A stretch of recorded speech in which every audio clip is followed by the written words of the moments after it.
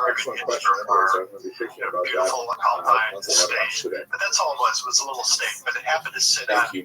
the biggest silver deposit I in think all there are of no more Europe. questions. Sigma So would mine I the would like silver to and turn it into coins. conclude the Use lecture. that Thank you so much, Henry. mostly spend money on This himself. is as always, castles. pure Built a pleasure bunch to of listen castles to for your lesson himself from you. across the And I Tyrol. really hope He that wasn't very lesson interested that in we fighting will wars, continue being on the boat mercenaries. and we will raising an army and that sort of thing. It's more about just indulging himself. Thank you. And Now I will hand got to over know Sigmund to and David worked Lawrence, out a deal with him so that as if Sigmund you could could optimize and maximize what Thank you so he much, was getting Henry. out of his silver mines. What we do on our cruises, and Henry's an Got integral part of the team, and makes it, a really special experience. When we do our that Sigmund cruises, wasn't really the we're best going client all over because the he was world, but we unreliable always try and he to was also a little bit crazy and have that people didn't Jewish like him. aspect of it. We are a community of Fruger was Jews worried that traveling he together, was the best learning business partner together, for him. So and that's he all part of switched his allegiance to another process. branch of When the we, Habsburgs and was our instrumental in cruises are meant organizing a to coup be against Sigmund, education in both which allowed secular, exactly what we're seeing, but to Maximilian, understand and the Jewish first part of it, and to take understand over as the emperor. secular part and the Jewish And part. from You got to there, understand both sides Maximilian, unlike of the Sigmund, coin, was and that very was makes it interested really, in really territorial special. conquest. And by What using we the do silver is, mines and when we create this community, people, expertise, Henry both in is always banking around, and whether they're impromptu engineering. talks over dinner Fruger hired the best or mining whenever engineers in the people world have and figured out questions, how you people get have even more extra silver out time. of these places. There's so was much able going to on. As you know, and dramatically you've been on our expand cruises the before, Habsburgs' they territory. start at 8 Well, to in the your point, morning he and was finish at effectively 11 at swapping night. current debt. There is always We'll something call it, he was scheduled, taking and on there's always sovereign something debt risk happening. Do as much as you for want. almost like a strip or a stream off of the future mine production. And But again, this is obviously, he was something doing that that we've at a tried price for that the was last, in his best interest to sell I the guess, silver cruising after has it was been produced. doing So this for he about was collecting the 25 commodity years. discount, if Malcolm you is will. one But of the experts ultimately, in all of cruising his for large financing, I think ships. it's We very moved over apropos to to think small about ships this today. because we This enjoy all was being just a sovereign community debt he was taking on of ultimately Jews for war traveling together. financing. And we think that's And I what think makes it a in really Sigmund's special case, experience. he was going to go People after came in a little bit the later. Doge of Venice. We are He wanted to go across the mountains and go down waiting into to hear Italy. what's As I think happening about in it today, I Europe, mean, think what's of all the happening debt with the that's been governments, taken how on. they're We didn't allowing fight an the explicit rivers to war. We flow, fought who's allowed on the river, when, what a are the disease, protocols. if you will. Once we know But do what's you happening, see we'll any let you difference know between exactly what's large happening. buildup of We have, sovereign like I said, debt our like team now was in cruise his later, day with what we see just sign today up. as No any deposit different necessary for the effects when it has on the cruise is society? confirmed. And at that point, you can make a One decision if difference you want to with come or not. that debt and Fruger's debt was And collateralized. if You wouldn't have Amsterdam advanced the money doesn't go, if to the the emperor, Netherlands doesn't go, again, our ended up next in cruise silver will stamp start in behind October that. in Portugal. And Henry's And then contract for has not next been year, very we have strong, and everything had he not had the from, as you see on our website, that he could updated all the collect. time. Now, the emperor, whether it was I'd like to Sigmund or thank everybody Maximilian, once could again have for just coming. Please had contact us Fruger if you rounded have up any and shot. questions whatsoever. But that would have Be made it happy very to hard answer for them and, them to spread ever the borrow word. money again, at least on a large We're scale. here and So we're you looking have to travel all together counterparty soon. issue. And once again, thank you everybody. So Fruger could loan with confidence that he could get his money back. So it was more like loaning against a home. Sure. More than just borrowing against the faith and credit of the sovereign. Yeah. So in Argentina, right, might not get paid back. It's a different situation because Argentina is not going to surrender, Patagonia to repay a loan. Totally. You mentioned how important Frankfurt was from a commercial perspective, and you talked about the Frankfurt Festival. Really Could you teach share our with you listeners today somewhat about the that? results of a study Well, that in those days, trade fairs were a very big deal. Nowadays, they're still important, particularly in Germany, that tradition lives on. There's a lot of business that goes on at fairs, but in those days, that was the only place where business happened. So once a year, people from all over Europe would descend on Frankfurt and bring their stuff, and buyers would come and trade whatever they had. Fruger would bring textiles, other people would bring gold, silver, livestock, carpets, all sorts of things. It would all happen in Frankfurt, and Fruger made it a point to go there and not only to trade, but also to get new clients, to get information.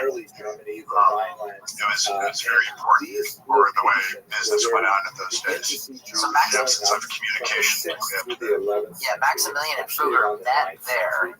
Would it be fair to say that no one expected what would become of that? In other words, it's not like they shook hands and the Frankfurt Sea parted and everyone said, "Oh my gosh, you've met the Christ and you're going to do business together." This was very unknown at that time. Well, they were both young men in a hurry, and just as no one could have predicted that Fruger, who was one of many people who was working in textiles and banking in Augsburg would become the richest peasant who ever lived. No one would have predicted that Maximilian would one day become emperor of everything in Europe, with the exception of France, and have dominion that went all the way over to South America. Sure. And by the way, you also, I don't know if you caught on this, but I think you were touching on that Airbnb has a business model that's been around for centuries. Because as you pointed out during the Frankfurt Festival, how much money people could make from renting out their floors of their homes or just space to sleep. Yeah, no, that's true. It's fascinating. So, I tried to get in humorous or salacious stuff, whatever I could, to make the book interesting. So there I got to mention that prostitutes would come to Frankfurt from far and wide to work the fair. Peasant girls lose their one chance a year of making big money. Prostitution was actually legal. There was no restrictions on that. So that sort of trade was going on. Yes, people would rent out their homes, people would rent out rooms, people would be able to earn enough money during that 1 week to last them the whole year long. That's how busy Frankfurt got during those few weeks. And I guess nowadays you're talking about surge pricing, and surge pricing definitely applied at the Frankfurt Fair. It sounds like the Phoenix Open. Yeah, I was going to say, we have that going on here. It's 1 week, actually a couple weeks. You got Barrett Jackson, you got the Phoenix Open. Stiletto heels walking around the golf course. Yeah, and the working and non-working folk, I'll call it, do show up, and the Airbnb market goes longer. So when you were saying that in your book, I thought, wow, the trade shows still go on. Maximilian took control of the duchy via financing. Explain how he took advantage of the free spending segment. Well, Sigmund was getting old. He might have had syphilis. He didn't have all his marbles intact. And Maximilian was able to work out a deal with him to let him hold on to some of the vestiges and power if he would turn over the keys to him. And the way that they got Sigmund to agree was that Fugger said, well, I'm gonna finance Maximilian instead. And without access to the capital, that was the end of Sigmund. So he loaned out his days as a doddering old fool in one of his castles. And Maximilian was about Fugger's age. They got into business together and changed history. So Sigmund didn't die of pauper. Maximilian let him live out his life. Do you think this, in today's culture, do you think Joe Biden will let Donald Trump live out his life? Do people show that kind of mercy in today's day and age? Well, lock him up would probably be something that people would be saying about Biden, just like they were saying about Hillary. So, and if you look what Biden is trying to do to Trump, he's not letting Trump live out his days. Yeah, because that was a level of mercy in your book that we thought, wow, that is unprecedented. Your family, yeah, your family. I guess he realized Sigmund was harmless. But, another interesting sidebar in Sigmund, he had so much silver that he was minting these silver coins, and they were pure silver. And everyone knew that if they saw Sigmund's likeness on a coin, that it was probably 100% silver. They called these things the Thaler, which was the German word for valley, and they came from the Tyrolean Valley. And the weight and that name Thaler morphed into dollar, and then it became the standard unit of gold currency. And that lasted for a long time, whether it's Spanish doubloons or French money or whatever else, it was always the same weight and the same purity as what Sigmund and Fugger wanted to roll. So Maximilian begins his empire building. Where does he march next from there? Well, he goes into southern Italy, and he has some successes and some failures. But he does well enough so that he wants more. Now, the way Maximilian acquired territory wasn't just through war. He had a mixed record as a warrior, but he had a very good record for making advantageous marriages. So he married well, and more importantly, his son married very well. His son Charles married into the Spanish Empire, and through that the Habsburgs had control of both Eastern Europe and extending all the way from Austria to the Balkans. Please have a look at this diagram. They also had Spain, created for you and that because of Spain, they ended up getting control of South America. You've got these Reading your book, and they move it hit me very hard. I never understood as a young person reading about World War I why Archduke Ferdinand being killed in Yugoslavia caused all these nations to line up at each other and start shooting across the 2-mile expanse. And your book helped me understand, based on what you just said, that was the connection there. Well, World War II, there were all these alliances, right? So Russia protected Serbia, and Croatia was aligned with Austria and Germany.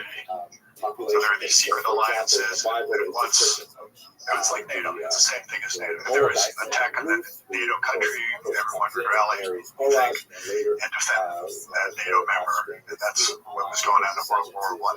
One of the best books for me that really explains the culture and the society down in the Balkans is a book called The Bridge on the River Drina. You ever heard of that? What a Nobel Prize back when it was written. And it really talks about how in the Balkans you have these 3 tectonic plates that come together. So it's very volatile on the margins. So you had the Orthodox Christians, the Catholics, and the Muslims.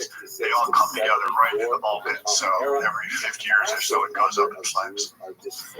Fugger saw large opportunities in mining, obviously from Schwaz, okay? But understood the risks inherently involved. Can you explain, how Fugger looked at the risks of commodities? And because you talked a little bit about how you could go broke in this. Yeah, well, commodity prices fluctuate, and it costs a lot of money to mine the commodities.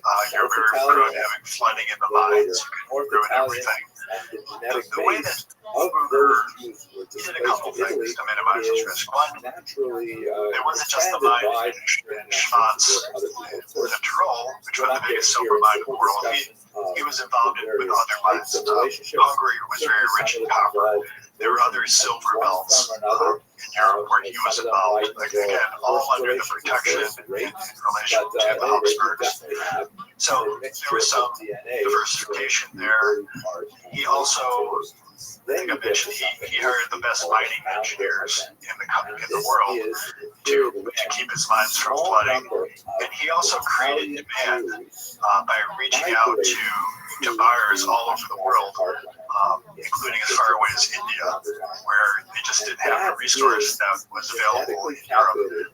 So Fugger arranged to trade metal for spices in India. So he kept the markets. He did his bid on the sales, his bid on risk, and technology, just to make sure that he always stayed above water. Now, he was also lucky. There were others who were trying to do the same thing as Fugger was, but we don't hear about them because they did get in over their skis and they got wiped out and spent time in debtors' prisons were very much a thing in those days. And one of his biggest rivals in Augsburg ended up dying in debtors' prison. So in the copper deposits in Hungary, I think you point out a really interesting tidbit because he was the investor, he was the owner, but he was also German, and Hungarians and Germans might not mix. Yeah, but they all spoke the language of money, and that was good enough. But Fugger did have to keep his guard up and make sure that in addition to having Germans on his payroll, he needed to have some Hungarians too, and Poles, and he needed some local folks to help navigate those shoals for him. Yeah, because he ended up giving part of the interest in the mine to his Hungarian partner, and and his name's not coming to me off the top of my head, but it showed you also he was a pragmatist. He wanted to make money, but was willing to give a cut to people to ensure that he could make that money. Yeah, and that's the old Roman Empire trick. Don't have two firm a hand. Let local culture coexist. Otherwise, you're going to be fighting rebellions every day. Greg explained the postal advantage and branch network that Fugger began accumulating. It's very interesting to think about how instead of having to carry around sacks of gold between towns to pay for things, his empire was so vast he could just credit an account in one branch and debit it in another. And that was only possible if you had operations and branches all over the place, and he did. So the merchant up on the North Sea, Rostock or Lübeck or Hamburg or something, might want to buy something from Fugger. Instead of having to send sacks of gold across Germany, go through 30 different duchies, principalities, and other things to make it to Augsburg, Fugger could just credit his bank up in Hamburg, debit the one in Augsburg, ship the goods. That was the end of it. So that gave a big advantage. No one else could do that. He had hands on the ground. Explained the advantage that gave him in his negotiation with King Henry and Maximilian to take back Burgundy. Well, he was involved a little bit with Henry VIII, or Henry VII, who was a very good fiscal steward of England. And because Fugger was so rich, Henry had some business dealings with Fugger. Now, the Burgundy thing was by marriage. Maximilian married Mary of Burgundy. It's interesting, we were just talking about the jewelry business here in the office the other day. We asked, wondering how the engagement business got started, and that's because Maximilian gave Mary a diamond. And as we see now in the luxury goods market, once celebrities and rich people start giving something and making it popular, then everyone wants to be part of that. That's what happened in the engagement ring world. And because of Fugger, Maximilian was able to raise a nice endowment and marry this Mary of Burgundy. Burgundy at the time was, if not the most powerful part of France, certainly as powerful as anything else. Under Mary's father, Charles the Bold, it was renowned for having the best army in all of Europe. And because Maximilian could bring some money to the table, he was able to marry into that family. And because there weren't any sons that Charles the Bold had, Maximilian became king of Burgundy as well as Austria. I'd like to take this opportunity now to speak about. As you point out, he was crowned in Worms. He was king. What was the German word that they hailed him as? Kaiser. Is that the word you're thinking of? Yeah. It's a follower from Roman times. Caesar. Yeah, exactly. Yeah, it's great. Hitler's whole 1,000-year Reich thing was the 1,000-year Reich was the Holy Roman Empire, which lasted from 800 to Napoleon 1,000 years later. Small man's complex dominates. As you point out, it wasn't long before he was sitting in a Flemish jail. Explain the assemblies and also the electors he now had to deal with. There was no democracy, but it wasn't sole rule either. Yeah, the Holy Roman Empire was a strange construct in that it was an empire in name, only sort of the joke Napoleon told that it was neither holy nor Roman nor an empire. There were, 1,000 city-states, principalities and duchies and kingdoms in German-speaking Europe. the original idea was to unite all of Christian Europe under a secular equivalent of the Pope. So you had the Pope down in Rome, and you had Charlemagne, is crowned by the Pope in the year 800 as a secular equivalent, just to keep everyone together and keep the peace and resolve conflicts. Maximilian became the emperor of this thing, but the way it happened was by an election among 7 electors, 4 of whom were bishops, 3 of whom were secular rulers. They were all from different parts of Germany. So you had Elector in Worms, you had one in Dresden, you had one in what's now the Czech Republic, but it was German in those days. Then you had the Habsburgs. And it just it made things easier to keep electing Habsburgs to this post. But in the election where Maximilian became emperor, there were others who wanted it because they saw an opportunity to make more money for themselves. If they could turn this strange thing of being a Holy Roman Emperor into being an actual emperor with all the powers that entailed. So there was an election.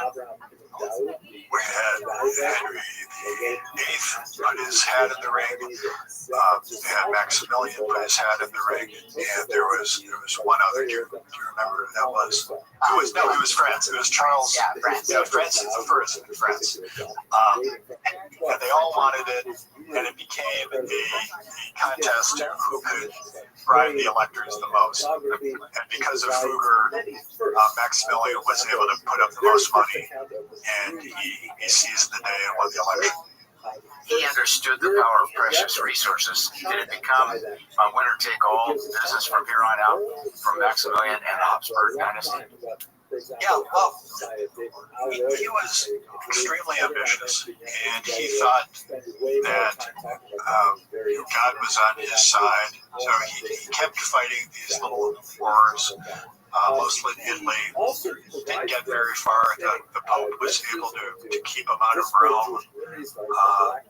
Duke of Milan was able to hold him back for a while, and he never really achieved his territorial ambition in Europe.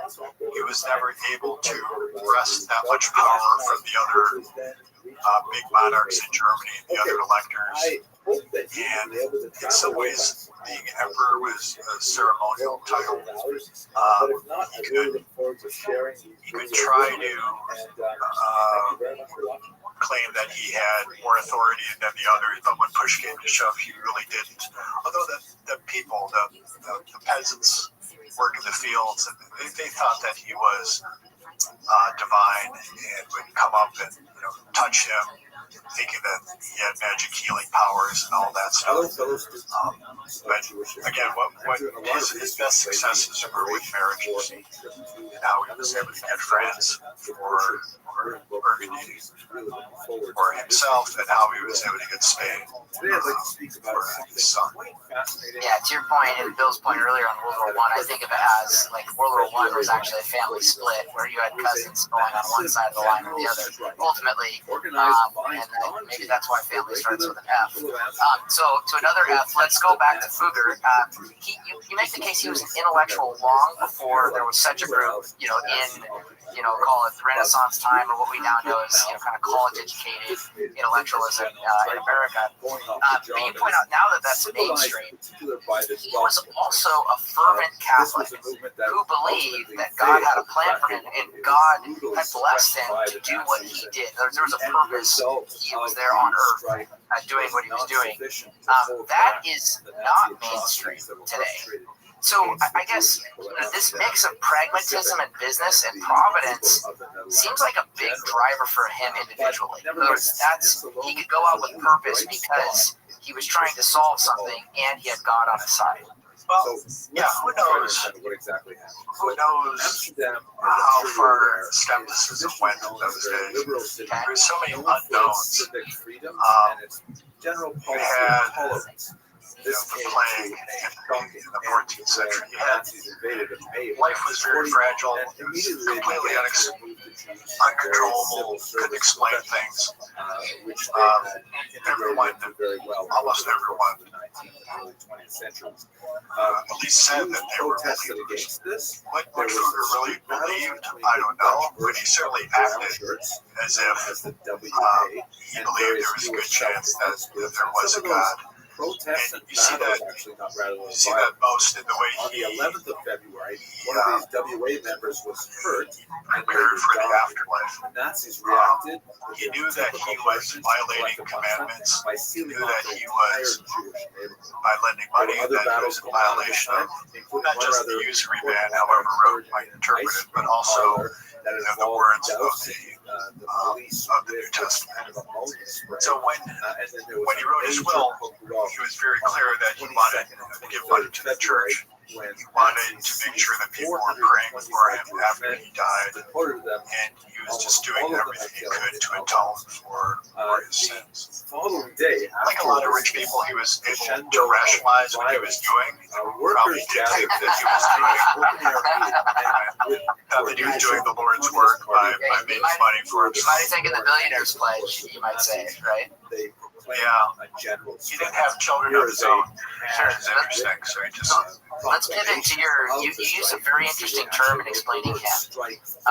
What is vitamin B to a German? Because I had never heard that term as an American. That's a German expression. Vitamin B means it's the German word for relationships. It's healing.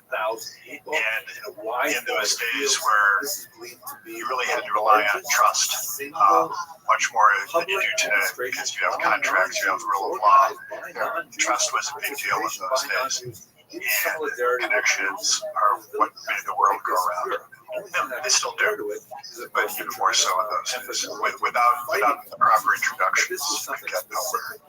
By the way, Fugger would be the last guy I'd ever want to be sitting across the table from playing a game of Texas Hold'em poker with. Because you explained wonderfully, he gets involved in a copper cartel with his Hungarian assets. And then can you explain the strange twist in the plot that follows? Yeah, the copper mines in Hungary and Slovakia were the biggest around. But he was sort of at the height of his powers just as the Reformation was getting started. And again, not because he wanted it to happen, but he played a key role in making the Reformation happen. And the peasants saw an opportunity to seize power from the monarchs, because the monarchs were all aligned with Rome, and because of Luther and the way he publicized the inequities, it was plain to everyone, well, wait a minute, why are we listening to Mass that's in Latin? Why are we paying all this money to Rome?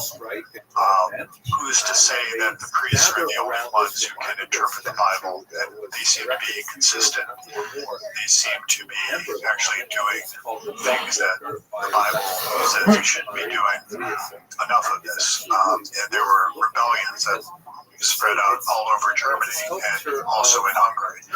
So Fugger had to defend his assets in Hungary, and that wasn't so easy because the peasants had enough resources to take over the mines, to hold Fugger's people in Hungary hostage, and Fugger had to fight back pretty hard and spend the latter years of his life negotiating to get back his territory and his mines in Hungary.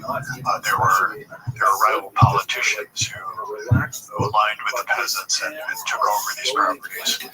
And Fugger wanted either restitution or he wanted to get his stuff back. And he finally did, just at the end of his life. When prior to that, you also explained his in that copper cartel. He had joined it and then turned around and in kind of a Rockefeller cut-to-kill fashion, he chopped the legs off of everybody in the cartel by underpricing everyone and taking them out of business, which, again, that's why I mentioned earlier, he's a tough guy to play cards with because one minute he's your ally, and if he sees an opportunity to ruin you, he would take it. Yeah, that's, when you're playing poker, you know what the rules are, and you enter into that agreement when you sit down at the table. So people who did business with Fugger knew that, well, this arrangement's only going to last as long as it's in Fugger's interest. Yeah. A cartel is only as good as the willingness of the participants to play along and not slash prices. Fugger saw an opportunity. He was liquid enough that he could do that, and he made the calculation that he could wipe out the others, and he was correct in that calculation. He's a very smart guy. He left himself an out, and nobody else did. Yeah, he had the double entry accounting. Fugger married at age 39, speaking of alliances, to a younger woman. Fugger married for logical reasons, money and status. Augsburg limited party size. How did Fugger deal with this? Oh, the size of weddings. Yeah.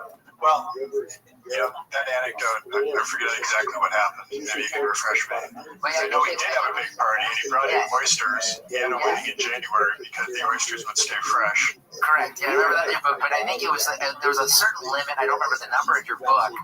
And so I think the town had said, here's our limit on party size. And so he threw a massive wedding in comparison and just paid the tax. Yeah, you see that today too, right? Okay, if the fine's only $1,000 for making noise after midnight, there's plenty of people who don't bat an eye. Well, and I also think back to the pandemic. If they said, hey, it's going to be $1,000 if you throw an unsanctioned party, well, you just paid the $1,000 to throw a wonderful big party. You throw a $50,000 party. Exactly. Jewels became an interest for Fugger. Explain the Three Brothers Jewel and its historical significance. Well, Fugger got a hold of one of the most interesting pieces of jewelry in the world, and he kept sort of his rainy day account was jewelry. People would use jewelry as a store of value. They would use silver plate, which whatever it would be, silverware, drinking vessels, whatever it is that you can make out of silver. Just have this stuff lying around as a way to have some somewhat liquid assets always at your disposal. Jewelry was one of those because, as it's today, it's portable, very valuable. That jewel somehow ended up belonging to Queen Elizabeth I in London. One of the most famous paintings of her shows her wearing this particular piece of jewelry, and it just got passed on through generation, through one monarchy after another, and you have this thing. Fugger and other financiers were not just affecting Europe. Explain how their investments were reaching to the New World and other continents. Well, Maximilian I and his son, Charles married into the family of Ferdinand and Isabella. And as we know, Ferdinand and Isabella were the ones that bankrolled Columbus in 1492. And with the Spaniards in South America, Charles married one of their daughters, and so he inherited South America, and Fugger was involved a little bit with some of the transatlantic trade It was just in its infancy. He was also involved, he did this secretly, he was involved with Portugal, which was Spain's great rival. Portugal, as you know, Magellan was Portuguese.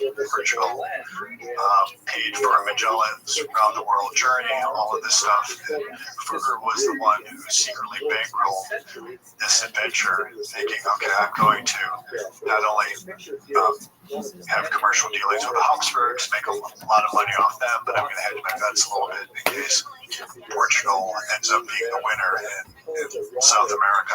And Pope famously drew a line through South America, which granted the eastern portion to the Portuguese. That's Brazil. And that's why they speak Portuguese in Brazil, and the rest of it went to Spain.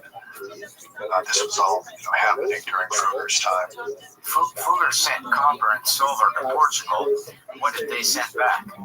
Well, the Portuguese got spices from India, and that's what made that Portugal a little country, but they were very powerful. This was the heyday of the Portuguese empire. It's funny, just yesterday, I got a note from my agent that we sold the Portuguese rights to this book, and we already sold the Brazilian rights, and they got published in Brazil, but apparently the Portuguese is different enough in Portugal, so they wanted their own translation.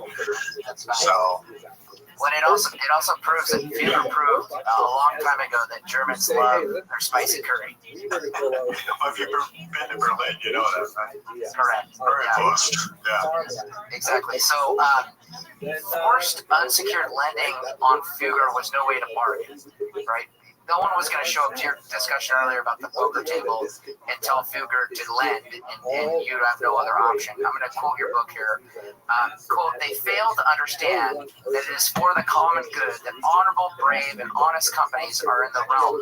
And Fugger's obviously saying this. For it is not disreputable, but rather it is a wonderful jewel that such companies are in the kingdom. End quote. He ended the letter with a vague threat. Quote, reasonable people know this and would be wise to consider, end quote. So Fugger's saying this in a backhanded way to Maximilian at the time. Doesn't this sound like any of the political rhetoric of our day as well? It was kind of, you're going to be forced to do this as a rich person in society. Between him and the king, it was really kind of a soak the rich. You're going to have to do this whether you like it. But Fugger, had options. Switzerland was not that far away as a tax haven even then. And again, that's true today. So how do you look at this idea? And I actually really thought of it in almost an estate planning context. You could die, pay 45% of your quote-unquote taxable estate here in the United States and whatever you pay to your state, if any. Or you could end up in the Bahamas, a.k.a. the Western Hemisphere's Switzerland. Isn't this identical? It's just the same problem, completely manifest in a different era. Yeah, rich people have choices, right? They can go wherever they want, and if someone promises them a more favorable tax regime, and the assets can be relocated. Yeah, sure, it's identical. But this point about some of that stuff you were just reading about, that to me that's the importance of Fugger. He was the first commoner who was able to stand up to power and say, we have a contract here, you have to pay up. And Fugger's, the thing that made Fugger was that he had leverage over his borrowers that no other banker before him ever had. The sovereigns would look down on him because he was a commoner. He didn't have the hand of God looking over them like the emperor thought that he did, the electors did. He didn't have the divine sanction, and yet he was able to have power over them. And it's been like that ever since, where those who have the money.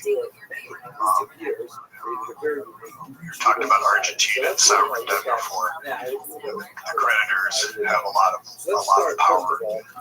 You talked about Abraham Lincoln. What was the big concern about financing during the Civil War? What would happen to the faith and credit of the U.S. government if they couldn't pay back on those bonds after the war.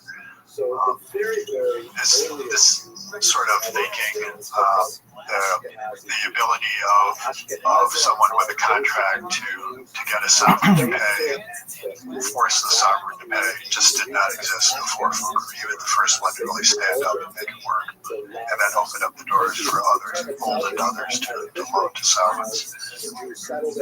So Fugger was a banker with unlimited liability. Explain how his banking operation worked. Well, he got deposits just like banks do today. Rich people would give them money in return for interest, and he would lend the money out, use it to not just make loans, but to do what would now be private equity deals with mines and other adventures, trading spices, trading other commodities, trading textiles, and then he would pay his depositors interest on it. And he always paid, and he did not have a shortage of people who wanted to come to him and give them their money. Same as today, right? If you have money, what are you going to do with it? You got to give it to someone, and Fugger had the trust of his depositors, and he made a good return for them. Cardinal MacCown died. How did this cause a run on Fugger, and what was the solution? Well, he was one of Fugger's big depositors, and when he died, there was an assumption that his money, because he was a cardinal, wouldn't stay in the family. Right? There was no family. He didn't officially have children, although I'm sure he did have some, but they weren't heirs. And there was the assumption that this money would just flow to Rome, and Rome was not going to keep it with Fugger.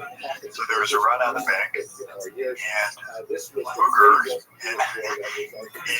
in a stunt that you still see today, pretended that there was nothing wrong, pretended that things were never better. He hosted a party, a very lavish party, to show how rich he was, to remind people. He went around from town to town in southern Germany, dressed in his finest clothes, on his best horses, 13 horses leading his coach, throwing coins to the peasants who were following after his coach. He just wanted to show, even though he was facing the gravest crisis of his career, he wanted to show that he was very rich and powerful and create the impression, at least, that there is nothing to worry about. And by doing this, and then by working out a deal with the Pope so that the Pope would keep money with the Fuggers, he was able to get out of this jam. That was the most precarious moment in Fugger's career, and he was able to fake his way out of trouble. Greg, by random chance, at 6:30 in the morning, Monday morning, after Friday that Ivan Boesky was arrested, I was at Milken's trading floor with the guy that ran half the retail of the for Drexel Burnham, and Milken was making all his calls. Get Erwin Jacobs on the line, get Carl Icahn. He was making every attempt to make it look like it was business as usual, just like you're describing. Whereas the 30 men, I think it was almost all men, surrounding him, the way it was all centered, him in the middle with them all around.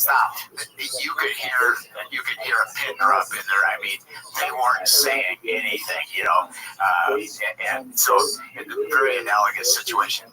As we invest abroad for our investors, we think strong insider ownership is important to deal with. To deal with the inside baseball, the inside baseball of places that you can't know. Explain how Zink was Fugger's strong insider in Rome with the Vatican. Through his Augsburg connections, he got to be friendly with a very corrupt lobbyist, as it were, who worked the halls of the Vatican to Fugger's benefit. When they came up with the indulgence scheme that Luther vilified, it was Zinc who negotiated the terms of how that transaction would work, where they would split the money between the Vatican and Fugger. And Zinc, he was the bagman, he was the lobbyist, he was the German guy who had the ear of the papal officials. And Fugger was willing to bribe, he was willing to do whatever it took to get what he wanted. And Zink was the guy who made it happen in Rome. Sounds like that one guy from Game of Thrones, or past Lencore partners. I think the other thing that made me think a lot about is, the interaction, which was they go to the peasants. You kind of touch on this. I think we're going to come back to this in just a second. But they go to the peasants and say, "This is for St. Peter, St. Peter's Basilica. They were going to rebuild it from its. I think you mentioned it was just wood. It was nothing, and so it was all under the heading of let's put the apostle in a great resting place. That was a small use of the money, and then the profits were split between the Pope and Fugger from there." Yeah, and the Pope really wanted to, show his wealth, show his power. Nowadays, you would pay influencers or do something like that. But in those days, you would do it by building something very large. It was visible, and people would talk about it, people would travel to see. Whoever had the biggest building had the most power, or perceived power. And so the Pope wanted to build this giant complex in Rome. He needed a lot of money to do it. Fugger had an issue with Rome in that one of the electors, those 7 men who decided to be a Holy Roman Emperor, borrowed a bunch of money to bribe people to make himself an elector. He had to pay Fugger back, and in order for Fugger's scheme to enable this guy to pay him back was to raise money with this indulgence program. The Pope signed off on it in return for running his own indulgence program for St. Peter's. And Fugger's people and some huckster priests went around throughout the German countryside and told this story about how if you give money to Rome for this project for St. Peter's, you will reduce your time in purgatory. What the promoters here weren't saying is, well, half of this money would also go to pay back Fugger for the bribes that were paid to make this one guy an elector. But the program had some success. It raised a lot of money. Fugger's people were with the hucksters every step of the way, counting the money, making sure it got to where it would be, keeping the records. And this went on for several months, and it raised a lot of money that made both Pope and Fugger happy, and St. Peter's got built. Discuss the idea of usury and why it was an issue in Germany in the early 16th century. Well, in the New Testament, there's a line that says, lend and expect nothing in return. The idea that you can make money from money defied logic for some people, because you're not giving someone something that has any tangible value. If you give someone $1, if they give you back $1, that should be enough. Just like if I give you my car, you give me back another car that's identical. That's an even split. But in the case of loaning money, I give you $1, then you pay me back $1.10. that didn't seem right to a lot of people.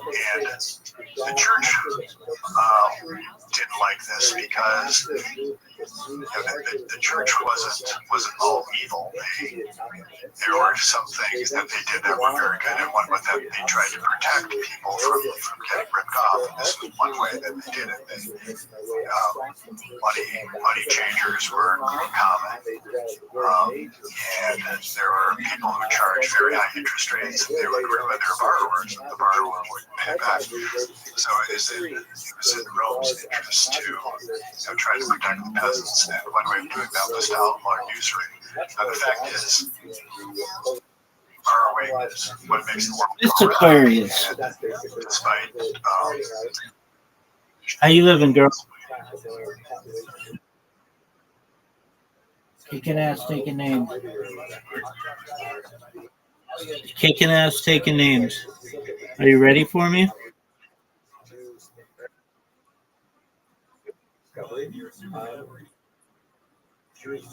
Three, two, one. Bingo.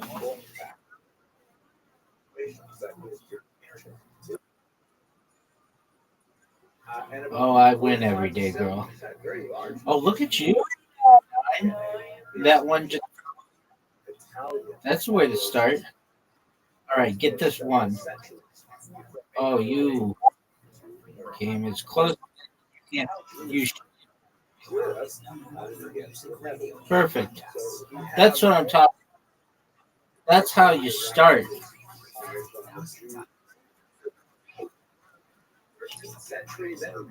Get it. 9 again. All right, get this one.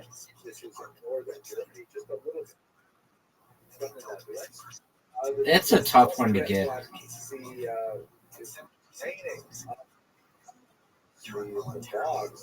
Almost. All right, I need to get this split. Get it. Ooh, doggy. That was good.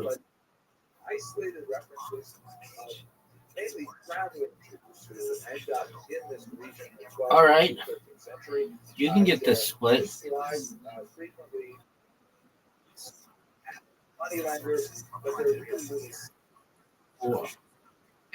One.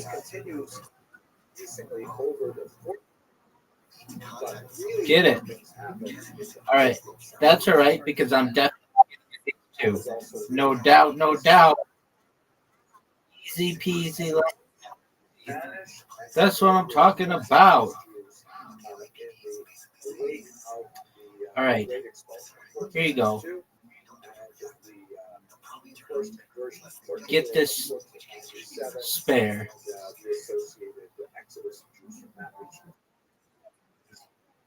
That was right on. Uh-oh. Not good. Oh, for sure. No doubt. No doubt.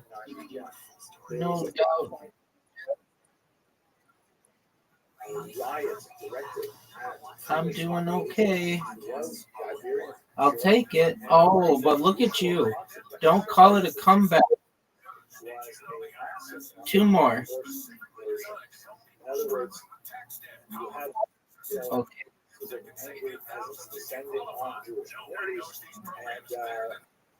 2. The goal is 2.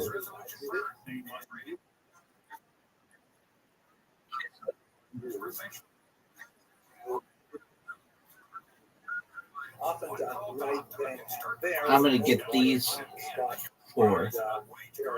Maybe not. Okay. All right. 291. On the way to 300.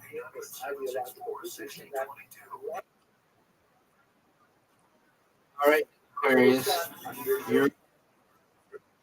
Let's see you win.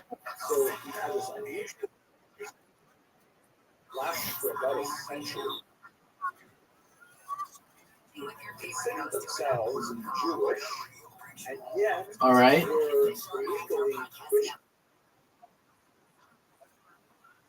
No doubt. I'm going to get this one, and everybody's going to cheer when I do. Come on. There we go. That was a hard one. Get it, Mr. Aquarius. That's it. It was looking good.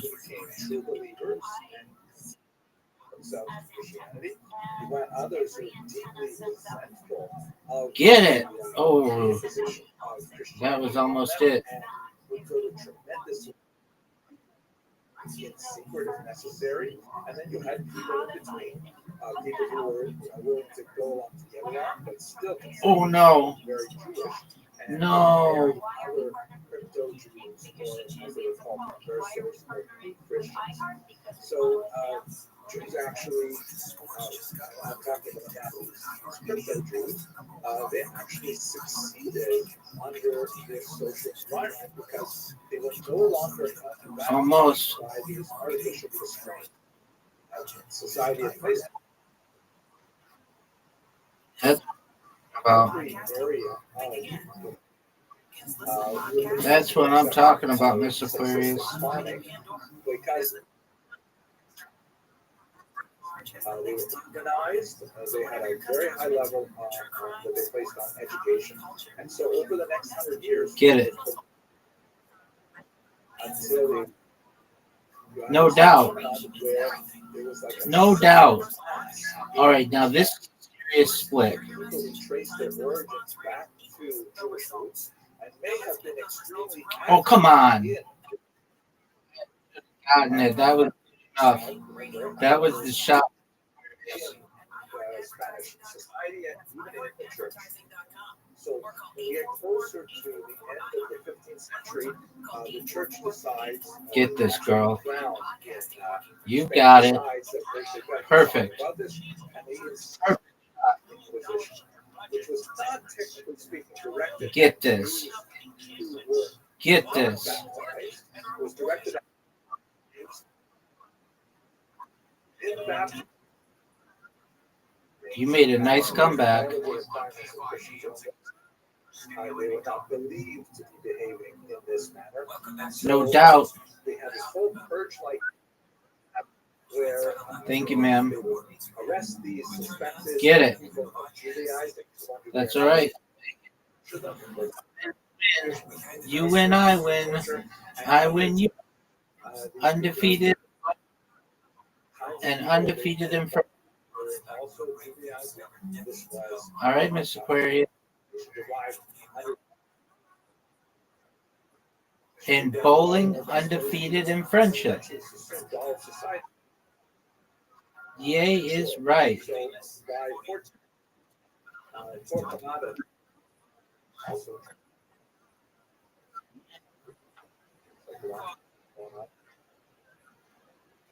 Excellent, Miss Aquarius. Well, sweet dreams, and we'll see you in the morning, God willing.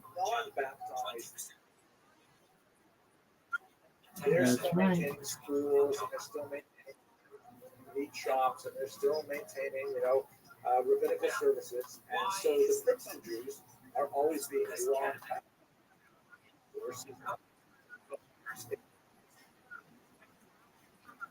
Are persuaded.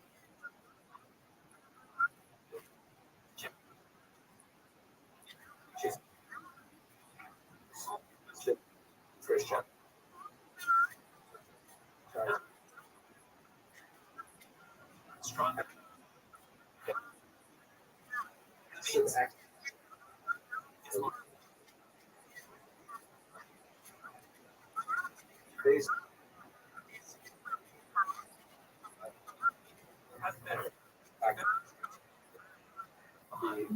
That's all we can do.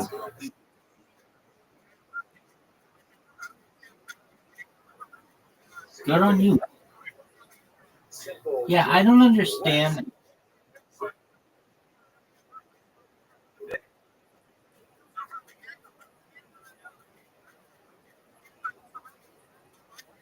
Right. Right, I get that too. People just think that the only people who use the internet are between the ages of 18 and 24. And it's like, no. That started this all off back in 1391.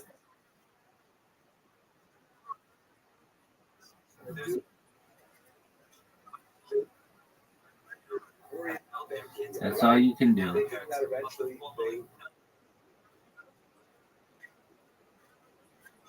When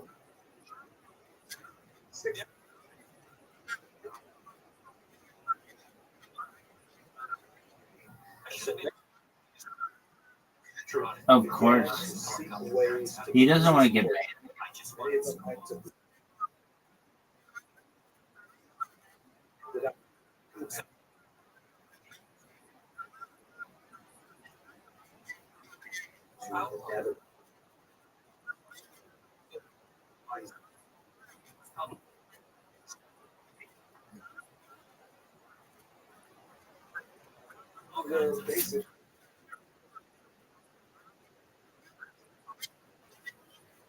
Dog in their own families.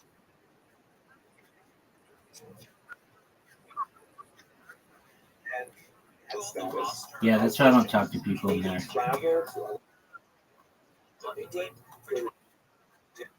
All right, Mr. Aquarius, sweet dreams.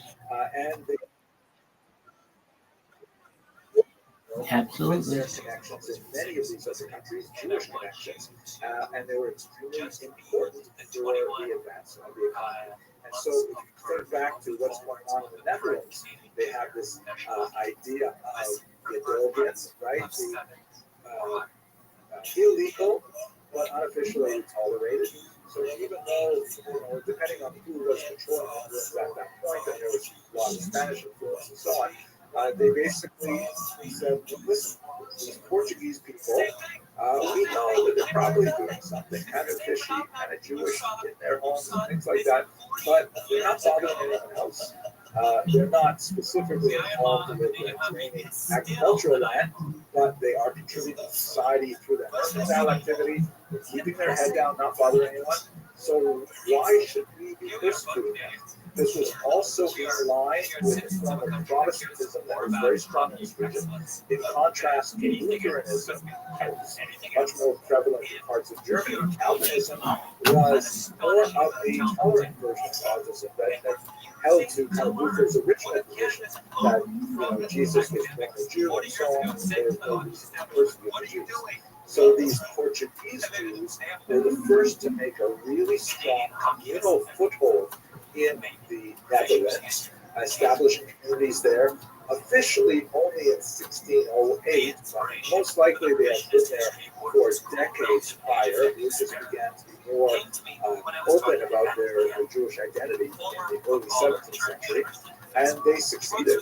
They were tolerated, they had permission to establish synagogues, they printed it on prayer books, things like that. And later on, they would be joined by an influx of Ashkenazim who were coming from Eastern Europe, particularly in the wake of the Khmelnytsky uprising of 1648-49. Ironically, we live in an era that tends to be Ashkenaz-centric, just the way the population relationship and the Jewish world works. Western Europe and North America is predominantly Ashkenazic. That tends to be a wealthier part of the world. And so, we have this stereotype of Ashkenazim kind of being the big brothers helping out the Sephardim and the Portuguese Jews who are the younger brothers. In reality, at this time, it was definitely the opposite. The Ashkenazim were the needy immigrant Jews, and the Portuguese were the well-established and wealthy Jews who demonstrated tremendous generosity and largesse in caring for these massive influx of Ashkenazi Jews. But that's one of the things that I think makes the Netherlands so fascinating in Jewish history, is it's one of these meeting places of multiple Jewish populations with very different attitudes, very different perspectives on life and the world, and it creates some of those fascinating ideologies. And that's what we see especially happening across the most famous Jewish inhabitants of this region. are Spinoza, and as a distant second, really, not even second, but famous for me anyway, Uriel da Costa. This is a remarkable painting that if you've heard any of my lectures on Costa before, please forgive me because I return to this figure quite often. He is someone that I think is extremely important for our understanding of Jewish modernity. Uriel da Costa was a Portuguese Jew who, like many, did not learn of his Jewish identity until he was a teenager. It was very dangerous, of course, for Portuguese Jewish parents to tell their kids that they were in fact Jewish, because that could like put the whole Inquisition down on him.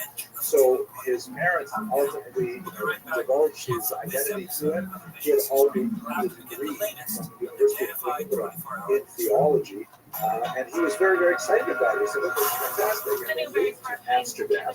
He actually spent some time elsewhere in Europe as well. But he was unable to fit in with Dutch society, Dutch Jewish society, because largely he had this, this ideal of what Jews should be like that was based entirely on reading only the Christian version of the Hebrew Scriptures, the Old Testament. He read about Abraham, Isaac, Jacob, Moses, David. Wow, Jews are so fantastic. But when he got to Amsterdam, he saw there were regular people, and they were sometimes, not so careful with their language, and sometimes they didn't demonstrate at the highest level of integrity that he thought. He had quite a bit of the gadfly on the community, and he took it to extremes. He actually published books criticizing the Jews from within, but in really nasty kind of criticism.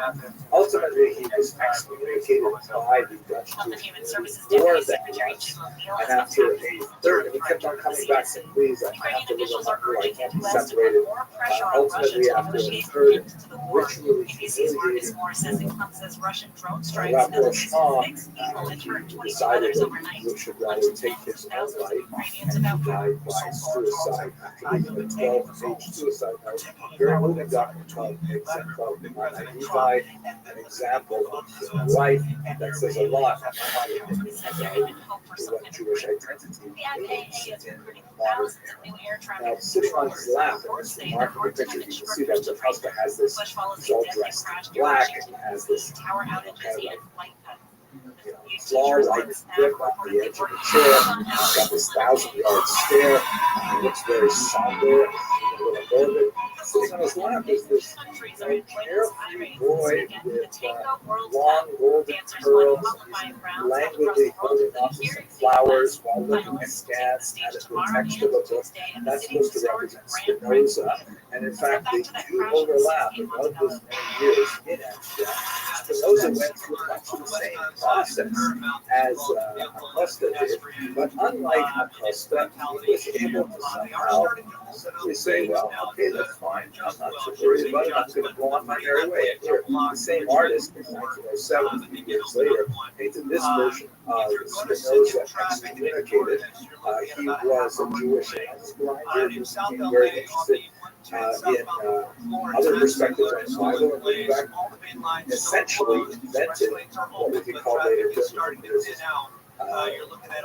There's a lot more to say about Spinoza more than we can spend here, but in many ways, he is the architect of modern philosophy. He was also excoriated by the community, that his ideas were not only antithetical to Judaism, but they were also antithetical to the protection of the community, because the Amsterdam Jewish community did not want to rely on this idea of pure ego that was tolerated. They to stay in line and have their ties on and look proper. They regarded him with some hatred and fear, whereas in this painting you see his attitude of, "Well, I'm sorry about that, but I'm going to go on my merry way." Much more to say about Spinoza, but nevertheless, he is indicative of the intellectual ferment of the Jewish community, for good or ill, depending on how you understand this stuff.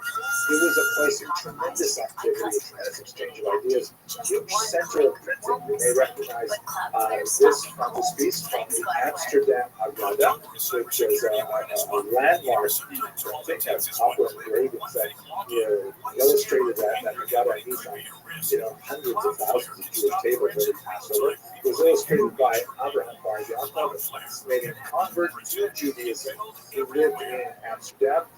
This picture, which depicts the artist himself as being none other than Prophet Jonah, being tossed over into the waves and swallowed up by that great sea creature, and then he is finally deposited on solid ground.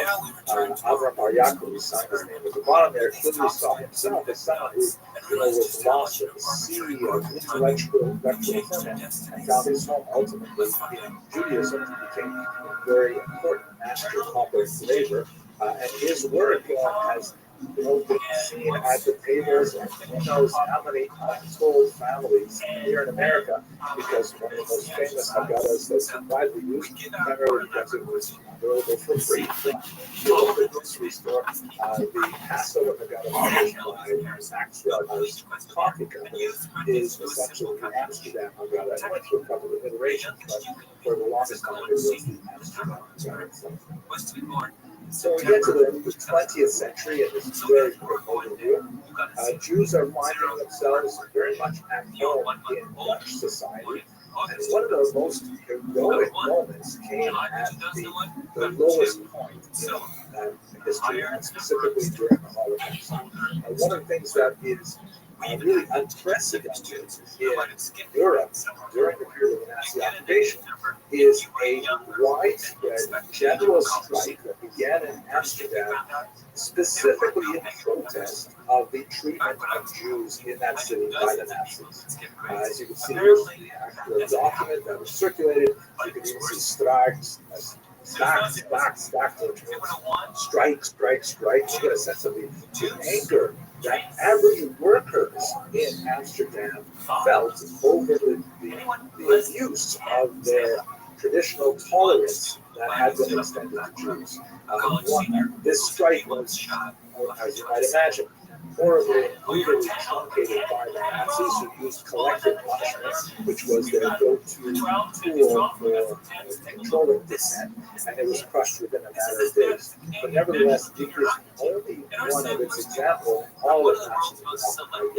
This is a wonderful statue that was erected to memorialize that general strike. It shows a dock worker, and as you can see from this remarkable piece, I'm sorry I forgot the name of the artist who constructed it. I have a separate video where we talk about it. The artist has chosen not to portray some kind of like neo-Soviet hero with Belgian pectorals and a lantern jaw and things like that, which would have been really, a travesty in this kind of example, because the Nazis also liked that kind of heroic, artificial Superman type art. This is like, he looks like, he's in his late 30s, early 40s, he's overweight, he's just a regular working Joe, but he's looking up to the sky, and his hands are like slowly clenching as he begins to feel the anger at how Jews are being treated, his fellow citizens in Amsterdam. And as his anger builds, he becomes resolved to engage in this general strike. It's very, very touching and worthwhile statue. I can't wait to see it over there. Unfortunately, the larger story of the Jews' Holocaust is not one of great heroism in Amsterdam, particularly, of course, that's where Anne Frank was reported and lost her life after recording her thoughts in a remarkable diary later published. And in fact, Amsterdam had a horrific demographic impact under the Holocaust, worse than most other countries. And that's the sad reality. But after the Holocaust, with the influx in particular of refugees from Eastern Europe, the Jewish people the Jewish population was eventually reconstituted in these regions and began to succeed and thrive once again. So, God willing, I'm looking forward to seeing this in person in a few months. For those who are on the call, if you are able to join us, it would be great to have you. I'm going to conclude my presentation now, and then I'm going to turn to the Q&A to see if there's anything I can answer. Thank you very much for your attention and your importance. Okay, so let's see what I got in the Q&A. Stacey M, thanks to me for letting me in. You're most welcome. Mr. Lynch asks about Spinoza's parents and uses the term Harano. This term Harano is kind of fallen out of favor in scholarly world because it literally means pig, and it was a term of opprobrium that was used to describe those people who were technically Christian but still practicing Judaism. For terms of crypto-Jew or verso or even Jew Christians, which was the church. So Spinoza, like Costa, descended from these Portuguese crypto-Jews. Torres asks, Queen Isabella and Ferdinand were inclined to acquiesce Torquemada because they wanted to confiscate property and money from the wealthy Jews who were forced, because the Jews were forced to leave them behind, and that way they could fund their war primarily against Muslims to the south. That is quite true. In fact, one of the big debates in Jewish historiography about this period is, was the expulsion of Jews primarily an economic, was it a function of the economics of the region, or was it a function of ideology?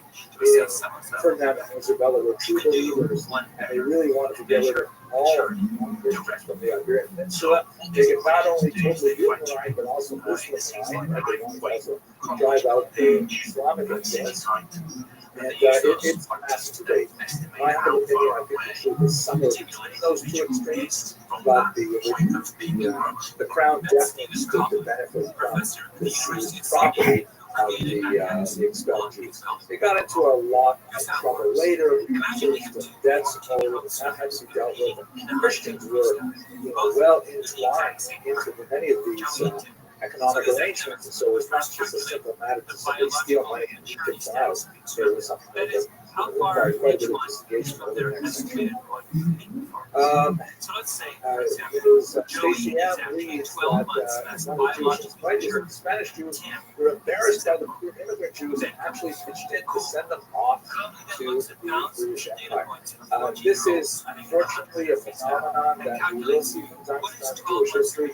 The Italian Jews were also, they had a very degree of enthusiasm for accepting some of these Spanish immigrants. In other cases, in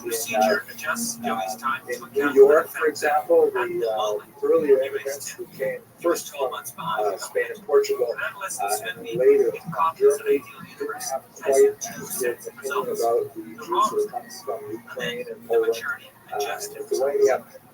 So it is a phenomenon that repeats itself, unfortunately, many times in Jewish history.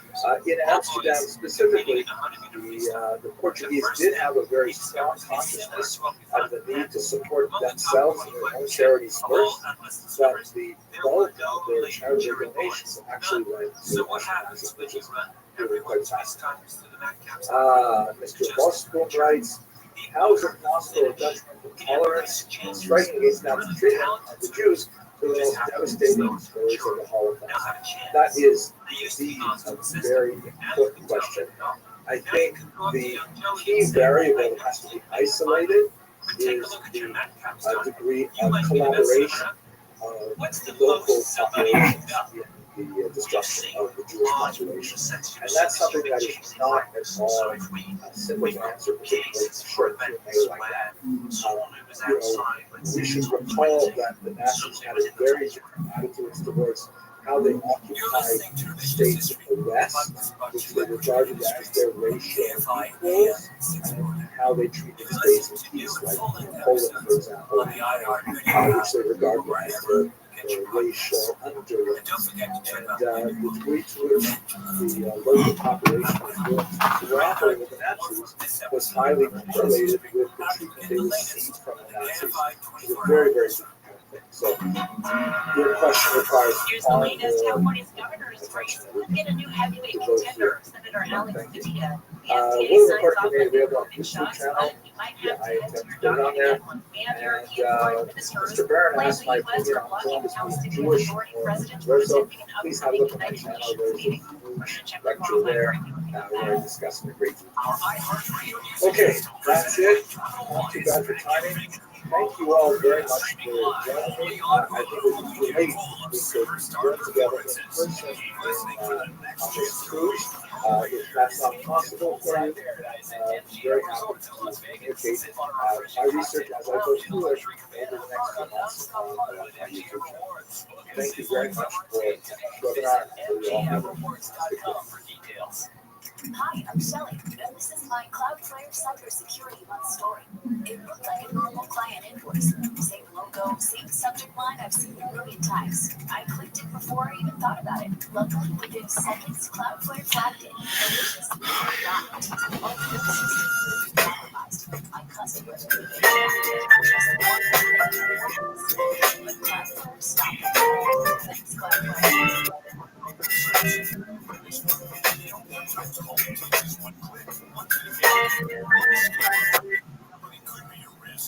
Cloudflare can stop threats in real time before they ever reach your people. Cloudflare.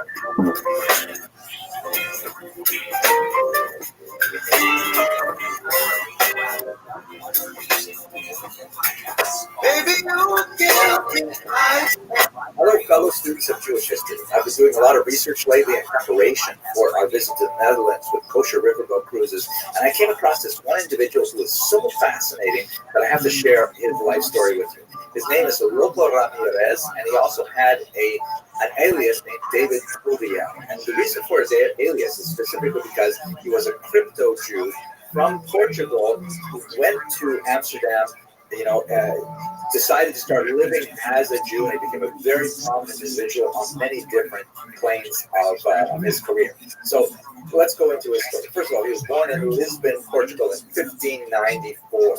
That is, almost a century after the forced conversion of the Jews of Portugal, which resulted in several generations of crypto Jews, Jews who were forced to exhibit the external lifestyle of Christians, but internally they had various degrees of relationship to their Jewish identity. As we've discussed in many other classes, this gave them unusual advantages in society because as Christians, they were no longer bound by anti-Semitic restrictions, not allowing them to attend higher education or travel, open businesses, all kinds of things. But nevertheless, to varying degrees, these families maintain some internal Jewish identity, married amongst themselves, and so on. He was a great example of the resilience and the courage and the ingenuity of Portuguese Jewry that developed over several generations of this bizarre kind of dual lifestyle. When he ended up moving to Amsterdam and later Antwerp, he was a founder of the communities there. Very fascinating. Okay, so the name Curiel, which is his Jewish name, probably came from one individual named Curiel del Duero, who came from Castile in Spain. And he had already emigrated with the 1492 expulsion of the Jews, and then was caught up in the forced conversion of the Portuguese Jews a few years later. He settled in Coimbra, which is a fascinating place. We also visited the Master Culture Riverboat Cruise. He has a tremendous university there, very deeply associated with a lot of crypto Jews as well. Perhaps the most important person in the family background is a woman named Abigail, who was also a crypto Jew, and she was also in a relationship with another crypto Jew who had already attained the status of Portuguese nobility. His name is Jerónimo de Saldanha. So that meant that all of her children had both crypto Jewish background and Portuguese noble background. By the turn of the 16th century, however, the family was in a bit of a crisis because there were letters that were exchanged between the Portuguese members of the family and some of the Italian members of the family, and those letters were discovered, and this essentially outed the Portuguese members as being crypto Jews. So the Portuguese branch of the family had to start to flee Portugal, and many of them ended up in Amsterdam, which was a safe haven for Jews. So that's where we get to our individual local Ramirez. His father was Jerónimo Núñez Ramirez. Núñez is a very common name associated with these crypto Jewish families. He was a famous doctor in Lisbon, who was very much involved in practicing and preaching Judaism in secret. We know this, by the way, because when some of the relatives of the family were arrested by the Inquisition, they kept trial transcripts of the tortures and the confessions and things like that. And so we actually have this sad, tragic record of what was actually going on. So when Ramirez died in 1609, he was a very prominent individual, and especially doctors held a lot of sway. So frequently they were immune from a certain degree of persecution. So once he died, his family was exposed. So Ramirez's wife and his children fled first to France. And our protagonist, Lopo, was 15 years old at the time. They lived in France for a while, but his mother died 5 years later, and Lopo, with a younger sister, ended up moving to Amsterdam. In Amsterdam, he ended up rising as a very successful businessman, using connections with the local Portuguese Jewish community. He ended up becoming extremely successful in both the jewelry and the perfume trades, including raising these bizarre animals called the African civet cats that apparently excrete kind of a musk from their anal glands. I kind of went down a little bit of a rabbit hole looking at that particular aspect of the perfume industry. Anyhow, he got married to a woman named Maria da Pina, and you don't be confused by that name Maria, even though it's a traditionally Christian name. Her actual name was Rachel Nahar. She was a crypto Jew as well. So, working in this trade, becoming extremely wealthy, he was also highly regarded for his personal integrity. And he was named at the age of 24 to be the Gabbai of the Beit Jacob synagogue in Amsterdam. Very, very important position. And he handled it very well. He was especially involved with a dispute that ended up in a breakaway minion, which happens all the time. And he managed to sort of smooth out relations between the parent minion and the child minion, and make sure that the treasurers of both institutions were able to combine their funds to ensure that the poor of Amsterdam were to be properly treated by the charitable funds. He was later very influential in several decades later, and bringing together now 3 synagogues to form one single organization. So very much a sign of his business acumen, his personal integrity, and so on. There was a particularly dramatic moment in his life when he was 34 years old, and he was showing a stock of jewels to a customer from Germany. And he turned his back to the customer, and the customer attempted to murder him, slitting his throat. Miraculously, he survived by wrestling himself out of the grip of this customer, and the attacker was then caught and was in fact tried and executed, and his corpse was sold to the University of Leiden for dissection. So you definitely do not want to mess with Loco Ramirez, because, anyways, he had the whole episode had a huge impact on him. He had the whole episode recorded, first in Portuguese and then translated into Hebrew verse to a long poem. He kept the scroll recording that particular story with him at all times whenever he traveled, and on Purim, the family would read this scroll every year alongside the Book of Esther. So it was kind of like his personal Purim story.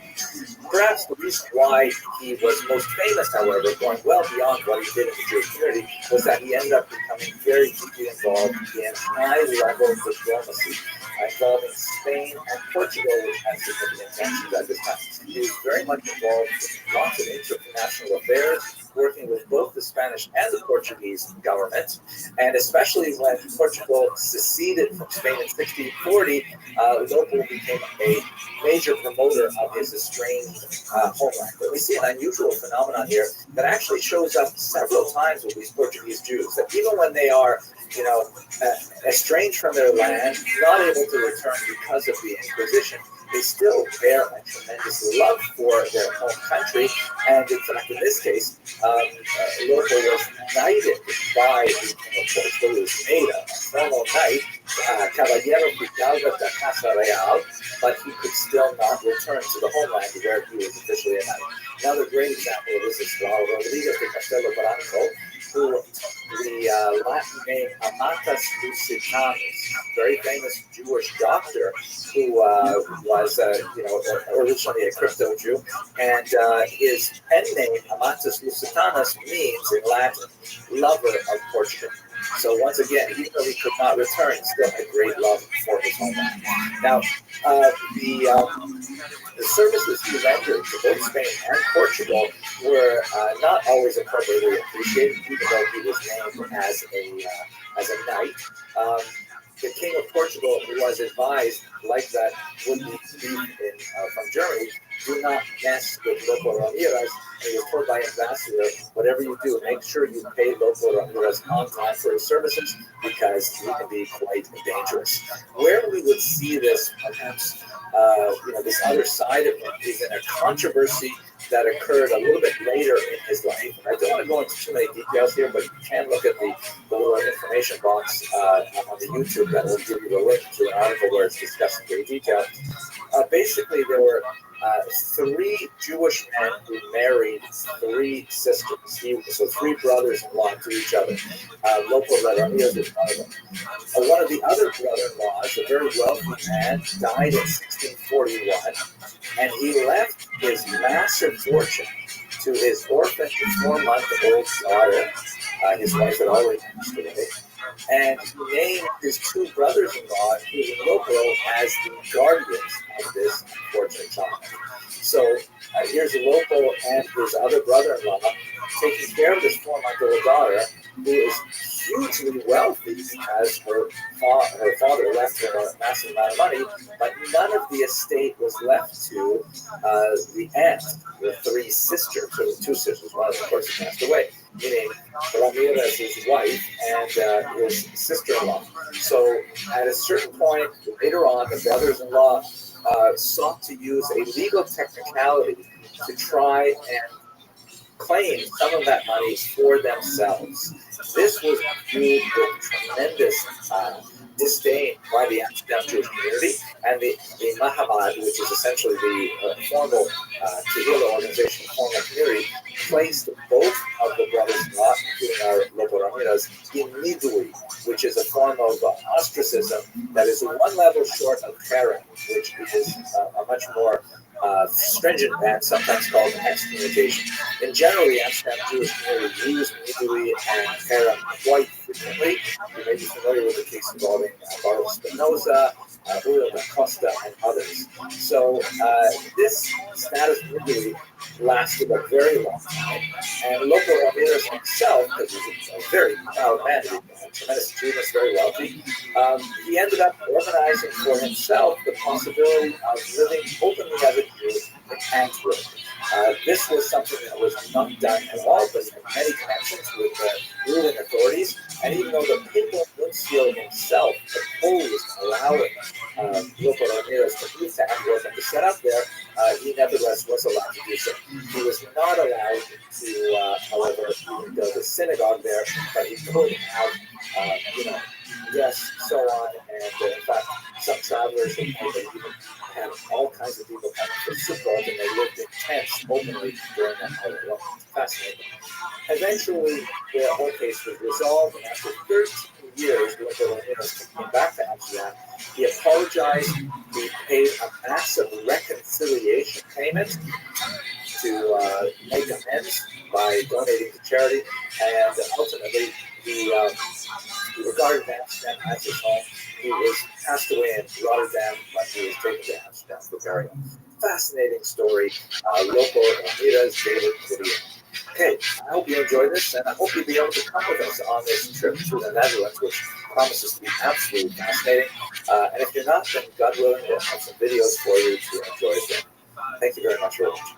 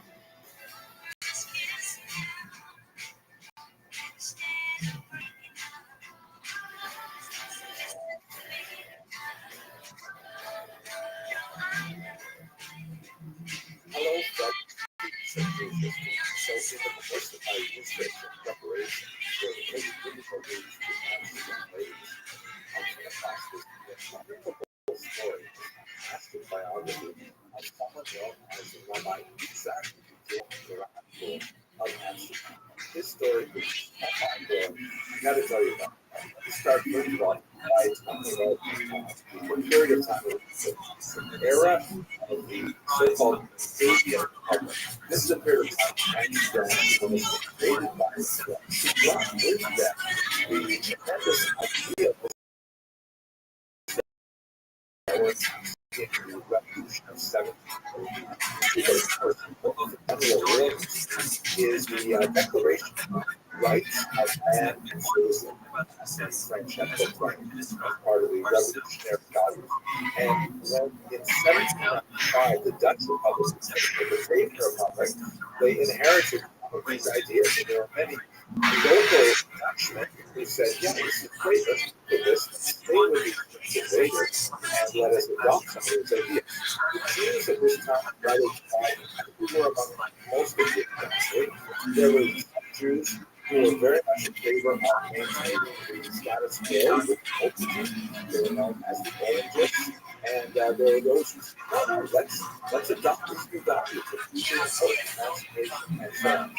The divisions Jews and was so intense actually they were fighting in the street over the Jewish Orangists attacking those who were revolutionaries, which were not Jews. This was eventually killed in August of 1795 when the authorities for the Republic put the Parnassim, those were the traditional leaders of the old style Israel or Jewish community, in charge and actually placed guards at the edges of the Jewish border to make sure that people, Jews were not united on this at all. Just to give you a sense of the kind of fundamental, sort of conservatism of many elements of Jewish community. Here's a beautiful Torah scroll mantle dating from 1898, but it actually has written on it the top Keter Torah, the crown of Torah, in the year of the coronation of the Queen Wilhelmina. I've never seen a Torah mantle that actually specifically is dedicated to the coronation of a non-Jewish president. Here it is. I think this is something we like very profound patriotism and conservatism. Anyway, on the other side, the progressive part of the country, those Jews who wanted to adopt the values of conservation with the invasion, organized themselves in a group called Felix Libertas, which essentially means happy liberty. 1/3 of the membership of this group was non-Jewish, and 2/3 were Jews. The goal, the explicit goal of Felix Libertas was equal rights for Jews modeled on the French example. To recap, with some of the other videos I talked about the era of Napoleon and so on, the French Revolution in 1789, and when we claimed this rights of man and citizen, there was a question, hey, what about us Jews? And the French government noticed that we weren't necessarily thinking about that. So they took basically about a year. They said, okay, discard him. They're close enough to regular French people really emancipate now. And then a year later, by 1791, they said, okay, all the Jews can be emancipated. What emancipation meant was obviously the right to vote and also the right of residency, very important for Jews who were free to custom to be expelled from the territories in which they worked, right to pursue various occupations, right of higher education, and so on and so forth. But let us Folks, look at this. in 1796, September, the Jews there were also emancipated. They got the vote, and they began to exercise that privilege. Ultimately, in 1798, a Jew was finally appointed to public office. Moses Salomon Asser became a member of the city judicial. Now, there's some great internal change going on at the same time. Felix Libertate wanted similar democratization, not only of the overall society, but also of this highly conservative Jewish community. They wanted to remove the quasi-democratic, more oligarchic structure of the leadership of the Jewish community, which was called Tehillah. The The Gila leadership was typically made up of obviously men, usually property holders. The right to elect those men was limited by property and wealth and so on. And although this is a structure that has stood in good stead for really almost 2,000 years at this point, many people said they should expand the ways in which leaders are chosen. The traditional leadership really didn't want to make that change. And even though the Batavian Republic was espousing a lot of these very progressive values, they really didn't want to get involved in the internal machination of the Jewish community. And so they wanted to keep the old guard in place because they, after all, were responsible for keeping the peace, and they had done very well during previous years. So what happened was, in 1797, these progressive Jews, acting under the title Felix Libertate, separated, seceded from the single monolithic Jewish community of Amsterdam, and they established their own Kehillah, which they called the Naya Kehillah, or New Kehillah, community, and they had their own shul called Adat Yeshua. We should understand that, today you have Jews and shul argue over, whether we serve this kind of herring or that kind of kiddush, and they break away and set up a separate and shul happens. That's kind of like the American way of doing things.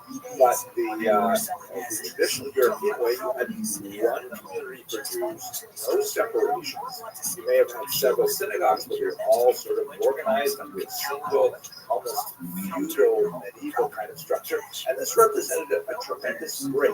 It would also be evidenced later on, 50 years later, when Rabbi Rothschild in Frankfurt am Main would famously secede in something that was known as the Auschwitz, the separation, secession of the more Orthodox leaning Jews from the more liberal leaning Jews in that city. So this actually preceded it by the 13th century. At any rate, you have this new Kehillah, and they have their own shul called Broadcast Radio connecting with law Americans that teach the judge of Dayan to be the new rabbi. His name was Rabbi Yitzhak Yer. This was 1738. Times the response rate. Return to him because he's the subject of our talk. But just understand the membership of this Kehillah was pretty small. There were about 20,000 members of the old Kehillah. The new Kehillah only had about 700 people. And only 108 of them were actually paying members in 1799 because of the taxation membership going. So it was much smaller and marginally, but it was certainly worth its weight in machlokas, in controversy. I would love to go into this and really intend to do a deep dive on this later before we do, but there was kind of like a year-long literary war between the old Kehillah and the new Kehillah, where they published competing Yiddish language pamphlets called discourse, where they attacked each other. The new community attacking the old community for their conservatism, and the old community attacking the new community for their uppityness and their separation and so on. And some of it reads like Purim Torah. It's actually pretty amazing. The old community, for example, published fake advertisements for events to be hosted by the new community, saying that they were going to be serving lobsters and oysters, and they were going to have Friday night smoking rooms, all of which were huge violations of Jewish law and completely false. They weren't doing anything like that, and the new Kehillah would attack them back and so on. I'm looking forward to reading some of those later. But when we actually look at what were the things that the Naya Kehillah did that were so radical, they're pretty funny, actually, and hardly liberal compared to what would be happening later on in Germany. The big changes were this. First of all, they're going to make their shul announcements in Dutch, not in Hebrew or Yiddish or Portuguese. They're going to make it in the official language. Now that's, not so earth-shattering. The shul announcements are basically things like, when is Mincha, the next prayer, and like who had a baby and who got married and who was sitting Shiva and who's sponsoring Kiddush and things like that. I mean, it's not like they're not ritual things. They are part of the overall ritual that is the end of the services and make the announcements. But switching to the Dutch language as a statement of civic membership that the Naya Kehillah wanted to emphasize. And although the rest of the liturgy, the rest of the prayers were in Hebrew, this particularly wanted to make exception. Oh, yeah. Secondly, amazingly again, the new Kehillah insisted on singing Lecha Dodi together. Oh my gosh. You can do that. It's pretty funny because almost every synagogue I've ever prayed on Friday night always has this particular psalm or song in that's composed in 16th century spot in Israel. Beautiful Kabbalistic hymn welcoming the Sabbath bride. That's almost always sung in English, although I did pray for many years in a very Lithuanian style, very subdued kind of Friday night service, where we would alternate between singing parts and then singing parts to ourselves. But at any rate, the night the girl said, no, we're all going to sing it together, which has become basically the norm in almost all synagogues today. The third really radical thing that they proposed was there are all of these long medieval compositions called Newton, extra things, long, kind of like Homeric, like epic poems that are composed, maybe not Homeric, okay, but nevertheless long, that are inserted in the prayers that make the service drag out. Because these things are extra, they're added later, they're beautiful, but let's just do the prayers that we're supposed to, okay? And this is also an extremely common thing in most synagogues today, to skip all of those things. Most prayer books today, they will, put them, but put them at the back if they hear some optional. These are relatively minor things, but nevertheless caused a huge uproar in Absalom. One of the most bold of the changes, however, was that the Naya said that they would adopt the Sephardic eating kidneys. There are certain foods which are clearly not bread, like rice, for example, but Ashkenazim nevertheless have the custom of not eating. But the Naya said that since we are essentially starting new, we're going to adopt new customs. We're going to adopt the Sephardic custom and eat these foods, even though Ashkenazim did. That's a little bit radical, but still, hardly earth-shattering compared to some of the things that we would see during. This conflict was hot and heavy for about a decade until King Louis and they all entered and said, we're going to stop all of this, and he abolished those innovations.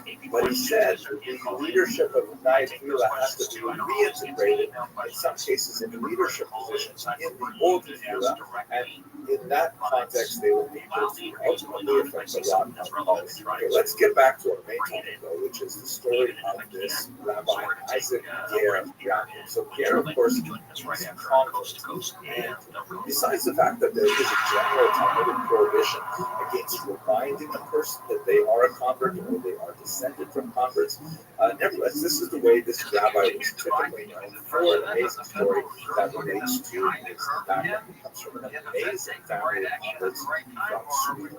Here is actually an artistic representation of him. Here's once again the 1738 to 1807. And this comes from a Mr. Ole Esquis of Amsterdam, who was apparently a descendant of Rabbi Yaakov, and he posted in Mr. Mississippi Fred McDowell's On the Mainline blog. He looks like a very cheerful individual. You can see kind of like the artificial wig that is not uncommon at the turn of the 19th century like this.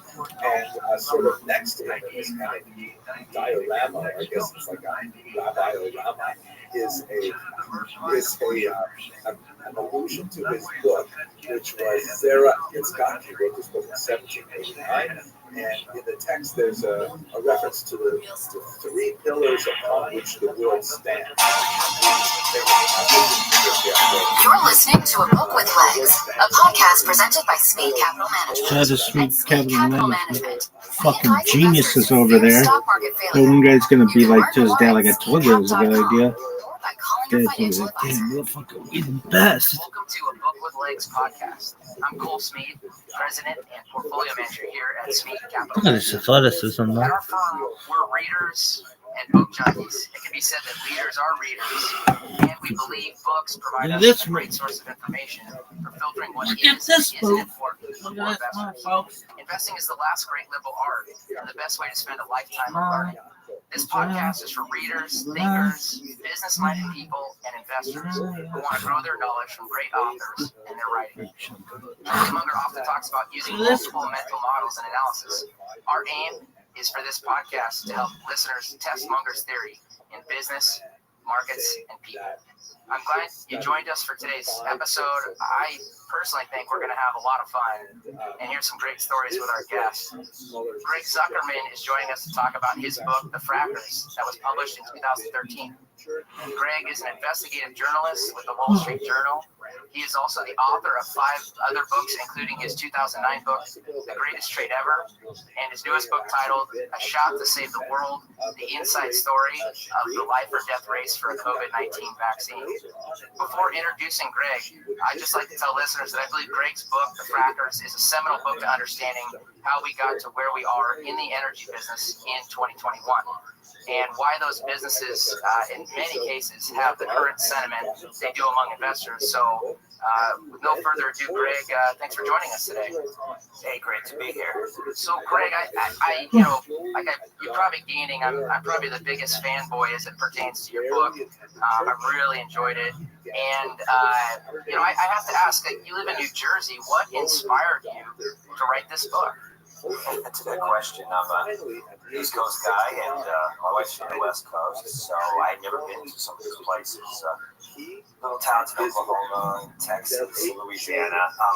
What inspired me was just the fact that this was the most important business story at the time, and it had been written, frankly, how we as a nation transformed from one desperate for oil and gas, running out, and when we were exploring it, it sounded absurd to me, and frankly, it just hadn't told the full story. What people were behind it, what were their stories, how did they pull it off, why was it these people, unlikely characters, companies, and it wasn't what they expected. And I looked around and no one had told that story, and I wanted to be the one to travel the country and understand that story and tell it to the world. So we kind of talked about this prior to the show. You enjoy getting into the lives of people and kind of telling their story. And I mean, you have some really big characters in the story. You have George Mitchell, you have Tom Ward and McClendon, you have Harold Hamm, you have Papa in the story. But you kind of use Mitchell as your starting off point for talking about really how this industry evolved and I have to assume that meeting George Mitchell or talking with his family was quite an interesting story to think about fracking and how this business progressed, and even geography, because I mean he had been there since the 1960s. Yeah, I'll tell you a funny story about him. So he was my first interview for this book. I think I probably talked to an analyst or two, but in terms of the main character, so I flew out to Houston, and here I am, this East Coast guy who doesn't know that much about energy. I've done a little bit of writing about energy, but not that much. And I got to sit down with George, and it's a real privilege, obviously, the father or the grandfather of this fracking revolution. But as a writer, you want to make your subjects, characters comfortable. You want to have something in common that often helps to get them comfortable. And I was wary flying out there. What do I know from George Mitchell, this big Houston oil baron? And so we sit down together, we start talking, and he tells me the story of his life. And he tells me about his father, Savas Periskopopoulos. And he says how Savas was an immigrant from a little town in Greece, came over off Ellis Island. They said, go work on the building the rails from, I think it was Arkansas to Texas. And one day his paymaster comes to him and says, Savas, I can't spell this name. What's this name of yours? And Savas says, well, what's your name? He goes, my name is Mike Mitchell. And Savas is like, all right, I'll be Mike Mitchell too. He took his name. And it's George Mitchell. And I love that story for so many reasons. But Among them is the fact that my great-grandfather got off the boat at Ellis Island, and they said, "What's your name?" And he said, "Rumshinsky." And they're like, "Nah, we can't spell that. Take the last guy that just came through. His name was Zuckerman." So we had a lot in common, more common than you would have thought. So anything that's sort of emblematic of this whole book and this project for me is because the more I got to see the oil barons and the fracking kings, all that kind of stuff, and people that are so different from me, you realize how similar we all are, and that was one of the real themes of my research. Yeah, George was just a fascinating guy. He's an entrepreneur. He's a resilient businessman, creative, innovative. Just everything we love about America and about American business. Yeah, and George, what you lay out in your story is really that George kind of did two things in an incredible way that led the industry, which was, first off, his technique. In other words, the idea of fracking itself, and then secondly, geography, because the fracking would take them into geographies that people hadn't been before. Yeah, listen, he's so impressive in so many ways.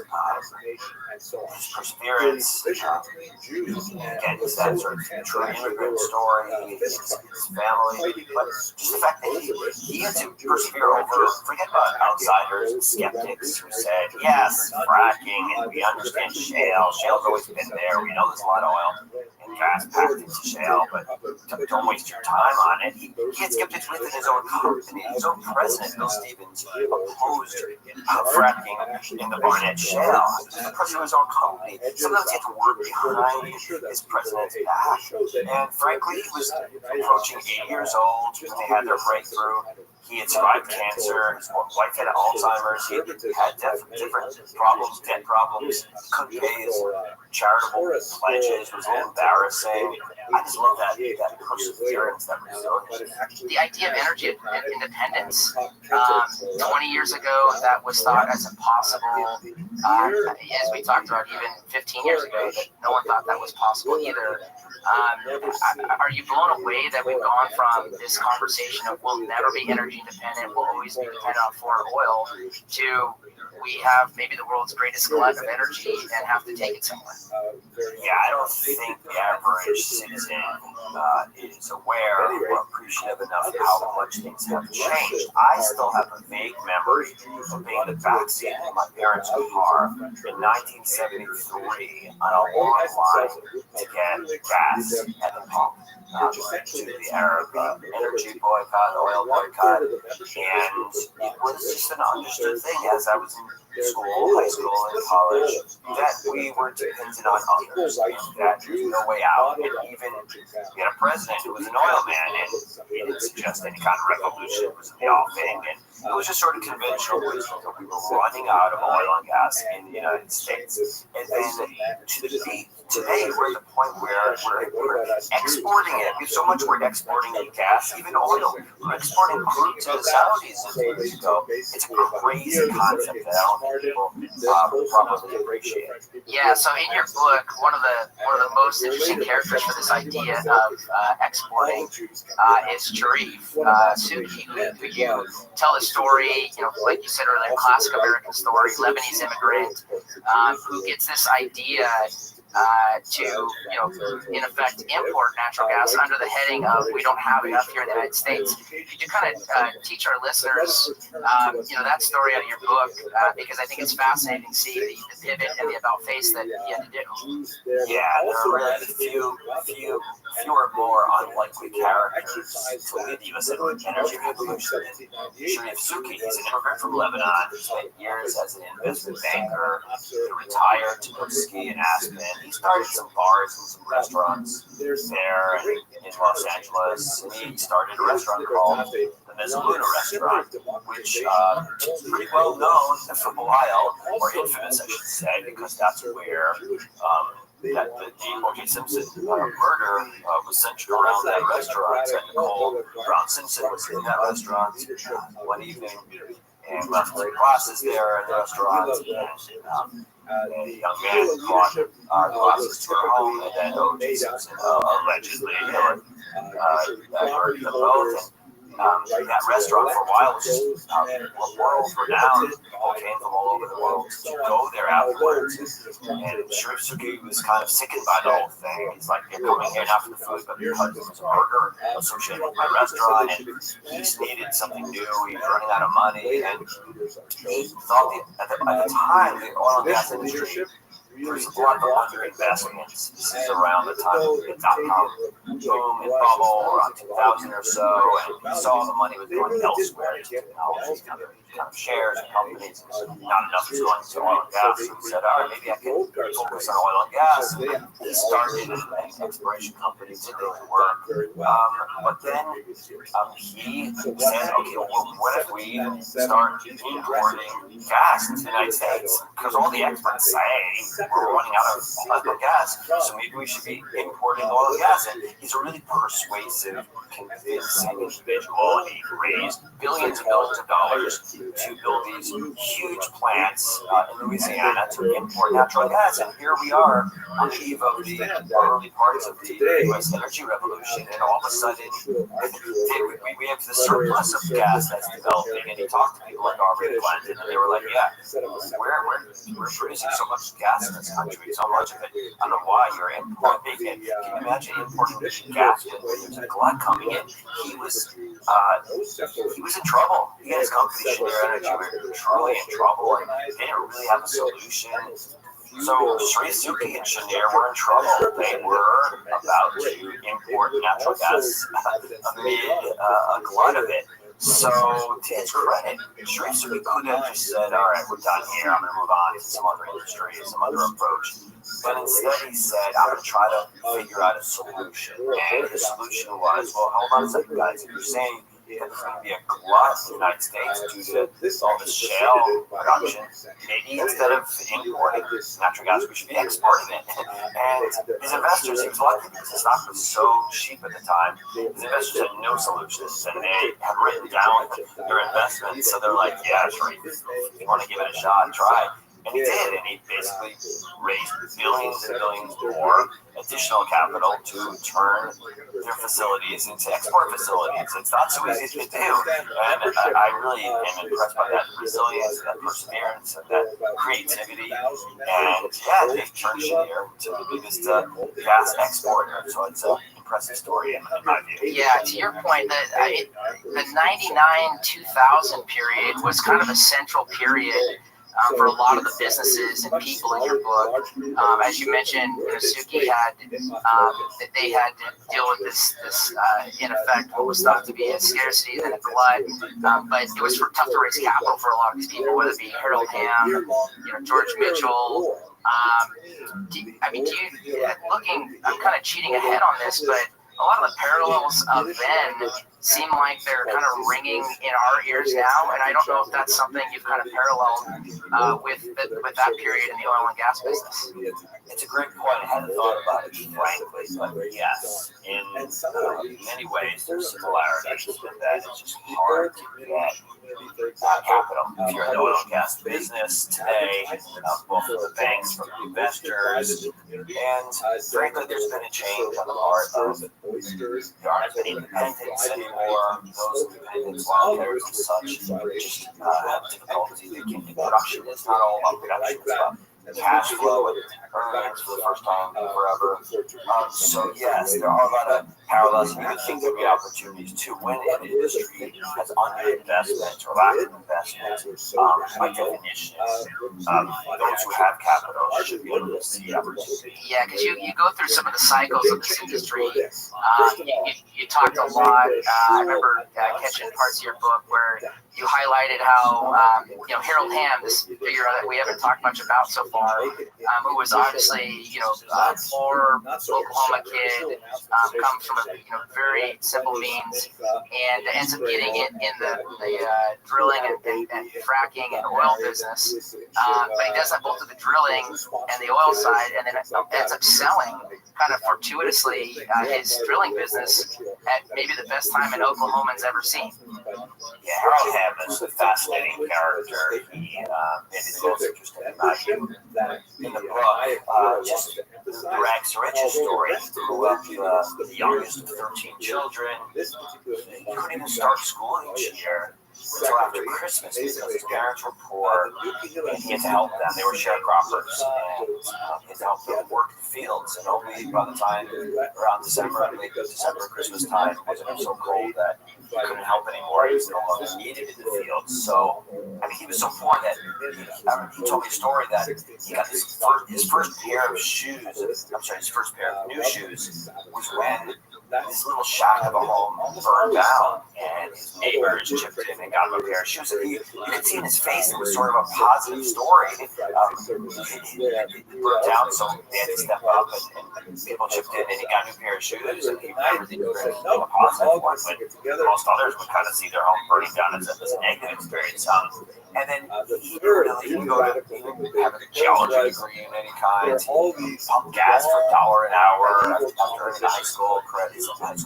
And he started as low as he could get, kind of cleaning up the sediment from oil tankers at the bottom of those trucks, climbing in there and raking out the debris, the sediment from these tankers. And frankly, for years, when he threw himself into the oil business, he kind of said, all right, I don't want to be poor anymore. I want to have some wealth. Who's wealthy? These oil guys that I see around me. And he said, I want to be like them. And he picked their brains, and he learned from them. And his education was sort of ad hoc and on the fly. But he said, I'm going to be like these guys. I'm going to save my money, which he did. And he's going to do some exploration, which he did, and he made some money, and locally in Oklahoma, and I visited the little town that he's from, Enid, and the homes we grew up in.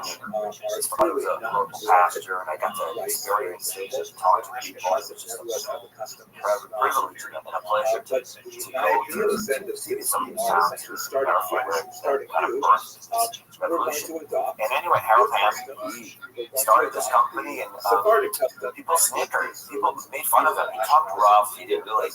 He went to Dale Carnegie at one point to try to improve his way he presented himself. He had this story where he was in an airplane and trying to fly, and he put the brake on and he crashed into a car, and people mocked him. He was always swinging people, but again, he had no geology or any other kind of course in college. He's from this little town, Enid, the ninth largest in Oklahoma.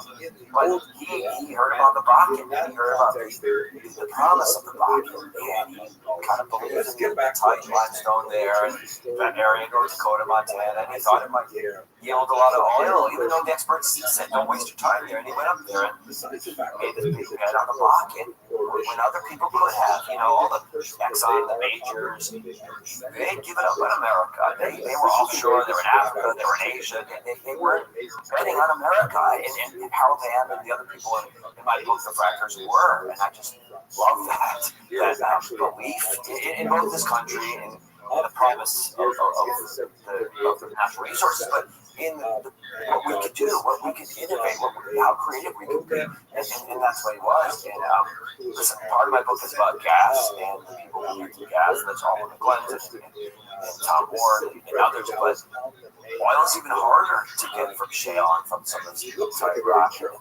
That's what Harold Ham was about. Yeah, so Harold is really kind of the central character in the story, as I felt as a reader. And he kind of, back to the cycles of this, he sold his drilling business. I think you said in your book it was in 1982 for like $30 million. So he had made good money early on, and then a lot of these characters had to walk through the crisis that Oklahoma had with Penn Square, failing. And interesting, Greg, I've been to Penn Square just by random circumstances. Was that Penn Square discussion for these Oklahoma people?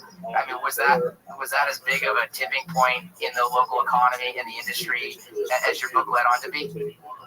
Oh, it was huge. Yeah, you cannot talk to veterans without hearing stories about that period. And frankly, there are these people there, oil and gas generally, they've gone through cycles, and outsiders don't appreciate resilience and the ability to handle some of these ups and downs. So, you know, we in the press will write about the latest downturns, such as difficulties right now. And I'm not saying it's not difficult and challenging. It is, but when you talk to veterans, they say, Craig, come on, we've gone through so much in this industry. We've been in this industry a few decades. There are so many ups and downs. They never get too high, they never get too low. And it's a real trademark of the industry and the veterans of the industry.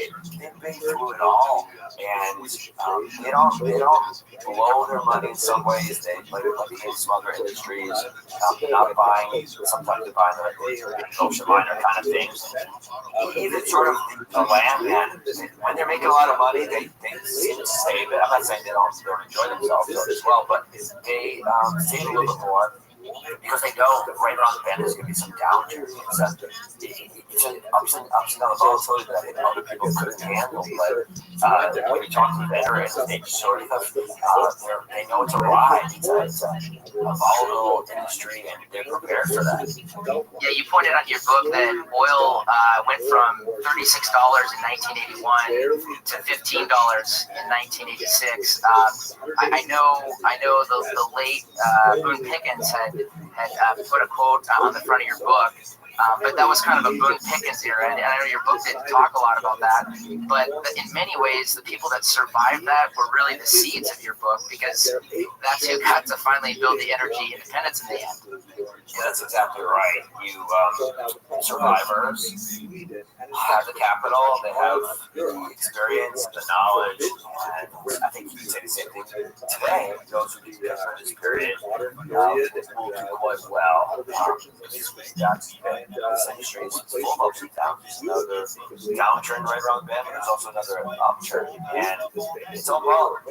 And the thing that impressed me the most is the technological innovation in this industry. So people in the media, and I talk about my brethren here, we think of Silicon Valley when it comes to American technological innovation. You don't think of the oil and gas industry, and that's just so wrong when you think of horizontal drilling, how it's perfected, and that's the other half of the revolution. You know, you talk about fracking, but horizontal drilling is just as important. And to go from, I guess it was about multi-stage fracking that was born when I was writing the book, they've improved on that since then.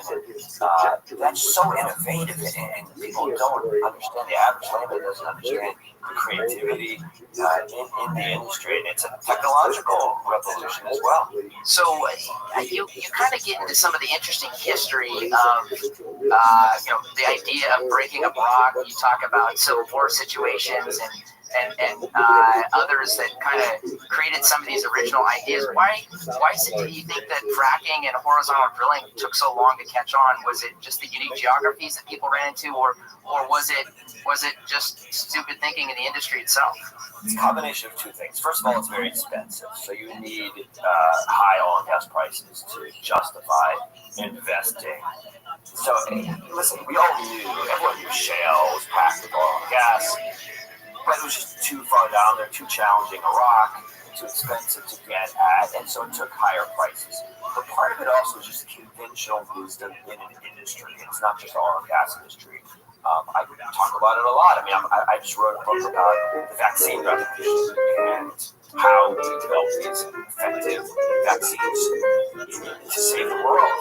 Companies that are just as likely as Mitchell and Ham's company Moderna in Cambridge that no one really cared much about. And there are a lot of similarities, believe it or not. So mRNA is an approach that everyone said, yeah, maybe it could work, but probably not. And there were some stubborn scientists that ignored the conventional wisdom. And that's exactly what happened here. People said, yeah, fracking hypothetically could work. Shale, yeah, it's an interesting rock. God, all about oil and gas, but don't waste your time on it. And it took guys like George Mitchell and his team, people I write about, and Harold Ham and Albert McClellan, to ignore the conventional wisdom. And sometimes you do, and the conventional wisdom among the giants was don't waste your time with shale. And it took these stubborn entrepreneurs, these wildcatters, to ignore the conventional wisdom.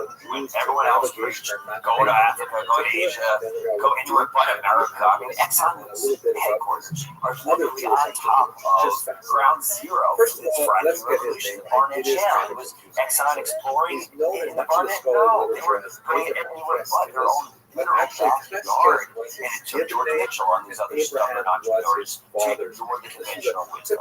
Yeah, so there's this interaction. Like you said, it takes a lot of capital to frack and do these exercises and techniques. And so there's this constant interaction in your book between the public markets and these companies, and that's enhanced by, like we said, the cycles, the Penn Square situation. Mitchell, developing the woodlands is kind of a sideshow to his life, and selling out in 01. And then you have Chesapeake, who went as low as $1 in '99. So I guess capital structure time and time again was really important for these people. Your book kind of goes through the idea that some were good and some were bad, and some had great ideas and could never make it. Yeah, that's exactly right. I talk about some wildcatters and others who believe in shale just as much as George Mitchell. They believe in tight rock just as much as tight rock, just as much as Harold Ham.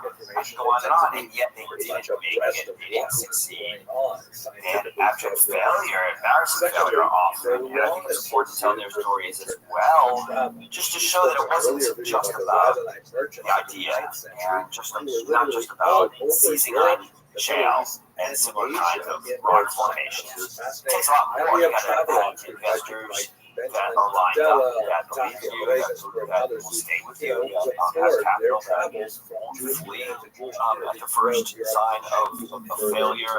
None of us had that, and all the people like Robert Clinton and Harold Ham are not just creative and innovative, they're also very persuasive, and they have a way with investors, and they have a way of being working with us, but they have a way of reassuring nervous backers, and that's just as important as the ideas, the creativity. There's a real lesson there as well for the entrepreneurs.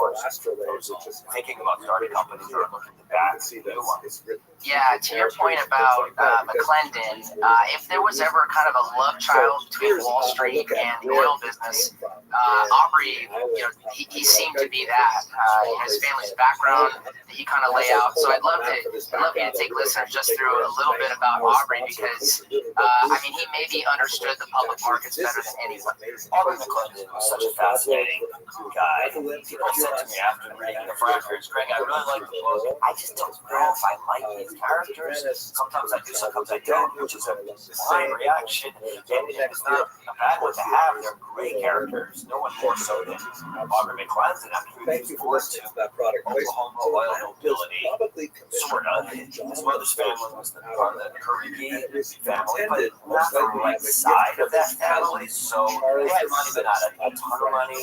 And he goes to he's not necessarily set on joining the family industry and becoming an oil and gas person. I think he was going to be an accountant, managing physical science, but he decides to try the family business a little bit, comes back to Oklahoma, and he goes into the industry. He's very charismatic. He's a landman, and he realizes he made real money in this exploration. So he shifts gears and he tries his hand at exploration.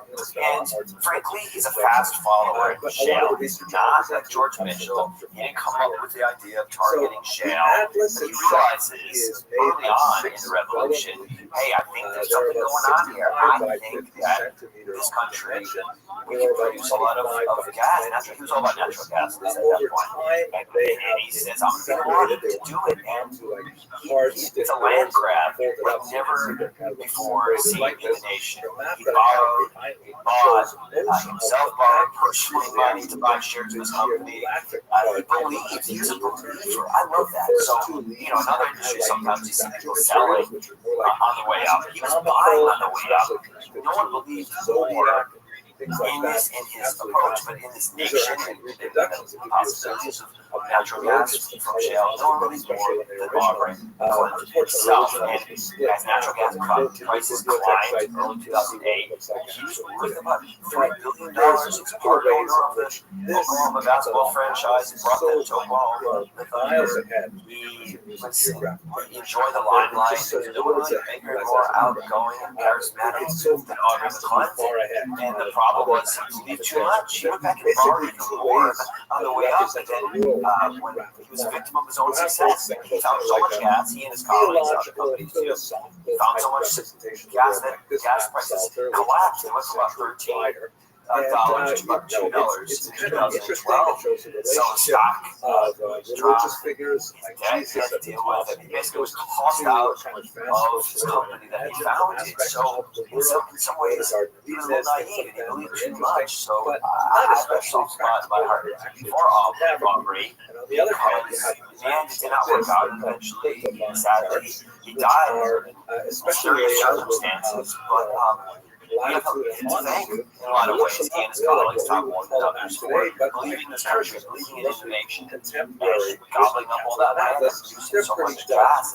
Frankly, it's helped us transition to alternatives, I would argue, and get away from coal. So it's a controversial figure, but I would argue that again, the day is one you can learn from and definitely be entertained by. Yeah, as a Seattle kid growing up, rereading your story and listening to him partnering with Clay Bennett to take the Sonics away is always a painful part of your book. Sorry about that.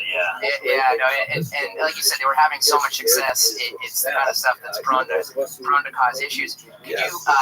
I have to jump into this because it's too interesting from a corporate perspective. Could you talk about what their headquarters, kind of the opulence that you lay out, and then also what Ward and McClendon were doing on the side personally? Yes, so Oklahoma City was a bit of a backwater before McClendon got there. I don't want to exaggerate his importance, but he is among the most important figures, maybe the most important figure in that city in the past 100 years or so. What he brought in there, it wasn't just the growth of just being the hiring, obviously, but they invested in the city. And part of what the basketball team is, but there's more than that. Just restaurants started up nearby, Whole Foods.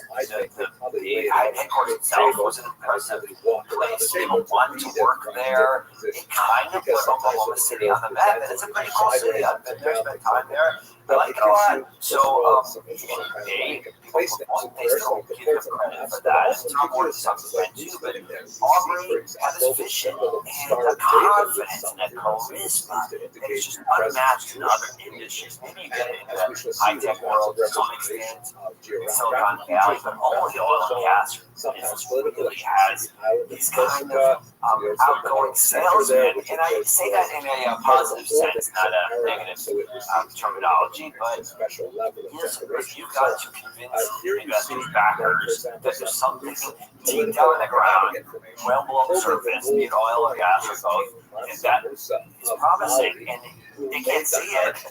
Your investors have to be persuaded, and it lends itself to the opportunity for people like Aubrey McClendon. And yeah, it wasn't just about oil and gas for him. He believed in Oklahoma City, and he really built it, helped it, put it on the map. Yeah, so to your point, he was persuasive, but obviously, back to our idea of capital, you kind of go to the well one too many times, and you can run into a lot of trouble.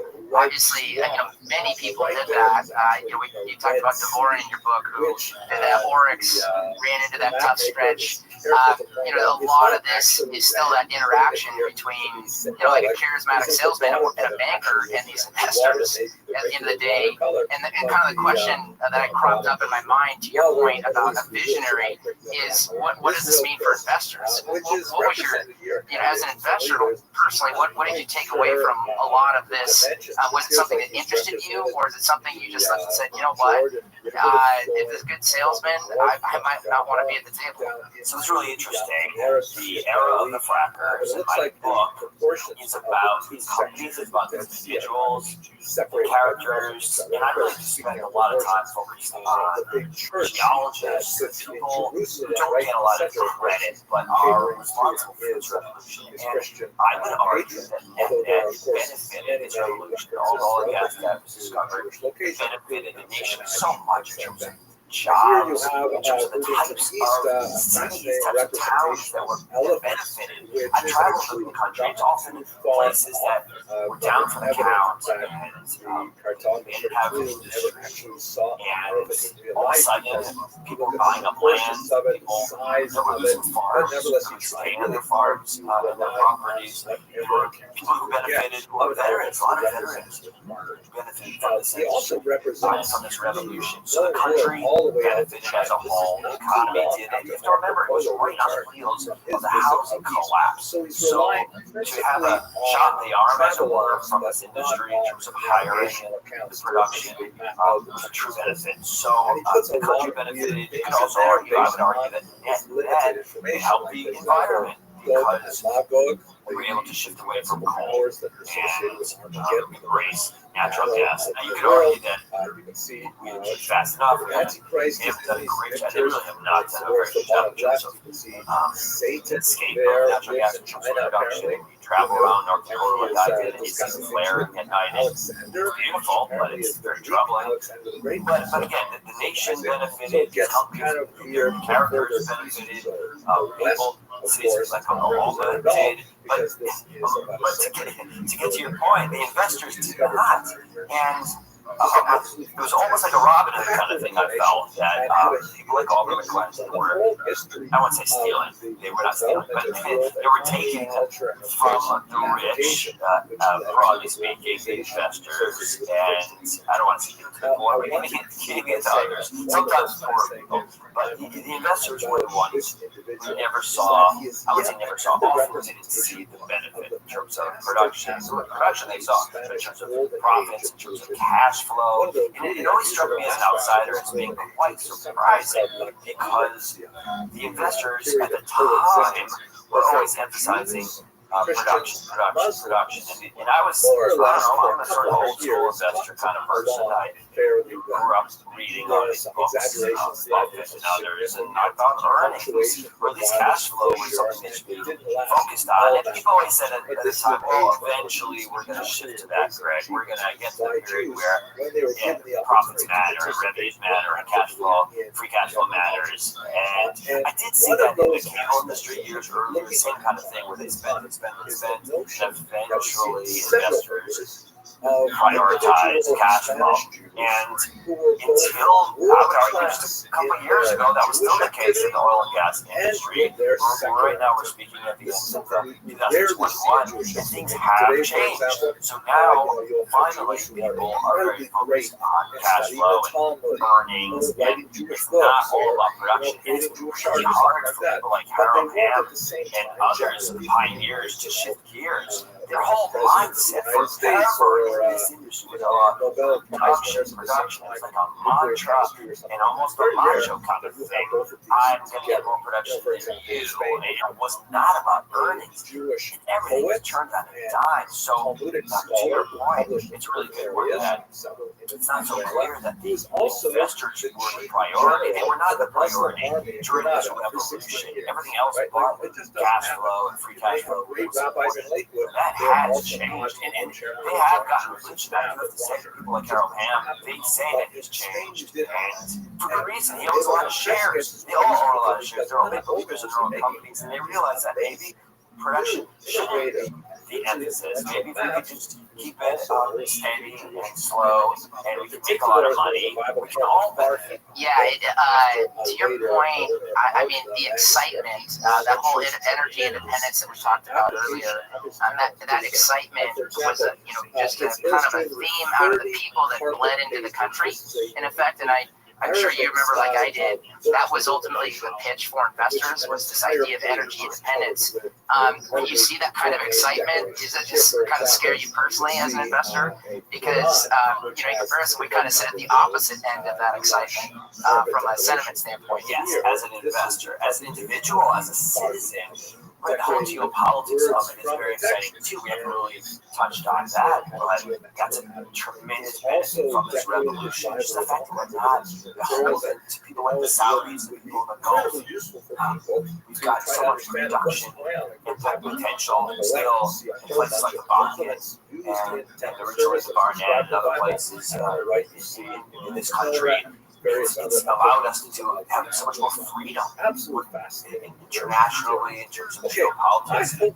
But as an investor, as you said, right, it's on the backs of the investors. All this stuff, all the changes, all the positives are really thanks to the investors. They don't get enough credit for writing these checks and plowing money into companies like Chesapeake, Continental, and others back in the day. And they did not benefit to a large extent, not as much as they should have. And you know, there's been a lot written about how little free cash flow emerged from these revolutionary characters and companies. But I think that's changed. Yeah, because the last time a consolidation that was really seen in this industry was in that late 90s, early 2000s period where you had Mitchell get bought by Devin.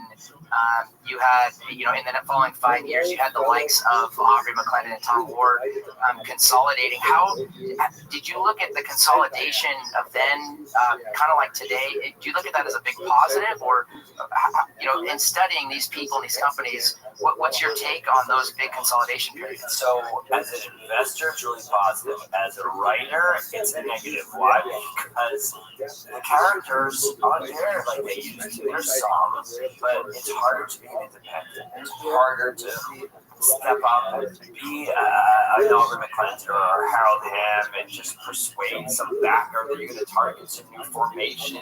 Everybody's got it wrong. All the majors don't know what they're talking about. And I'm going to show an American innovation is going to change things. It can still happen. And in this shakeout, I think there's some really interesting entrepreneurs who are going to emerge. So frankly, if you've got ideas or your audience does, I'd love to hear about them. I'd love to write about them for the journal. But it's changed in that regard, and I guess it's a positive for the industry. The shakeout, the consolidation, the most successful and efficient will survive, and for the future, that is the way it should be. I'm putting on my business hat lens, but just as a writer, looking for characters and drama. And people that maybe shouldn't be doing what they were doing. I mean, in hindsight, Aubrey McClendon and Tom Ward grew too quickly. In hindsight, Harold Hamm should have been more focused on free cash flow. That makes sense reasonably, but as a storyteller, it's not what I want.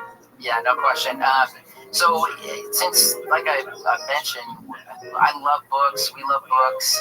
I was really interested in reading through your story, what your kind of what work did you go to originally to get more background? Obviously, you were interviewing a lot of people like Hamm, like Mitchell, etc. Were there other books that you went to get a really good background in this industry?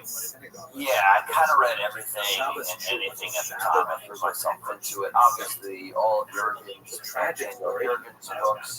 are really helpful. There was a book that Mitchell's people wrote. It's kind of an obscure book. I remember the title, frankly. I got it on Amazon. It was expensive. There aren't many that are published, but it was a lot of technical stuff, but told the history of the Barnett, which I found really helpful. There's a book about the Oklahoma and the Penn and that whole collapse that was helpful. It's escaping me right now, but that was helpful.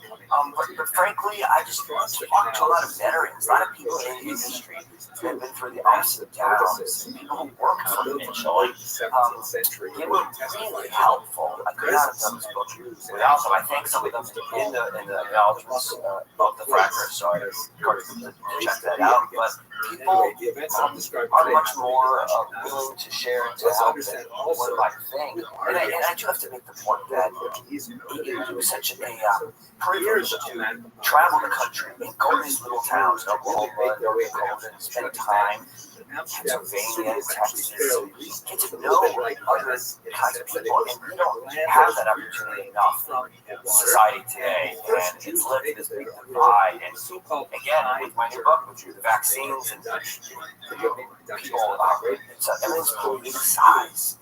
our American society, and it's so sad. And I think it's a reflection of the fact that we just don't have an opportunity to meet each other. And I have that opportunity, and I'm so grateful that I can break bread with people in little towns in Oklahoma and get to know each other. And when we do, you realize there's so much more in common than you think. And people on the East Coast are very wary, and people on the West Coast are very wary of those in the heartland, and vice versa. And it's like tribal at this point. My team versus your team, and it's so sad for me because we're all Americans and we share so much more than you would think, and we just don't get to meet each other. Yeah, maybe disagreements and different lifestyles to some extent, but again, we have much more in common than we have that opposes us. So I wish people had that opportunity that I had, and I'm so grateful for that. Yeah, in your book, you talked about Mark Papa and kind of the pivots his company had to do. You know, EOG Resources came out of Enron, obviously standing for Enron Oil and Gas. They then get to 2007. Here we are in Phoenix, Arizona, at our company, and within 15 minutes of our office, he's sitting there telling all the executives that we got to get out of the gas business. We got to move to oil. There's way too much gas out there. So, I think about the pivots and the evolution of this industry. Here we are in 2021. If you had to revise this or add on to it, is there a company, is there a person, or is there a storyline that you'd love to grasp and add on to this? Oh, Papa, what he did is both impressive and surprising. I mean, just to give your audience a little sense, they were doing really well. They went to this retreat, as you said, in Arizona to celebrate. They were producing all this natural gas. And this was around, I forget, around 2008 or 2009. After. And he was scared to death. His employees were high-fiving and celebrating, and Mark Papa said, "Wait, hold on a second. We're producing all this oil and gas. I'm sorry, all this gas, this natural gas. Maybe others are also. Maybe there's a glut coming, and if we're in trouble, prices are going to collapse. So guys, stop celebrating, stop high-fiving. We're just going to shift gears." And then he said, "Let's target oil." And it's easy to forget, but back then, people were not very optimistic about targeting shale for oil. Yeah, one thing, natural gas is a little easier, but oil is that much harder. And much like George Mitchell had to convince his own employees, and he admitted the resistance of people around him. And much like Aubrey and Cal people on the outside were skeptical, but Mark Papa said, "Hey, let's go after oil in the United States. Shale oil? What are you kidding me?" And he ignored the skepticism. My book, The Practice, is really about ignoring the conventional wisdom and perseverance and resilience. And that's what they showed. They turned on a dime and they targeted oil. And they were able to become an oil giant. EOG became thanks to that stroke of brilliance on the part of Mark Papa, but beyond that, his perseverance and his ability to persuade his own colleagues, let alone the investors and others in the industry. So, Greg, I mean, this has been so much fun. Is there anything in your book that we didn't touch on, or that, like I said, as we step forward to 2021, that you think is missing that hasn't been said? I think it's really important just to acknowledge the parts of people innovation that I mentioned. He was also a patriot. It's a story. It's an American story. A lot of immigrants in happier times. A lot of people who like going to Frankfurt had their backs to the wall. They know what to do. A lot of the thing that emerges is sort of necessity. It really is the mother of invention. I mean, George Mitchell, they were running out of oil and gas, so he had to shift gears and target the Barnett and shale. It was sort of his last shot. And sometimes you need to have your back to the wall to come up with creativity, and I never ever count this industry out as a result, but that's kind of one thing that really emerged. Sharif Suki too. Remember Sharif Suki? He was under pressure Arizona in 2008 had to come up with some creative solution, and instead of importing gas, it's like, all right, let's export gas. And it's easy to say in hindsight that, oh, that's what he should have done, but no one was thinking about it at the time. And you see it in other industries too. I mean, Microsoft, and you see also in industries how it's often the smaller upstarts that bring change and bring a revolution. As a writer, I'm always looking for those smart upstarts. And again, you see in other industries too. I mean, Microsoft has this search business advertising. They closed it down. That allowed Google to emerge. You see it over and over again. Big pharma, again.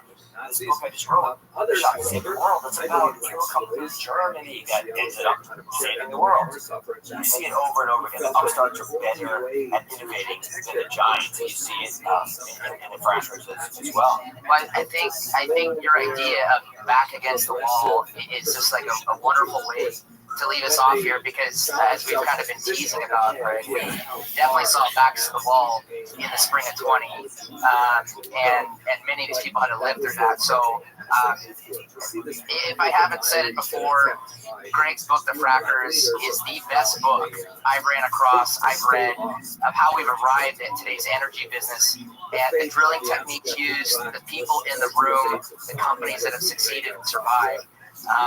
Greg, I'm going to put your newest book on my reading list, A Shot to Save the World.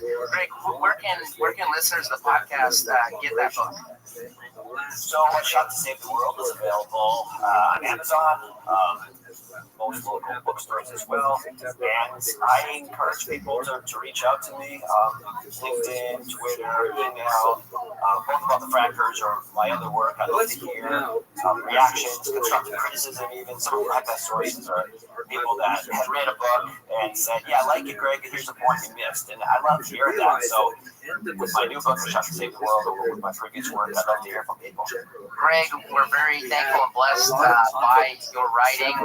Like I said, I'm going to add A Shot to Save the World to my book list. I'd love to have you back on sometime if it works. And we look forward to the next episode of A Book with Legs podcast. Thanks for having me. And The Frackers was, frankly, my most fun experience writing a book, traveling the country, meeting interesting, fascinating individuals in the heartland. So I invite people to reach out to me and stay in touch. Thank you for listening to A Book with Legs, a podcast brought to you by Sneed Capital Management. The material provided in this podcast is for informational use only and should not be construed as investment advice. You can learn more about Sneed Capital Management and its products at sneedcap.com or by calling your financial advisor. Evil speech, gossip, and heckling in the synagogues, things like this that really should not happen in a decorous environment. This reminds me of a word that's been used quite a bit about our own times. There's a level of stochastic violence here. I had to look up this word stochastic when I first heard it. It means kind of like something which is random, but is so prevalent that it's bound to happen. Right? For example, if a kid is running around with a pair of scissors, eventually someone's going to get hurt.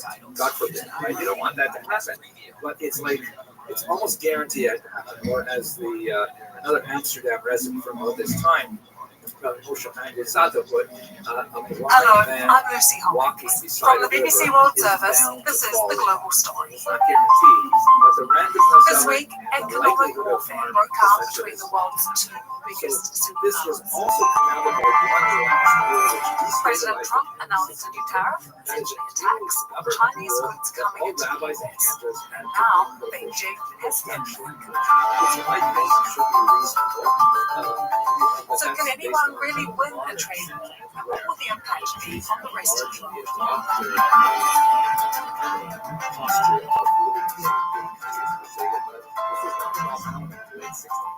With me today is Christopher Gupta, who is our North American business correspondent, joining us from New York, and the BBC World Service Asia Pacific editor, Michael Bristow. Well, if there's one thing we know about Donald Trump, it's that he loves tariffs. The word tariff, properly used, is a beautiful word. One of the most beautiful words I've ever heard. It's music to my ears. They always say tariffs is the most beautiful word to me in the dictionary. They are at the heart of his economic plan for the United States.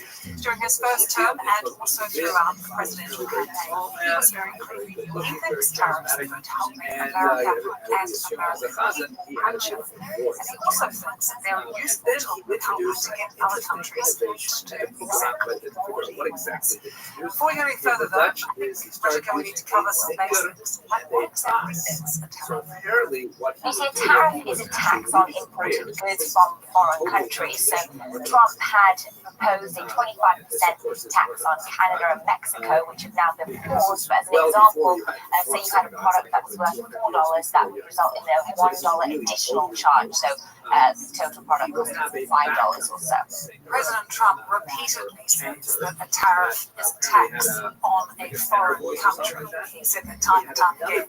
Is that true? No, it's not necessarily the country that pays for the tariff. It's the importing business that typically pays that extra charge. However, many economists have warned that these costs will be passed on to the American consumer because your businesses, your Walmarts, your Targets, for instance, may be facing margin pressure. So ultimately, it will be the consumer that pays, and that shows up again on their receipts when they go into the big box chain stores. So although there's been a lot of talk about the negative impacts of tariffs, the Trump administration has been one big success for this week. When Donald Trump threatened to impose tariffs on Canada and Mexico, he said it was largely because of concerns about border security. Now, both Mexico and Canada have made big efforts to increase security at their borders. So, Britta, can this be seen as a big win for the use of tariffs? In some ways, Lucy, it's worked. He showed in some ways the kind of the art of negotiating a deal, because, as you say, Canada and Mexico did cede to Trump's demands when it came to adding extra border security.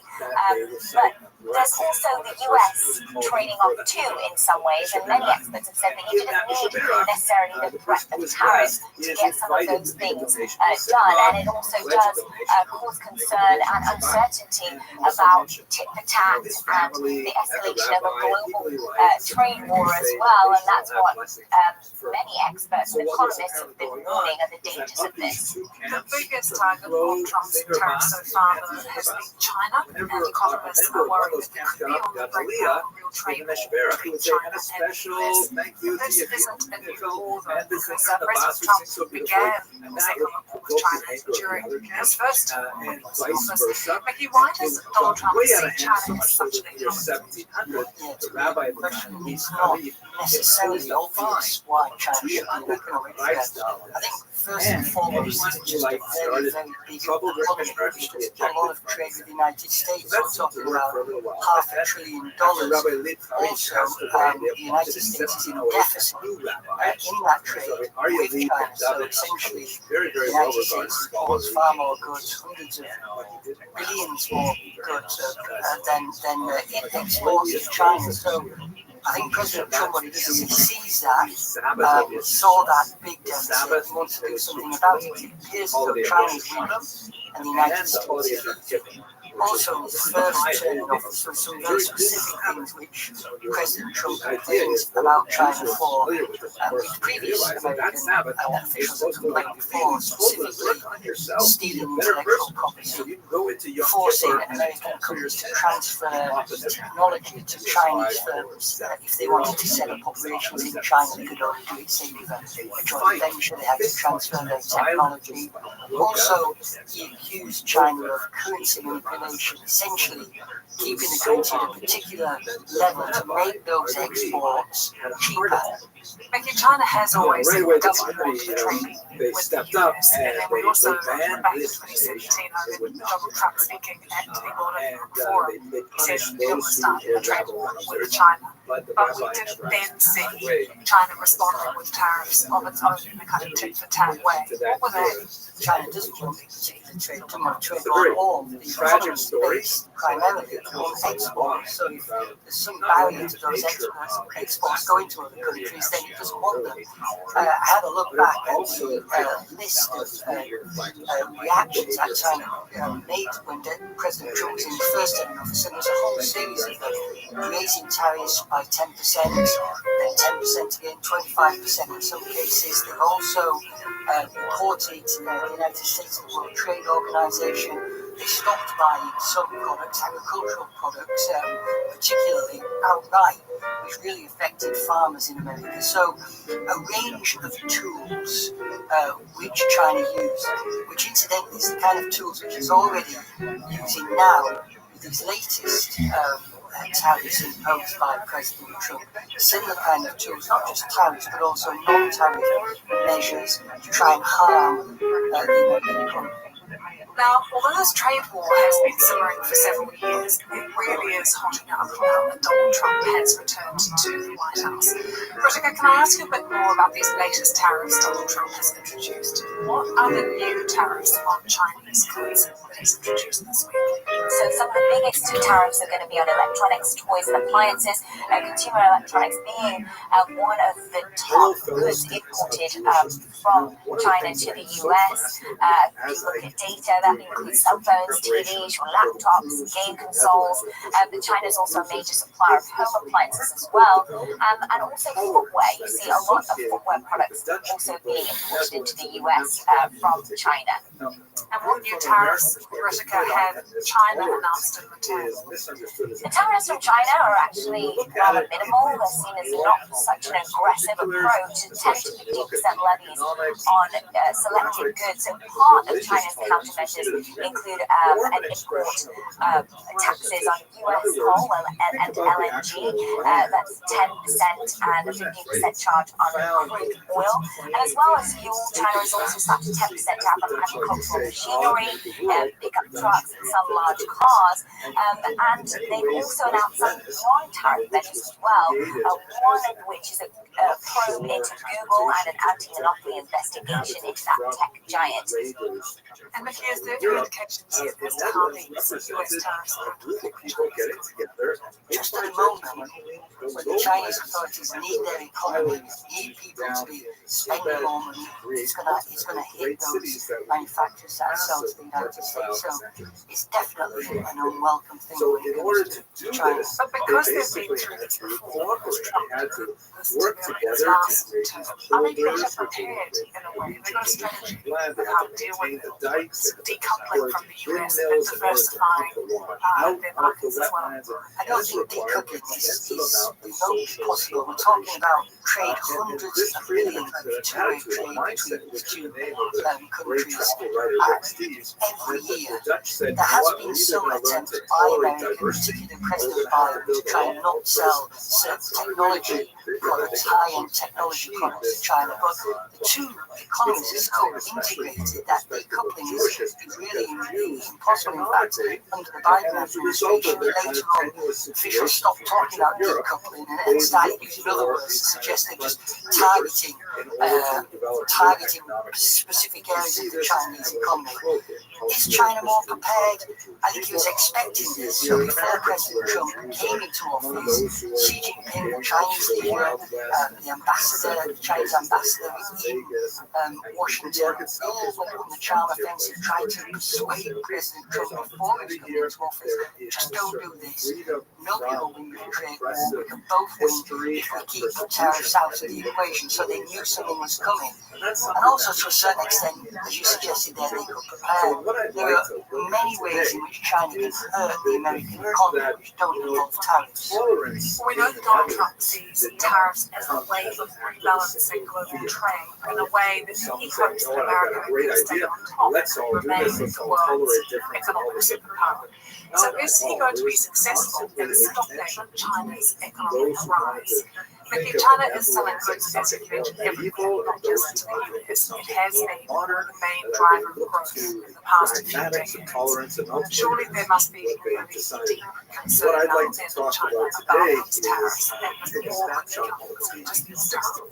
I mean, of course, the Chinese economy really is doing awfully well. It needs impetus, it needs a boost from somewhere, but to a certain extent, it's not a lot. the Chinese can do about President Trump if he decides to use tariffs. We've already touched on it, that tariffs are sometimes used again, used in ways which are for non-economic reasons. We talked about Mexico and Canada sending reinforcements to their borders to stop immigrants and illegal drugs from getting over that border. So he's using economics to solve political problems. Perhaps President Trump has mentioned previously China can help with the war in Ukraine because as influence with Russia, China's trade with Russia has really just gone through the roof since Russia invaded Ukraine.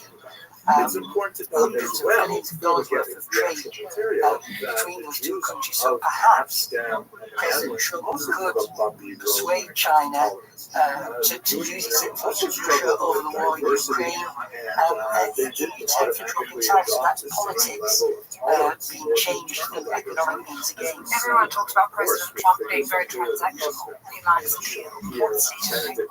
Like if the two of them are on a call. Well, in some respects, quite similar. I mean, I think China doesn't always say out loud what its policy is, what its foreign policy is, what it's trying to do. In fact, very rarely does it say. But I think if there is an overarching philosophy when it comes to China, Xi Jinping, the Communist Party generally, trade with the rest of the world. Trade has made us rich. Trade will make you rich as well if you trade with us. So in that respect, it is transactional. You know, we benefit, you benefit, we win. It's a constant refrain from Chinese officials. Trade is, as the Chinese see it, most economists, most traditional economists would agree with the Chinese, it benefits both sides. I trade with you, you win, I win.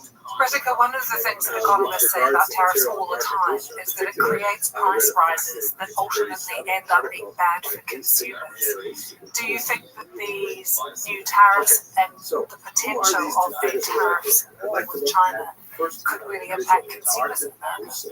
That is something that economists warn of, is that ultimately the consumer pays the price for these higher tariffs, even if the companies initially pay for the tariff.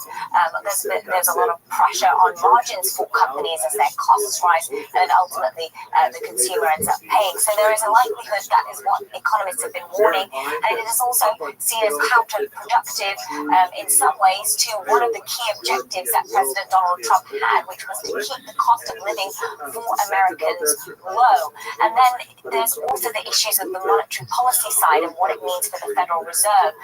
If inflation rises, then it means that their interest rate policy would be impacted, whether they have to lift rates, and how that could impact the economy and economic growth. Ultimately, Mickey, we've got President Trump and Xi Jinping on the phone together. Do you think that Xi Jinping will bend at all, will give in to Donald Trump? They will give something.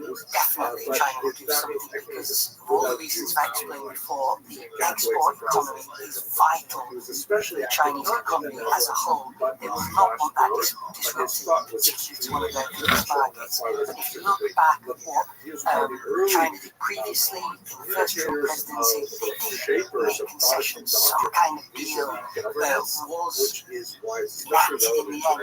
And you could argue whether China can renege on those terms of that deal, it might well do. That's certainly what President Trump would argue. But China is just as determined when it comes to politics. And it too, I think, would be prepared not to go the whole hog to appease President Trump. They have got their work on.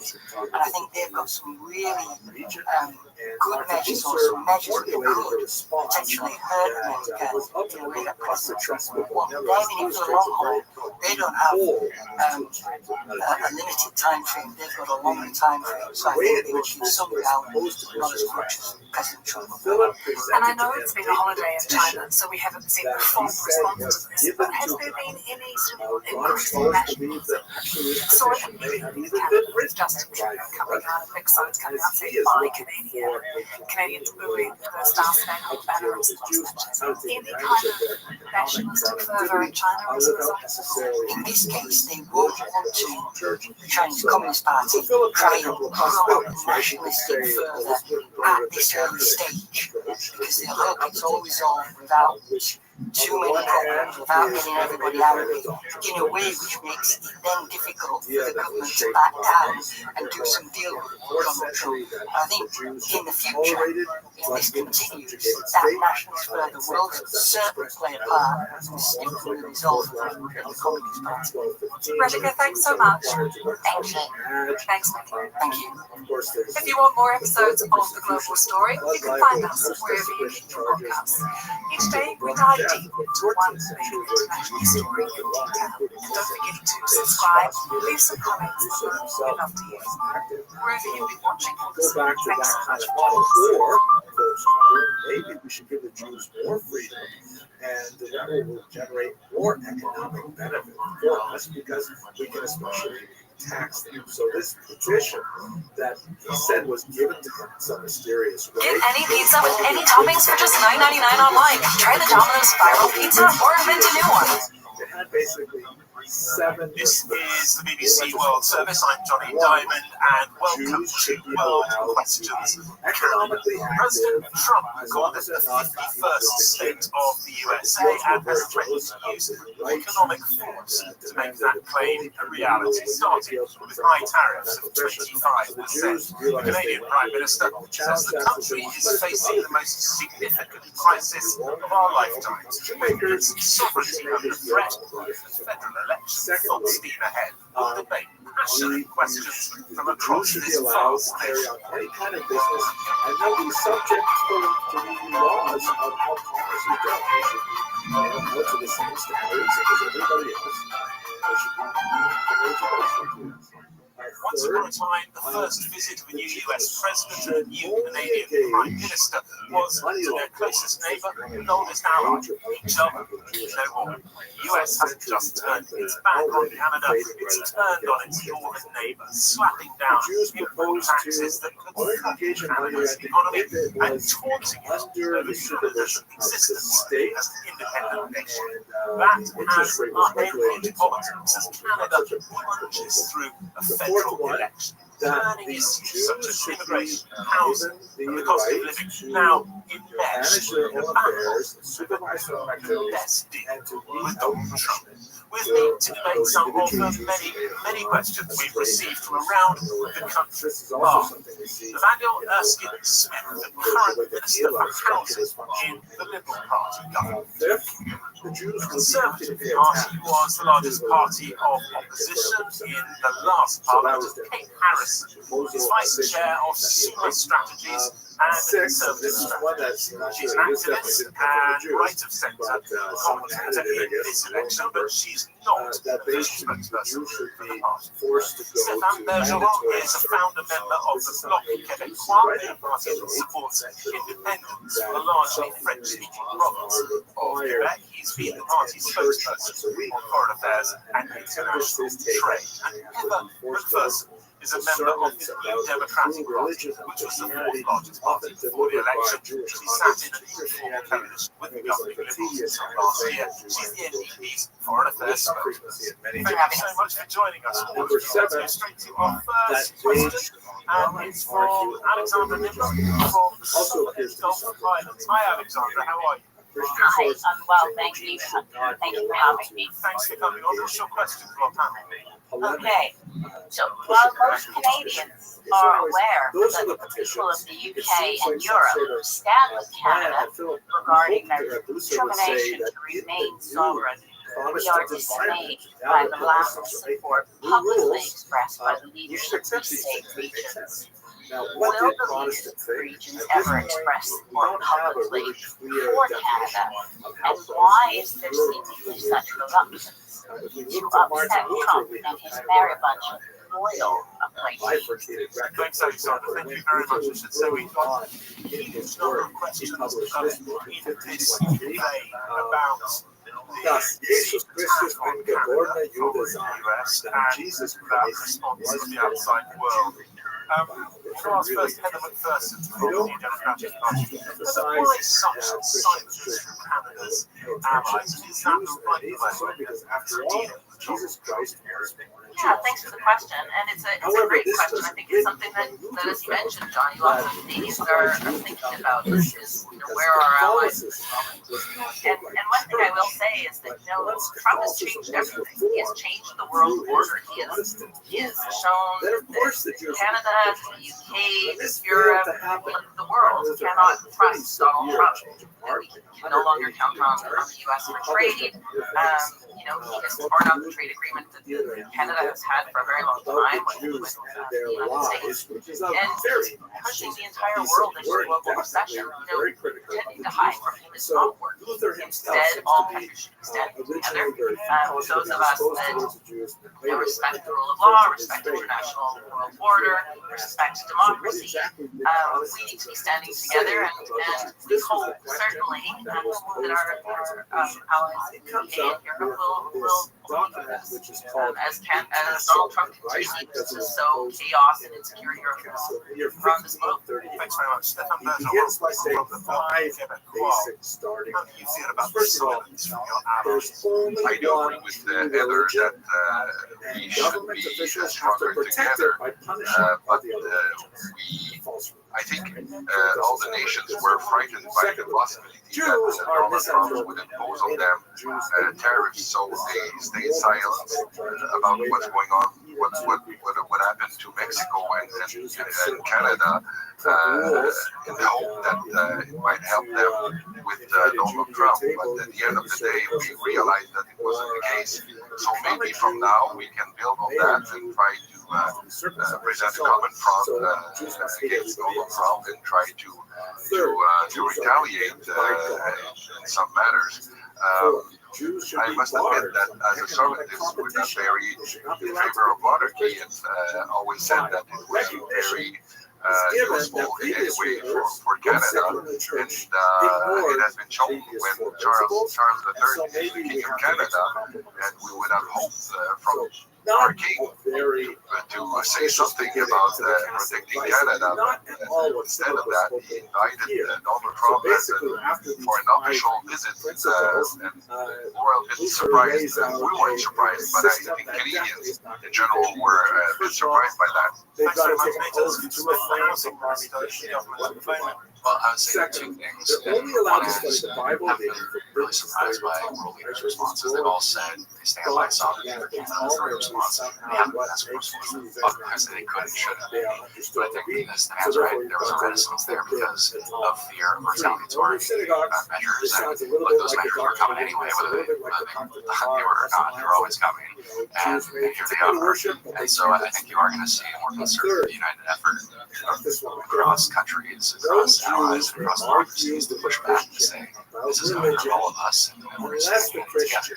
So that's one. The second thing is, look, the ballot question in this election is who is the best place to stand Donald Trump in Canada. And so, yeah, it's nice for world leaders to stand up for us for sure, but at the end of the day, we've got to stand up for ourselves, and we need a leader who's the best place to stand up for our interests and has the experience to do so. And that's the ballot question that Canadians face. And Canadians are recently looking at this and saying, we want someone who's got experience and who's going to have the serious leadership we need in this country. Thank you very much. Ken Harrison, Conservative Strategist. Were you surprised by the silence from Canada's allies? It doesn't seem the right way to deal with Donald Trump. Thank you, Alexander, for the question. I don't think surprised is the word I would use. Every nation leader has their own considerations to make when it comes to how they plan on managing the immediacy of Trump and tariff threats. To me, though, Alexander, what this does do is reinforce the importance of strong bilateral relationships with other countries. Canada has been left for too long, far too dependent on the United States. And I would argue that the policies of the last 9 years of the Liberal government have left us exposed and vulnerable to some of these challenges that we are now facing. Canada had significant challenges before tariffs. Now those are made worse by the tariff threat that we face. We had some of the lowest OECD growth as a country. Half of Canadians are $200 or less away from being unable to afford the basics every month. From my perspective, it's important that we become more self-reliant, but also that we're building out those relationships and avoiding that dependency on the U.S., which has been made so much worse and so much more chaotic and disruptive because of this new tariff policy from the U.S. administration. Thanks very much. If you really do this right, you will expel the Jews from our you asked the leaders of these nations, Canada's allies, EU, you know what? ever expressed support for them to live here? What did you think when you heard the British Prime Minister effectively dodging questions when he was at the White House, the French President not taking his questions when your Prime Minister was visiting him? What did you make of that? I was dismayed with the people that I associate with expressed disappointment, significant disappointment that given the threat that Trump has voiced with respect to Canada's sovereignty, right down to the very border between us, having one part of NATO, I was unhappy. I would like to see a lot more support from around us. Alexander, thank you very much for your question. Thank you for your thoughts as well. It's been lovely to have you on the show. We will move on to our next questioner. It's Roberta Spinoza Milman, who lives in Toronto. Okay, so my question is for people with economic difficulties by belligerent bordering countries, which happens to be the most powerful country. As a country, however, we stay in certain reasons equals. My question is, can Canada and Europe as democracies who share common histories and values unite to form a large, mineral-rich, and strong, possibly European Union to counterbalance Russia, China, and increasingly growing United States? Stefan Bergeron, thank you, Roberta.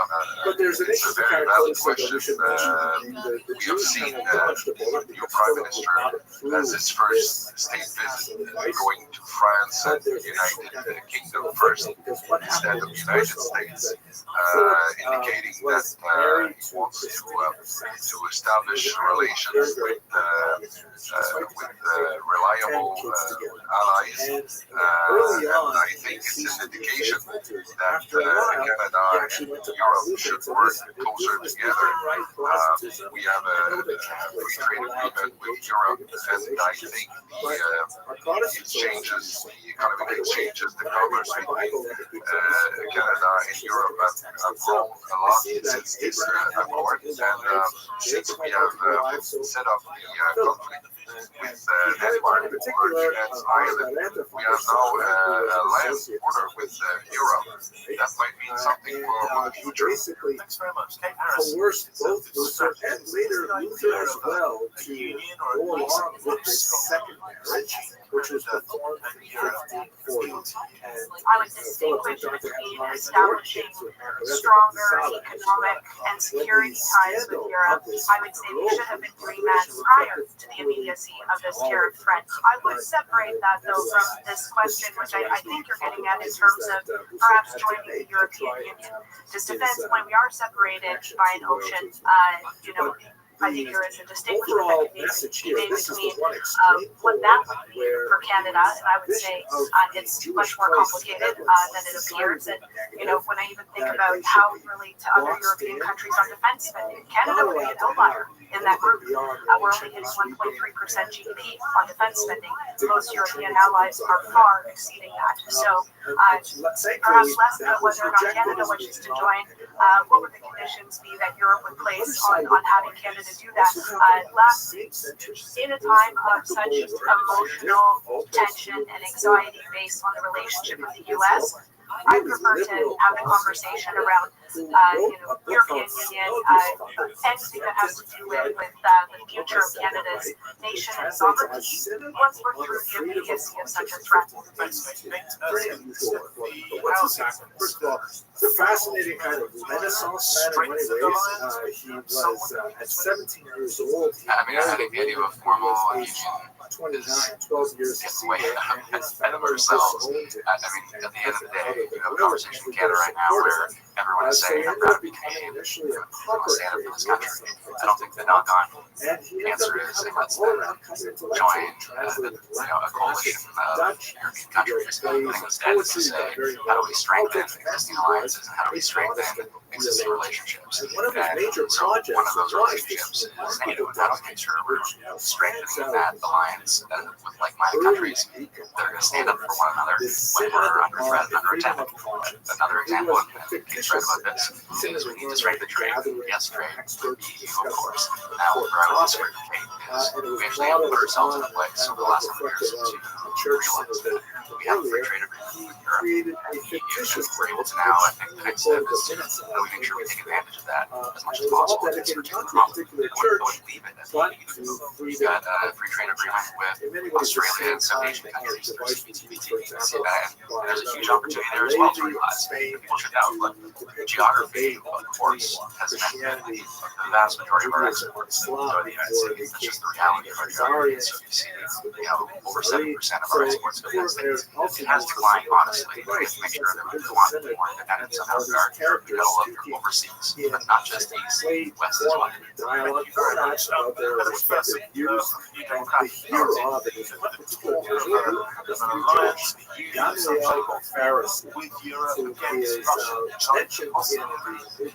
I would say nothing really should be off the table at the moment.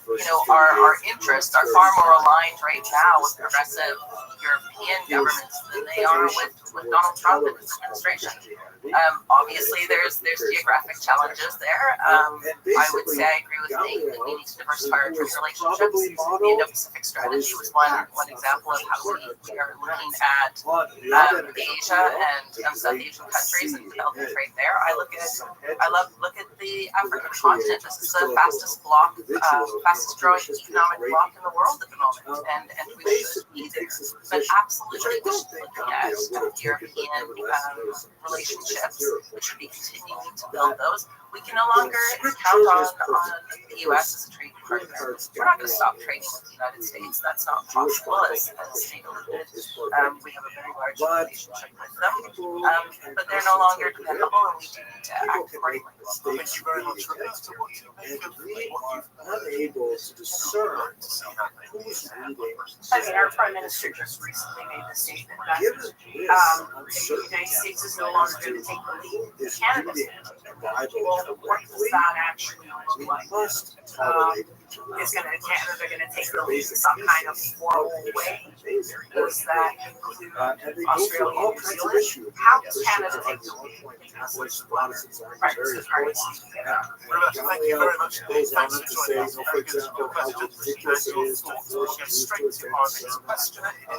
Would it be much better to allow people simply to have a free exchange of ideas and people will be able to Thank you for joining us. Let's have your question. Forget about the tariff. This isn't just a front. What really matters is Canadian sovereignty. If the U.S. were to invade Canada, with NATO it matters, knowing that the U.S. is part of NATO. It may sound funny, but I'm not joking. It could happen just as Russia invaded Ukraine. Canada needs to rearm, strengthen its defense, and reestablish its own nuclear deterrent as it has between 1964 and 1984. Thank you very much for that question and comments. Let's put it to 200 years before we get to the discussion of something like that. Yeah, thank you very much, and thanks for that question. Listen, there is, I think, probably unanimous support for the idea that we do need to increase our military spending. There's two things that you brought up in your question that I might disagree with you a little bit on. One is the idea of the pre-nuclear, rearming us with nuclear weapons and nuclear deterrence. The idea of nuclear deterrence is based on the principle that the leaders are rational actors. And right now, I have to say, we don't have rational actors that we're working with. Trump and Putin are chaotic, they are destructive, and the fact that they would not to put their own population at risk, that which is the nature of a nuclear deterrence, is the issue here. And I don't have that confidence. And the other thing I think that we also should think about is, we look at military spending, but at the same time that we look at military spending, let's look at the other things we need to do to make the security of the world better. More diplomacy, more investment in international development. When I hear Pierre Poilievre, the leader of the opposition, say that he would cut international development funding to fund the military, I think that's the absolute wrong direction. Thanks very much. Kate Harrison, you're also spokesperson for the opposition Conservatives. You are at the center of that at times working to make it I think that it's fair to say that foreign aid approach of the current government has been ineffectual. It's also fair to say that the current government has not made significant advancements on defense and military spending. We have significant recruitment and retention issues for the armed forces. To the point of your question, Canada does have a very mature nuclear industry that does not necessarily translate to a defense and security capability. But I think the root is we need to get restraint on procurement and spending and recruitment and retention, and then have these conversations around deterrence. My perspective is perhaps that's best done in a more collaborative manner as opposed to just for Canada going in alone. Thanks very much indeed, Stéphane Gazan from Québec. Alors, bonjour, et merci pour la question, Denis. Your question is a serious one, and the fact is that I was in Brussels last February taking part in the meeting of the Parliamentary Associations of NATO. We discussed that question about what would happen if the United States were to invade Greenland or Canada. And the fact is that this alliance has been set to defend its members against a foreign threat coming from outside. So NATO wouldn't be there to defend both Denmark and Canada. One of our obligations within NATO is to increase our military spending. And I do think that the Liberal government under Trudeau spoiled a consensus that was established for the first time in decades. All political parties agreed on the fact that we should raise military spending, and the government decided not to do so. I just don't know why people are doing this is just so much fun. I'm so grateful that I have the opportunity to do this and share it with you. So, first of all, what do we know about the Jews in Belgium? A lot. Most of the earliest data that we have is primarily references that are topographic in nature.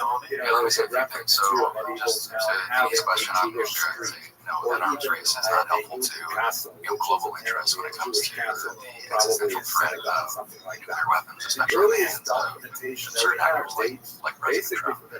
On the question of military spending, there's a broad agreement on increased military spending. Where I would disagree with Kate and with Stefan, we can see the increased military spending. When we took office in 2015, what that number was 1%. And look, the difference between 1% and 1.1% might not sound like a lot, but a $2+ trillion economy, it is significant spending on an annual basis as a percentage of GDP. Now, that is not enough. We know that's not enough, and so there's a commitment to say we're going to get to 2% by 2032. Prime Minister Carney comes in and says that we're going to expedite that timeline to 2030. I will say, though, Heather's right. This is just a huge blind spot for conservatives. The previous questioner said, what is Canada's role? Like, what does it mean for Canada to lead? Well, economically, we've got to lead, but we also have to lead democratically, and we've got to lead with peace. And when it comes to foreign aid, we see the chaos today. Donald Trump slashed the USA, basically eliminated it. We see the chaos around the world. And this idea that Canada has not played a role, that's never ending. Refugee Canada played a role in supporting Bangladesh and resettling Bangladesh. That's Ukraine. But yes, we have to play more of a role, not less. And that is an absolutely a choice. This election. Jewish studies in the years 1883 to 1884.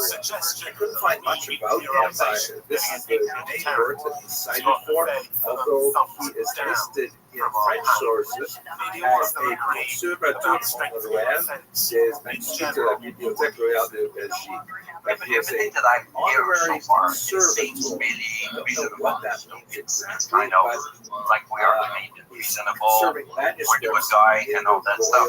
But the other thing is, we're dealing with unreasonable people, which is coming from the south or from the north, because the Russia is only at the top of us. So it's worries me that if things happen like tomorrow morning in the field, on the street, people are talking about nuclear deterrence for me seems reasonable, dealing with someone that is unreasonable. Thank you very much. Thanks for your time. We'll go to our last question.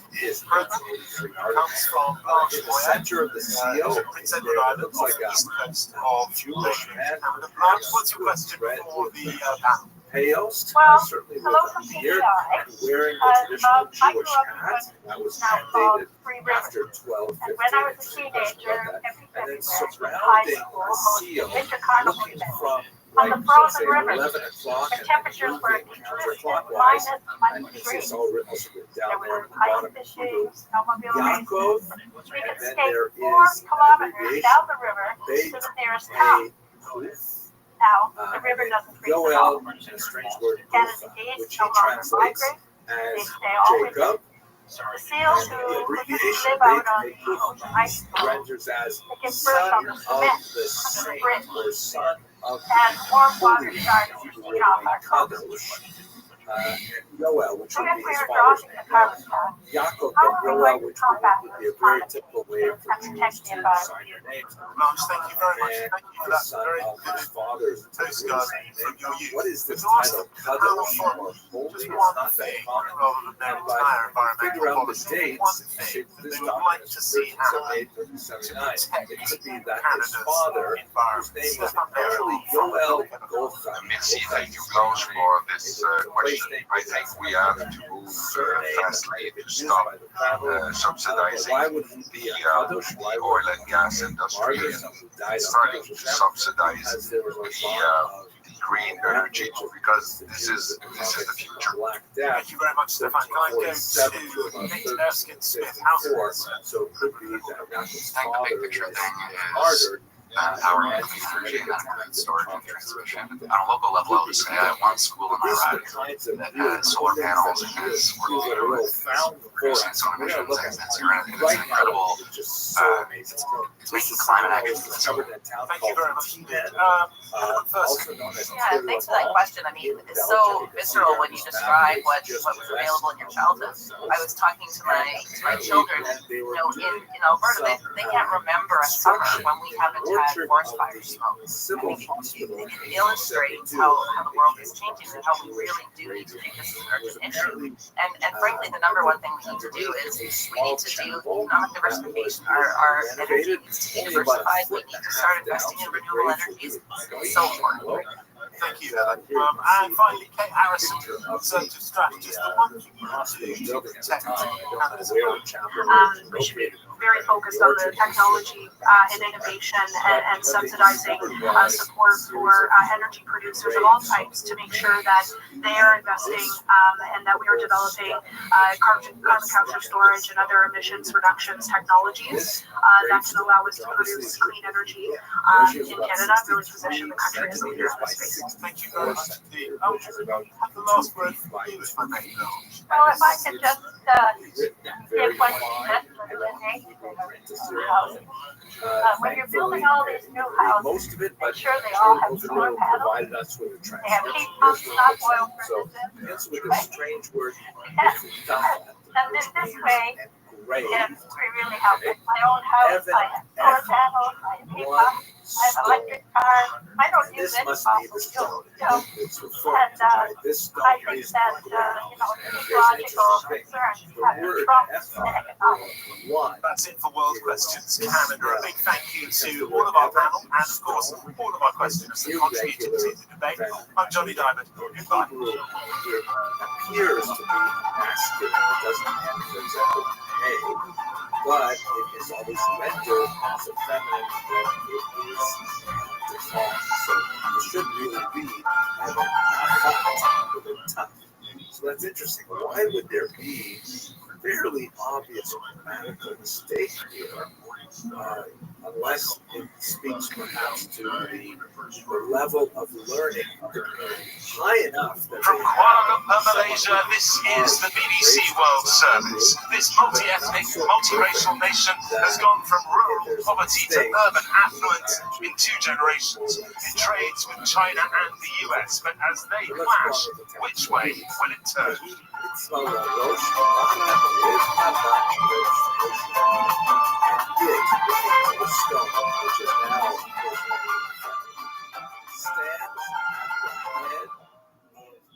This Southeast Asian nation is divided into East and West by the South China Sea. It's an heir to immigration from India and China and beyond.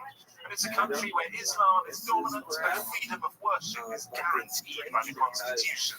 Modernity has come at a rush to Malaysia, and growth has brought many questions. How to distribute the riches more equally, how to govern without the stain of corruption, and how to navigate the clash of the great powers, China and the US. Prime Minister Anwar Ibrahim has said of Malaysia, we have to emerge as a mature democracy. But as of now, there are still some subjects which are judged too sensitive for us to address directly in open debate. But we have an audience who have freely offered challenging questions on the issues and a panel very ready to address them. Our panel: Senator Dr. Fuzia Salah is Secretary General of the Prime Minister's PKR party and Deputy Minister for Trade. Dr. Tricia Yeo is Associate Professor of Practice at the University of Nottingham, Malaysia's School of Politics and International Relations. Juan Ahmed is a member of the National Assembly, a former Minister for National Unity, and the opposition spokesman on foreign affairs. Our final guest is Virashini Somya, head of the Gender Studies program at the University of Malaysia. She is an anthropologist, long specializing in the lives of marginalized people in East Malaysia, where she comes from. Your panel.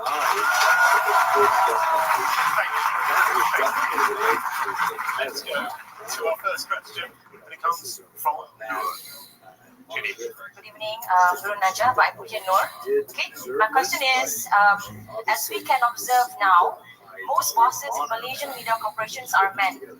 Where are the women? Is it because we're too emotional? Men get emotional too, so what are your thoughts? Thank you. Thank you very much. Thank you. I'm delighted to say the Director of News at the BBC is a woman, although the Director General is a man. 14% of seats in Parliament here in Malaysia are held by women, and women have a much lower workforce participation rate. Virashini Somya, Gender Studies. That was targeted. Yeah, it was. I'm sorry. So it started there, you had to go straight to women. Thanks so much for that question, Noor. I mean, I was waiting for it. Fair enough. I mean, this obviously is a conversation we have all the time, right? Where are the women, right? I also understand what the reality is. The reality is you got to go home, cook for your husband, cook for your wife, press his pimples out, right? Go and do, your second job, your second hustle on what do you call your online job, and so on and so forth. And the triple burden of living just consumes you. And this is why we can't get 30% in, which, by the way, is a number that I hate. Personally, I hate. 30%. 30% in Parliament, 30% anywhere. The moment you put that number, it's going to be a problem, because it also means to say my 100% is equivalent to your 30% participation. Would you like to see the formal policies like affirmative action? Of course. You would like to see. Of course, I would like to see that. Thank you. I am going to come to the audience on this. I warn you now. We're going to go to the lone man on our panel. Juan Ahmed. What are your thoughts? Where are the women? Well, if you were to notice the numbers of female students studying in higher education in Malaysia are outnumbering the male. Maybe the opportunities in certain sectors are quite limited, especially politics. Some of the reason they give, especially in rural areas or in conservative area, if you feel woman candidate, the chances might be lower than the male candidates. So this must be corrected. With what education? Education to the masses that women and female and male politicians or assemblymen or assemblywomen that matter are equal in their abilities. Okay, thank you very much. Johnny, I really everybody. I'm going to get started with panel first for this evening. I just really. I'll let you get away with this for 5 seconds, okay? I promise I will come back to you, okay? I promise. So I think that there are extremely high barriers for women to enter politics. The political culture is really not something that, in Malaysia specifically, that women can actually endear themselves to. The politicians, the real conversations and the real meetings happen at night, when the women are supposed to be home taking care of the children and cooking and taking care of the home. The cost of politics is very high. Campaigning costs are very high. And of course, this one goes without saying across the board, not just in politics, but also the support system. Malaysia is amongst the lowest returning rates of women to work. So we have a high rate in the 20s, but once women have children and you have a home to take care of, they don't come back to work. I'm very proud to say that I have a strong support system. So thank you to my husband who's somewhere here and my family to allow me to do the work that I'm doing, to be here tonight, to be with you. Thank you very much. We thank your husband too. Thank you very much. And Senator Lucia Sally, you have ascended to a relatively high position in the political system, despite all the obstacles. Can you talk about that and about how difficult it has been? I must say that it's very difficult. And a woman has got voice is good, as well as knowledge even is good.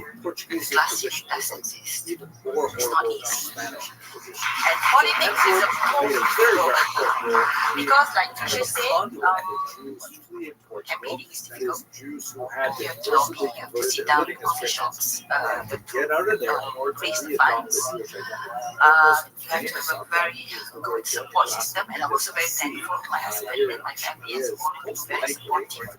In fact, he's the one who propelled me forward. There are times when I feel like giving up. And when I started, the women were happy. Who actually declared a worldwide boycott. They were happy shipping lanes taking charge of committees like food and drinks and decorations for events, and we changed all of that. And we have over the years, especially now in my position, we brought some affirmative action. Recently, in the Congress, we achieved 14.42% of women delegates. Thank you very much. The city has been shaking up and down with her chair, shaking her head. You wanted to add? No, I didn't mean any disrespect. I just want to say this. I understand Trisha and Senator coming in here and really, making it important to point out the places in which men have supported them. But herein lies the problem for me. We constantly go back to this celebratory language for this very minimal participation of men. We constantly we amplify the places, and I'm sorry, man, we over-amplify the places in which you do this much. What you need to be is an ally. What you need to understand is that if you're talking about equality, it's literally that. And so it's not about, thank you very much, men, for doing this amount. It is, come on, men, you can do more. That's the position I want to take. Sorry, yeah. Okay. Lots of questions here. I want to hear, if I could, from the audience. So let's start with you. You asked the question. I've been working with the RPS organization before this. I've worked a lot with a lot of media corporations, media corporations. A lot of bosses are all men. So I'm like, wow, where's the woman? But I hope in 10 years, 20 years to come, this can be changed. Thank you very much. From other members of the audience, if you could, would you like to see formal change? I see a lady dressed in white. Hi, good evening, everyone. My name is Tamina. I am a woman in media. I feel we need policies that positively state that men need to be involved in raising families, that men also need to be the ones to step up, so that we not only encourage the men already doing this, we also acknowledge single fathers, but we also acknowledge fathers who are partners in equitable home partnerships. Thank you very much. Other thoughts on this? I see lady in the front row there. Hi, my name is Sudan. I'm the editor-in-chief of Koku, which is a health news website. And frankly, I'm just disgusted with a lot of women in politics right now. I mean, no offense to white people, because I don't really follow your personal politics. So the thing on you is just that across party lines, whether government parties or opposition parties, women behave exactly like men. You don't do the right thing. Everything you do is just to chase positions of power, and for what? Because you don't care about the people at all. So that's why I feel like there's no point in trying to have affirmative action to get more women in politics if you're going to behave exactly like this. Thank you very much, madam.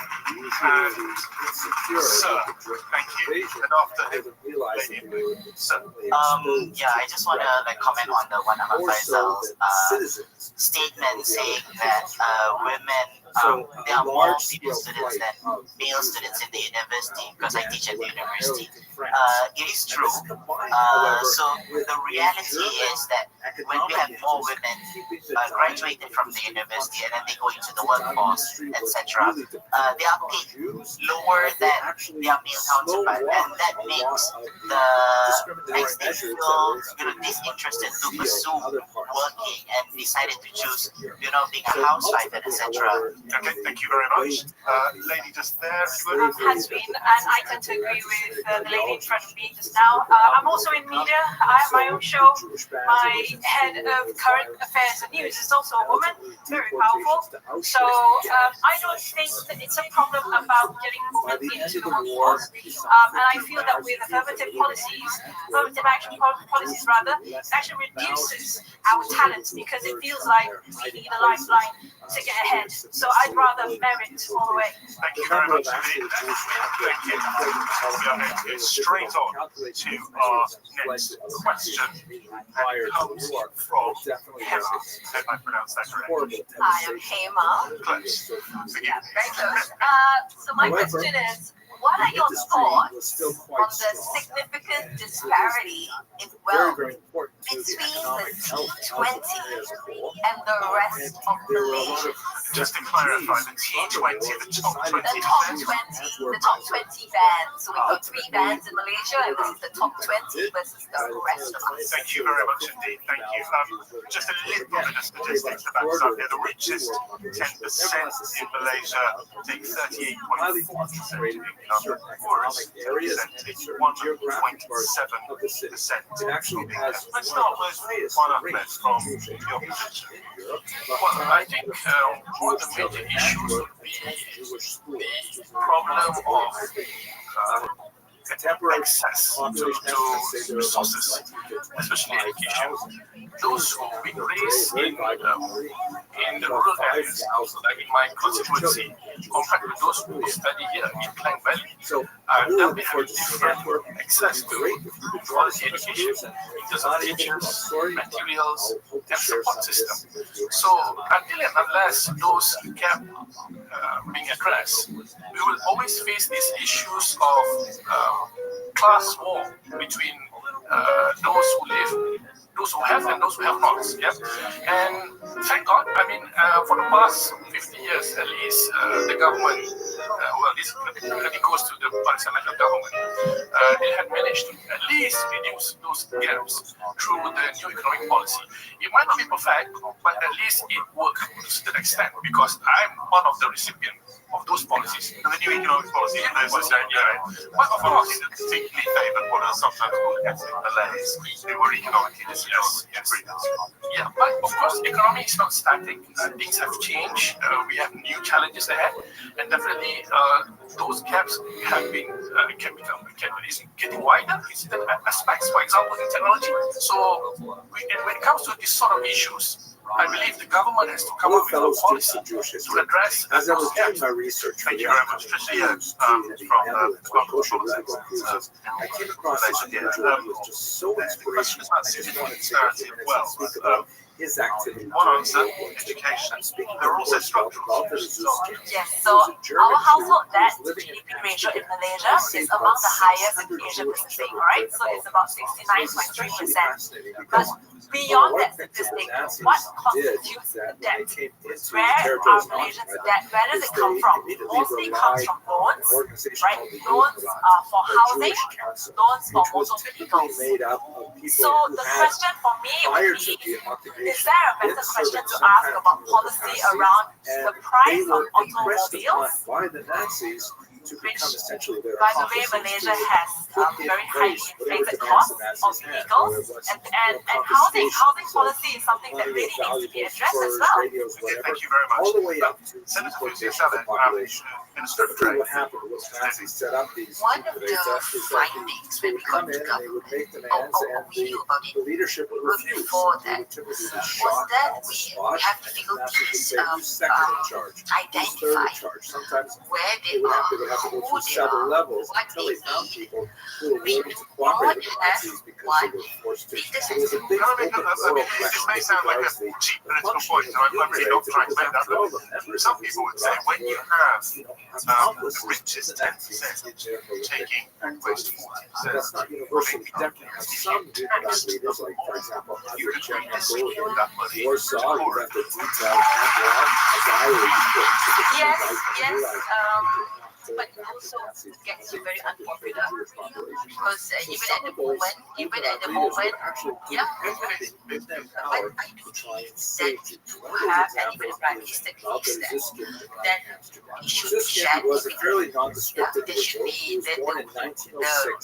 the richness of the nation should be shared between the people. Thank you very much. The majority of the people are going, falling into insolvency because of these loans of buying motorcycles and cars. It is also speaking to this larger problem of mobility.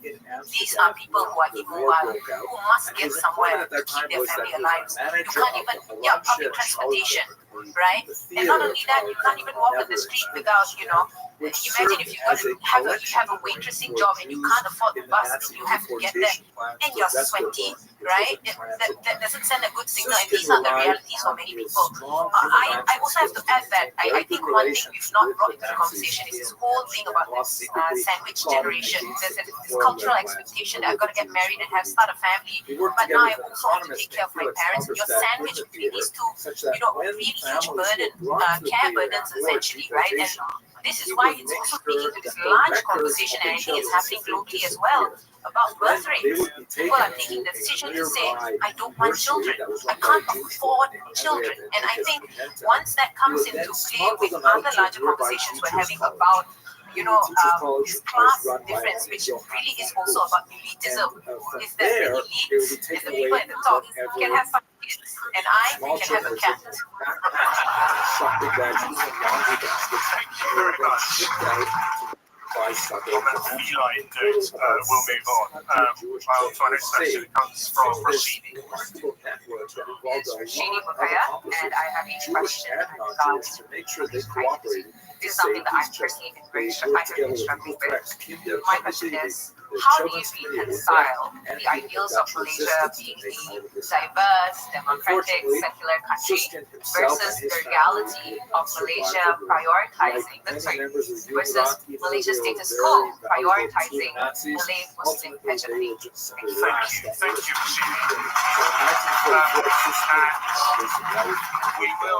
we will come back to you after we've spoken to the handle of this. This is one of the few states in the world where the special position of an ethnic group is named in the Constitution, where rights and privileges are entrenched in law for that group, often referred to as the Military, also translated as the soil. Bereshit is song. Death marches in February. So I get to start this one. Yeah, you can start this one. Go on. That's great. I'm sure you've got one or two thoughts. Put the minority on the spot first. Why don't you? War, of course, is terrorism is remembered. Roshni, thank you for that question.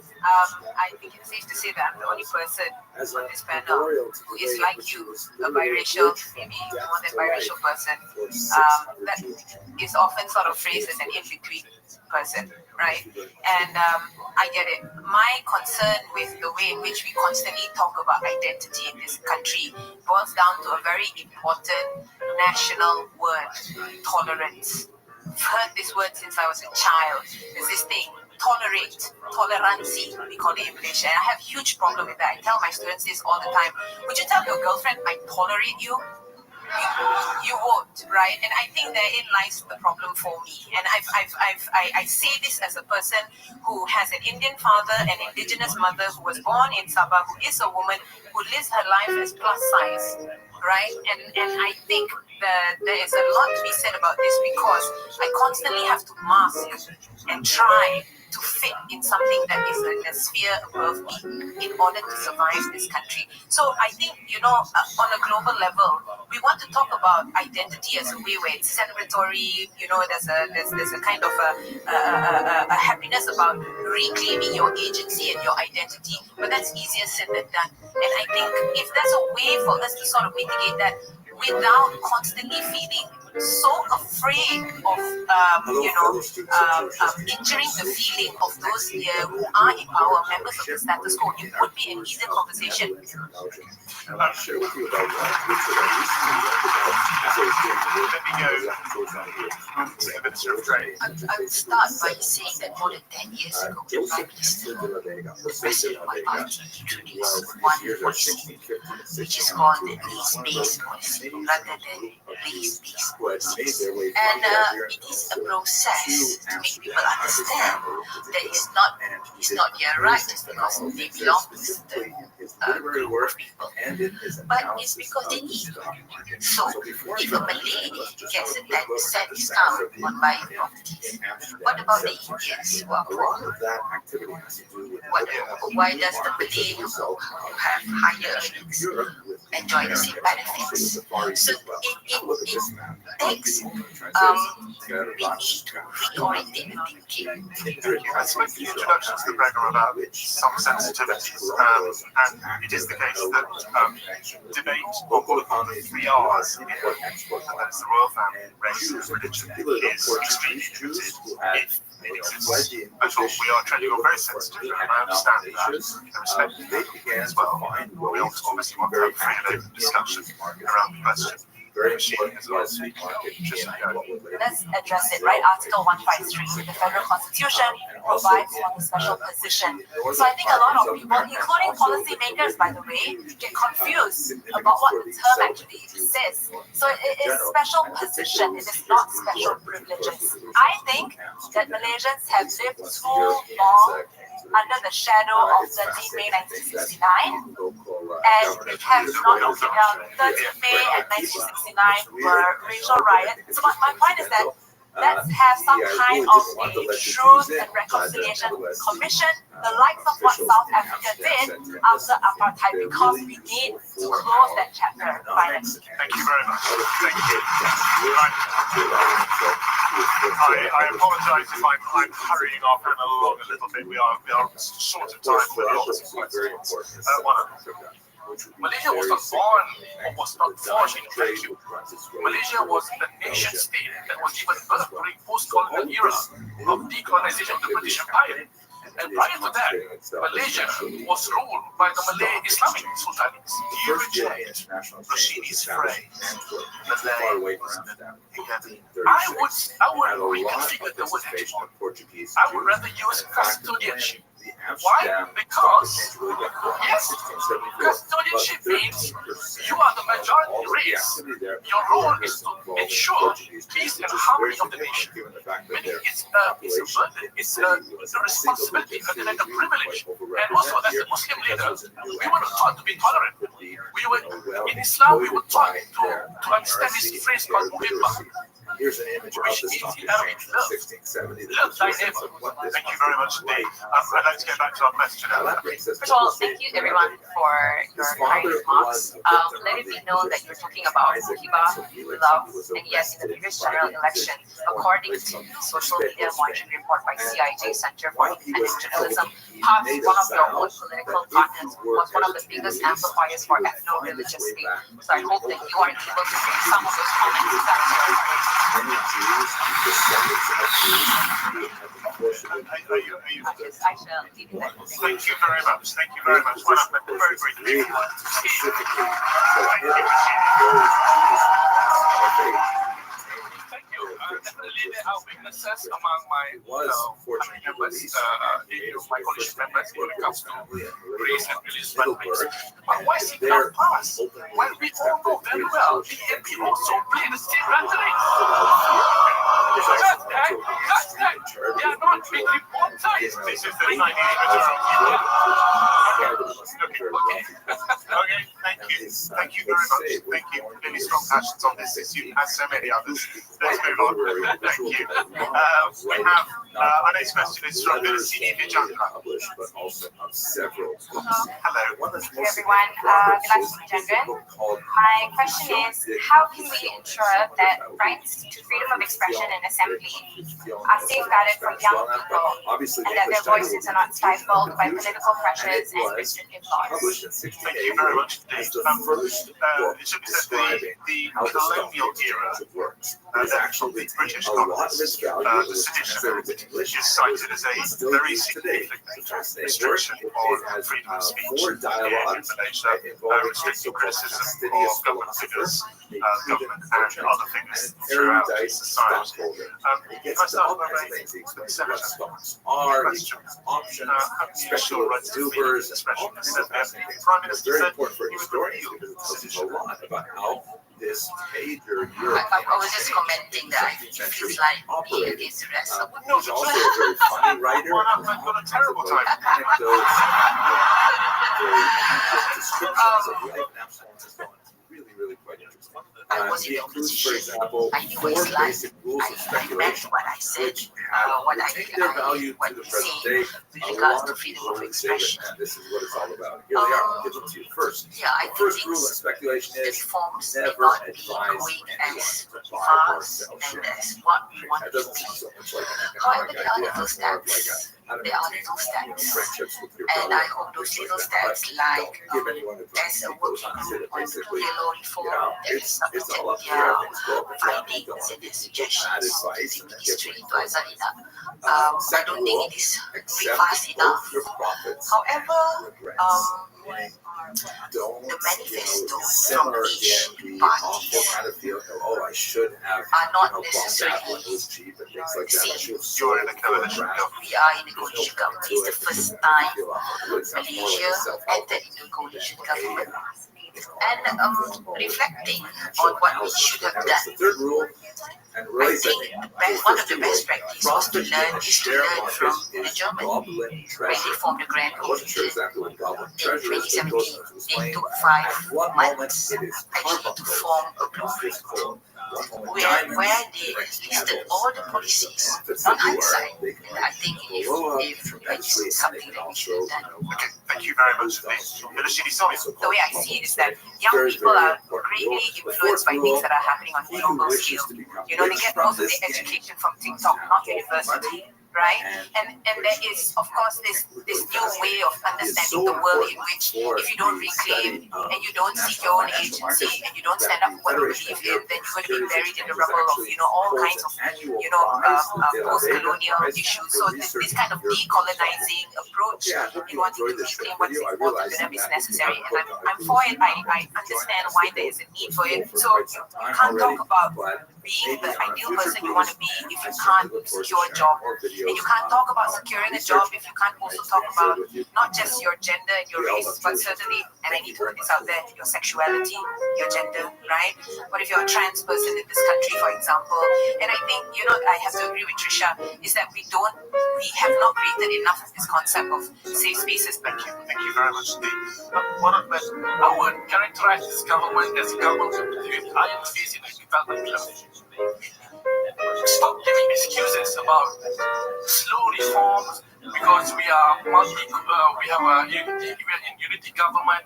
The fact of the matter is, the Prime Minister is the most powerful person that could affect change that he wants. But does he make the change that he promised to the people?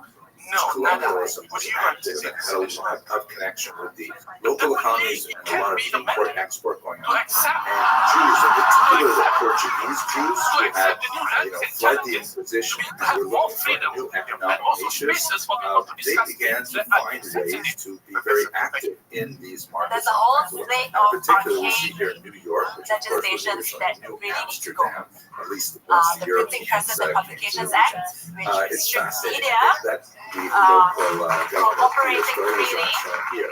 Right, and keep on. The That's weird, Sedition I Act, know, which but has it's very, just very coincidental. vague clauses, which He means really didn't therefore want to that let the anything Jews in, can be but captured nevertheless the by the Sedition Act. officials in Amsterdam said, yeah, listen, they're really useful for our economics, and it's out of keeping with Dutch tradition not to allow them. So he was forced to allow this tiny group of Jews in I 1654 think for me into personally, America. why I feel freedom of expression is so important, especially in our country, is because it underpins our rights and access to all other rights, right? And when we talk about freedom of expression, and specifically the targeting of youth activists and student protests, what we are really doing is sending a very chilling message to say that we are stifling dissent. Sir, in the purple top. Thank you very much. Freedom of expression is creating a lot of migration. A lot of Malaysians are leaving the country because of the lack of expression. Migrating to Singapore, taking up citizenship in Singapore, going to UK, Australia, because people are not able to express themselves freely. So if things aren't done sooner rather than later, the economy will be affected. Everything will be affected. Thank you very much. And Madam in the front here. In Malaysia, we have many controversial issues that are very sensitive, and we are not allowed to talk about it publicly. We have racial sensitivity and especially religious sensitivity. I would love to have a discussion with a Malay Muslim about his religion and my religion. I mean, we just have a talk, but that is not allowed because the laws in the country say proselytizing, something like that. It is illegal. It is, you can be imprisoned, you can disappear, you can be kidnapped for what is preaching to Muslims, but we just want to start with dialogue because, you know, if we can't talk about things that's sensitive, if we have to keep quiet and just tolerate the situation, it's never going to be solved in the end. Thank you very much. Thank you for your question. Thank you for your thoughts. Thank you very much for that. We're going to move on to our last question. I'm going to tell the panel now. They have very, very short answers. Okay, I will be very strict about this. It comes from Shah. Shah. The question is, political parties make promises and they often broken promises. Can the government enact a law to make political parties accountable for their promises?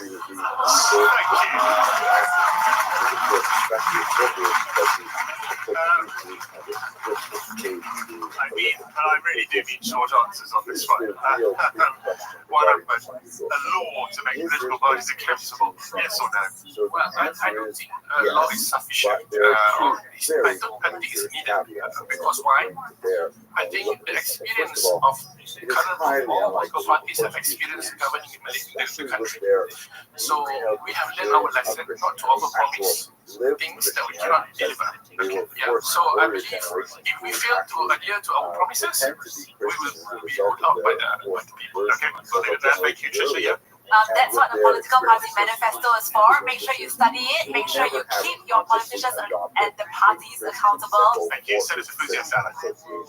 Yeah, being in government and being in opposition is totally different, and understanding it from being from the opposition gives a very different perspective from understanding who being government. So we'll be more careful about manifesto text. The last word goes to Milashini Sonia. Thank you very much for that question. I come from Sabah. Thanks. No. Okay,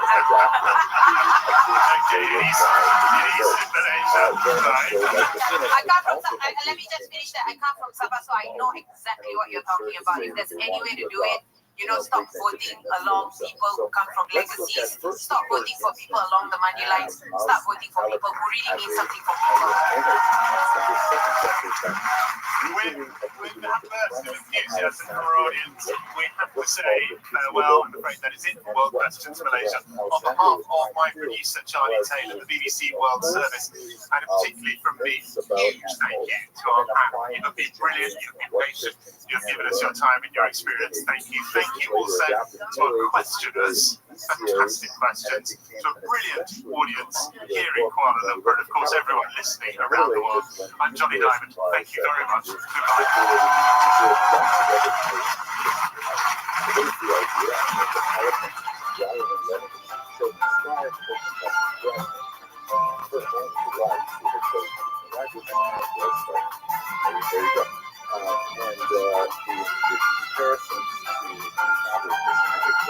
Very obvious, especially when you look at the actual ritual of communion.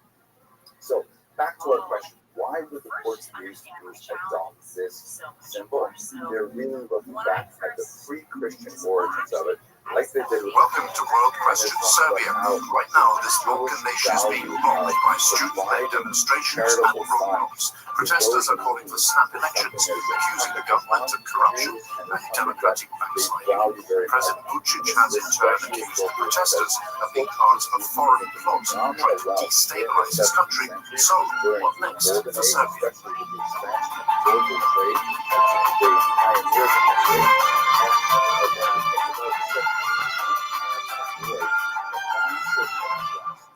This landlocked nation in southeast Europe, formerly part of Yugoslavia, stands at a political crossroads. First, there are the student-led protests over corruption and what demonstrators claim is a lack of democracy. Then there's the future direction of the country. Serbia wants to join the EU, but continues to share strong ties with Russia. Which way should the country turn? With me to debate some of the many questions we received from around Serbia are Marko Đurić, the Minister of Foreign Affairs with the governing Serbian Progressive Party. Thank you for joining us, Minister. My pleasure. Thank you for having me on the program. Borko Stefanovic is Deputy President of the Opposition Freedom and Justice Party. Welcome, Borko. Thank you for having me. Danica Ilic is a journalist formerly of the BBC and B92 Radio. Thanks to you too, Danica. It's good to be here again. And Filip Balunovic is a research fellow at the University of Belgrade. Welcome to you too. Equally Jewish moment here. We just stopped on the street in front of the synagogue. Now let's go straight to our first question. He's a student and has been involved in the protests, and perhaps reflecting the current tense climate, he would rather not be identified. What's your question? Hello everyone, from Serbia. In the Serbian Parliament, conservative government, when our media states monopolize elections, and the Western political elite is relying on Red Rothschild as a partner.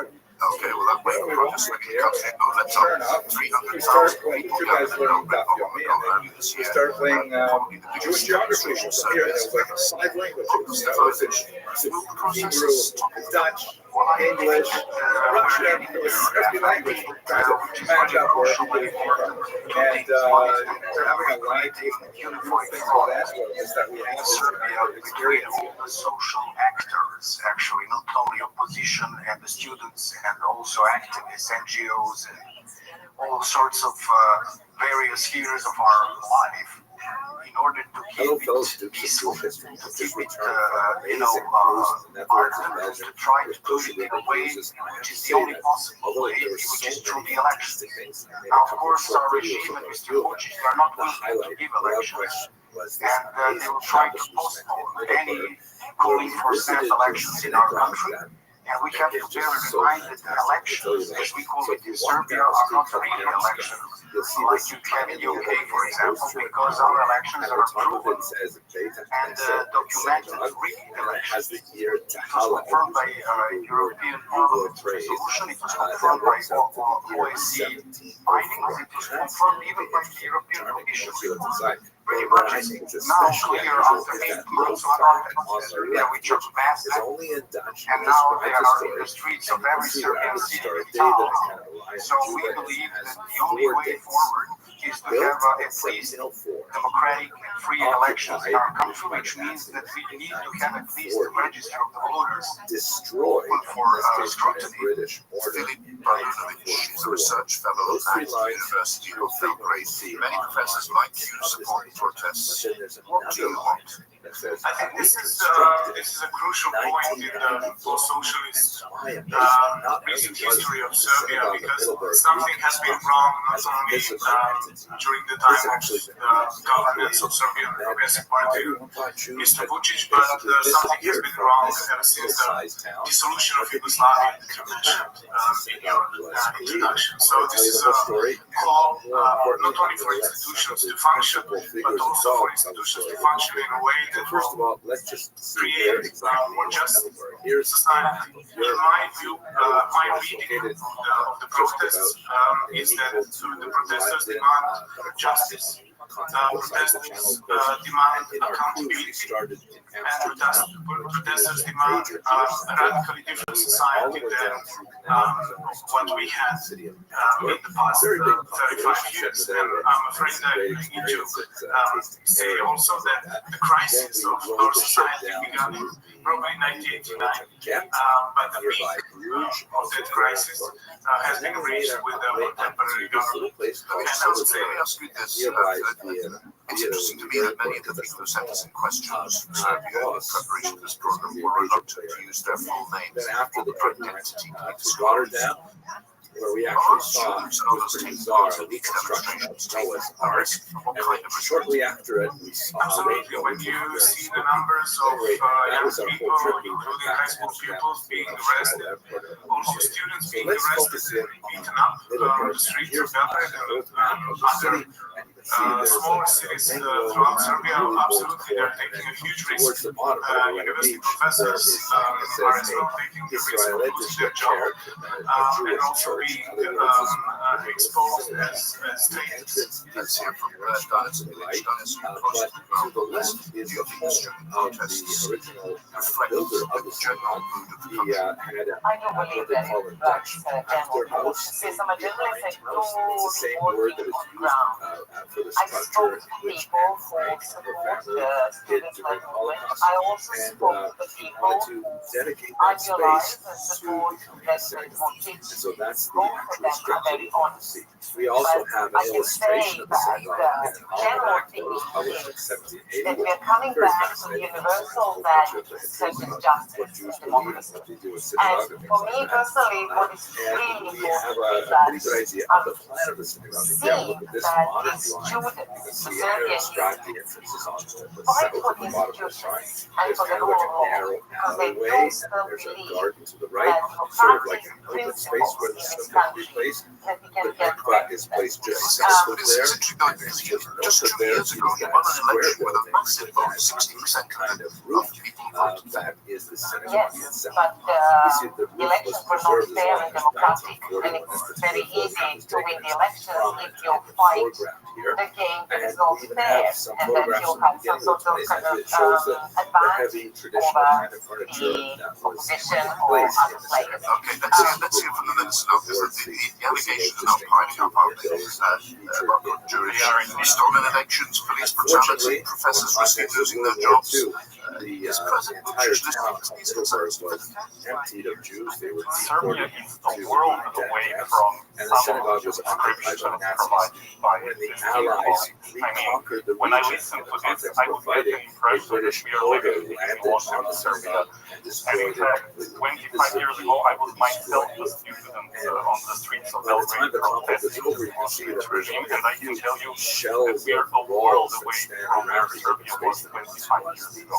And it's extremely easy to discount elections as undemocratic without backing it with any substantive evidence. But the truth is that if you look at the opinion polls, and I'm not speaking about basically by the time we get to the late 20th century, there was nothing major European and global. This is the way it would have stayed. We're not for the intervention upon the main ruling party in Serbia is polling at slightly below 50% of the votes after 6 or 7 months of protests, and with all due respect, Mr. Stefanovic's party is falling below 7%.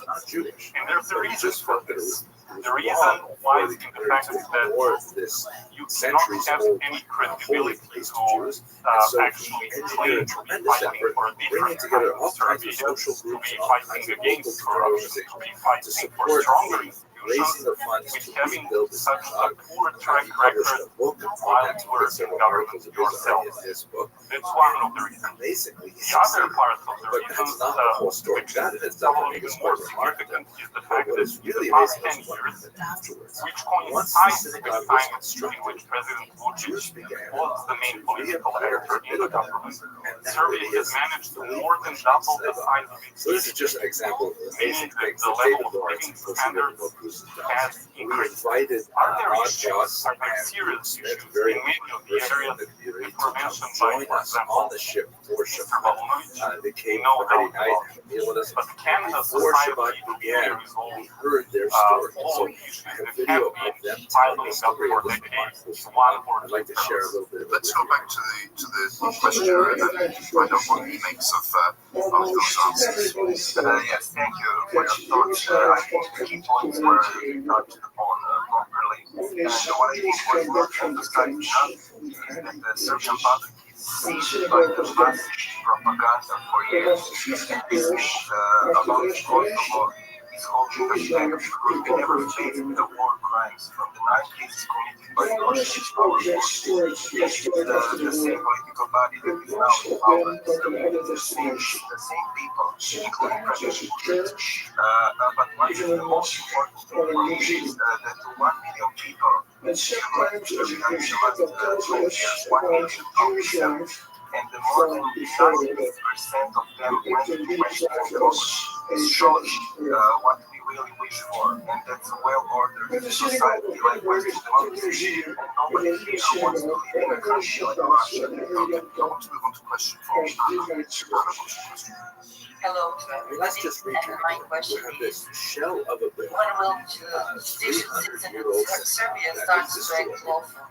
Since many judges are corrupt and act against people by making unfair decisions or act slowly, even in urgent cases. Anna, I believe you have direct experience with this. Tell me more. I fought for custody over my children, and that case lasted really too long since it was about minors, and this period was really awful. The system didn't respond to the advice of the social service to prolong protection of me. They just ignored it. And unfortunately, there are a lot of femicides in Serbia, and we are all aware of it. Thank you. Let's get a panel on this. The NGO Freedom House say the judiciary is compromised by political influences of the judicial appointments, and many judges complain about being subject to external pressure as well. Babunovic, do you think the judiciary is independent? No, just like we don't have any independent spheres of society. I would just like to reflect on a couple of things that Mr. George said. He said that contemporary Serbia is miles away from Milošević Serbia, but President Vučić, his political legacy precisely comes from the 1990s, and he was a right-wing partner to Milošević, especially in the late 1990s. Philip, I want to bring you back to this question of the judiciary. Anna's question was about the slowness of the judiciary and the independence of the judiciary. Do you believe that the judiciary is independent? No, I answered the question. The judiciary is not independent, just like anything else that should be public is independent And of course, Mr. Juric mentioned the late socialist era, and the traces, and this is really fun, I must admit, the traces of corruption in contemporary Serbia date back to the late socialist era. The problem of contemporary Serbia, among others, is that contemporary Serbia came out on the most progressive parts of the socialist heritage. It dates actually the years when Mr. Vučić in the 1990s was a part of the criminal organization called Serbian Radical Party. Stefanovic, corruption dates back to the 1990s. It was right when you were in power. What steps do you think need to be taken? Well, I think it's pretty obvious. We're trying to tackle, if you allow me just a few seconds, what the minister said, because it's not amusing at all. I think it's quite disturbing, because we live in their parallel world of privileges and corruption and violence. We don't have free media, we don't have free elections, and we have overall violence. Tell me any country in Europe in which police officers in plain clothes, sometimes without badges, come to arrest students with allegations that they are terrorists. They don't have a full-time rabbi Tell yet. any country in Europe in which we have police brutality, police cordons and full equipment in front of the multitude. It's fair to say, and I'm coming back to your question, that our judiciary is absolutely in the pocket of the ruling party and Mr. Vučić himself. They are trying to politicize it like they did to every other sphere, because people in Serbia have come together for the first time in many, many years. And we are not willing to give up on mafia and organized crime, to keep on running our country. Minister, quite the accusations. How do you respond? I listen very patiently to these baseless and at times rude accusations, but before I answer, I would like to just briefly comment on what Ms. Ana said. I believe that every Serbian or Yugoslav family has a story of injustice related to inefficient judiciary, and this problem goes back decades. To the credit of our government, we adopted a law specifically targeting violence in families, and this law has already prevented thousands of cases of violence, genocides, and other criminal offenses related to family violence. Now, speaking about pressure against the judiciary, I see for the past 8 months continuous pressure against the judiciary by the support of the opposition, very often gathered in front of the prosecution offices and demand that the judges and prosecutors act in line with their political or ideological views, which quite often do not coincide with the facts of certain cases.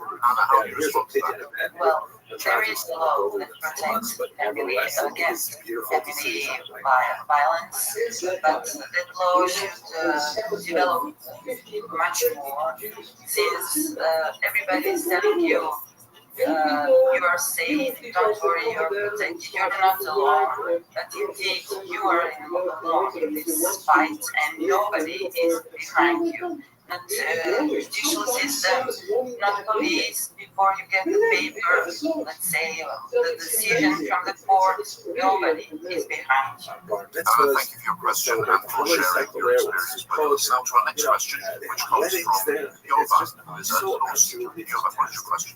Hello everyone.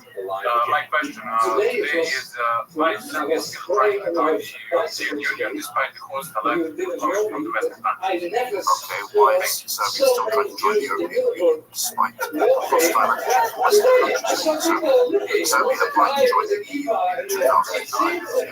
Most political parties wanted to join, but Serbia is still a long way from qualifying. One of the stumbling blocks is that the EU requires Serbia to normalize relations with Kosovo, which most of the EU countries recognize as an independent state. Dr. Belgrade still considers to be part of Serbia, and its image and its public opinion on this. And what is possible represent to the Serbian imagination? Well, less than half of Serbian citizens would vote in a referendum to join the EU. That means that 15 years ago, as many as 70% of Serbs would be in favor of joining the EU, which is not the case today. So that question, why the sentiment has changed, is actually for the governing party and here present Minister Đorić. Also, when it comes for Kosovo, my family comes from Kosovo, and that is a beautiful place which I visit every year. Many of the Serbs would say that Kosovo is not part of Serbia. Thank you. Let's Philip probably perspective. Are Serbs more likely to identify as European and want to join the EU if they're younger? I often get this question, especially if we compare student protests in Serbia and, for instance, protests in Georgia or similar countries where people wait with European Union flags, etc. I mean, if successful, this movement in Serbia would be one of the rare movements which goes directly against the narrative of the president that would be actually run by its own people. Can I just remind you, Philip, of the question, why is Serbia still trying to join the European Union, despite the hostile attitude from the West towards Serbia? I wouldn't say there is a hostile attitude. Mr. Vučić is very good friends with all major European representatives. And here I'm not talking about European Parliament or European Commission or European Council. I'm talking about the people who actually make decisions in Europe and European Union. And this is, I mean, in a strange way, Mr. Vučić succeeded in being very close friends with Russia and China, United States, Germany, and all these countries have their own interests in doing business with Mr. Vučić. Marcos Fanović, there's a long list of conditions that Serbia will have to meet before it will be granted membership, one of which we just talked about, the independence of the judiciary, the question of Kosovo normalizing relationships. How far from membership is Serbia? Well, I think it's really crucial to say that our current government, President Vučić, actually have absolutely no intention to bring Serbia closer or Serbia to join Europe. Why? One says because that would mean that this regime would have to be fully accountable for the corruption, for the destruction of the rule of law, for the brutality against peaceful demonstrators. So this regime, despite being Serbians, at the same time, they are saying that students and opposition are agents of the West. So what they are doing, they are trying to get away, with the tyranny, with the corruption, with the violence. And it will not go away. So basically, Serbia should join the European Union as soon as possible. This is the best place for us. We are a member of Europe. We are in Europe, and we will be in Europe. But this regime has zero interest to bringing us closer. They do nothing in technical, in advancements concerning our accession process, in the process of normalization of Pristina. So there will be no progress, there will be no real integration as long as we have this regime in power in Serbia. This is our job, our homework, and we will do it in a peaceful, democratic way. Marko Đurić, you have no intention of making progress towards the European Union membership, is that true? The flag you can see behind me, right beside the Serbian flag, is the flag of the European Union. And in fact, under the government of President Vučić, Serbia is opening the biggest number of chapters and clusters for EU membership. In the past 12 years, Serbia has made serious advances towards EU membership. Unfortunately, this does not depend entirely on us. Our economy is in a far better state than even in some of the recent EU member states in terms of macroeconomic stability. But I want to also speak a bit about some principles that could be mentioned here. It's interesting to hear people ostensibly advocating rule of law and respect of laws, while at the same time they're violating laws every day on the streets of Belgrade, on the streets of Serbian cities. Can you imagine what would happen in the UK if someone would attempt to block the M6 highway or try to block neutral and to do all of this without registering their gatherings with the police. Sorry for the interruption, but I want to bring you back to the question. Will Serbia ever recognize the independence of Kosovo? Well, for Serbs and for Serbia, I would say Kosovo and Metohija, as we say, is not just about 13% of the territory. It answers one of the most fundamental questions for every community, and that is, we are. The seat of the Serbian Orthodox Church is in Peć, a UNESCO World Heritage Monastery, one of the 4 World Heritage Monasteries of the Serbian Church in Kosovo, and 10 out of 38 municipalities in Kosovo are Serb-majority municipalities. So all of this we need to work towards a compromise. We've had 2 political agreements so far, and we need to work on economy, on building bridges in the economic sphere, so to ensure that there is some kind of a perspective for young people, because one of the concerns that we share with some of the interlocutors here is we want to keep the youth in our region. We want to keep the youth in Serbia. Okay, thank you very much. So let's go back to our question to Jovan. Jovan, what do you make of those answers? And just explain why you say the West is hostile to Serbia. First of all, thank you all for your answers. Second of all, I think that Western countries are hostile to Serbia because of their stance on Kosovo. They fully back Kosovo in their independence.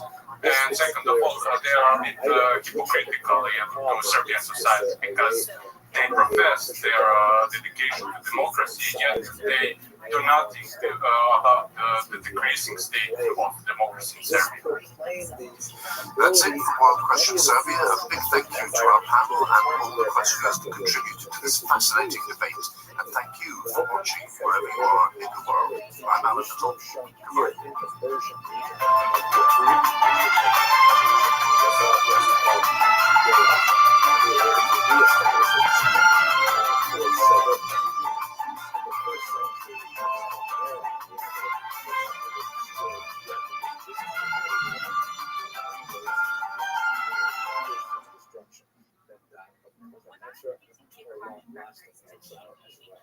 Here you can see a schematic map of the city of Jerusalem. You can see by the topographic lines how the city is built on the top of a hill. This is the BBC World Service. I'm Johnny Diamond, and this is World Questions Australia, the lucky country for so many decades now facing hard challenges on housing, migration, crime, and what the future holds for generations to come. But questions from across Australia for our panel to discuss.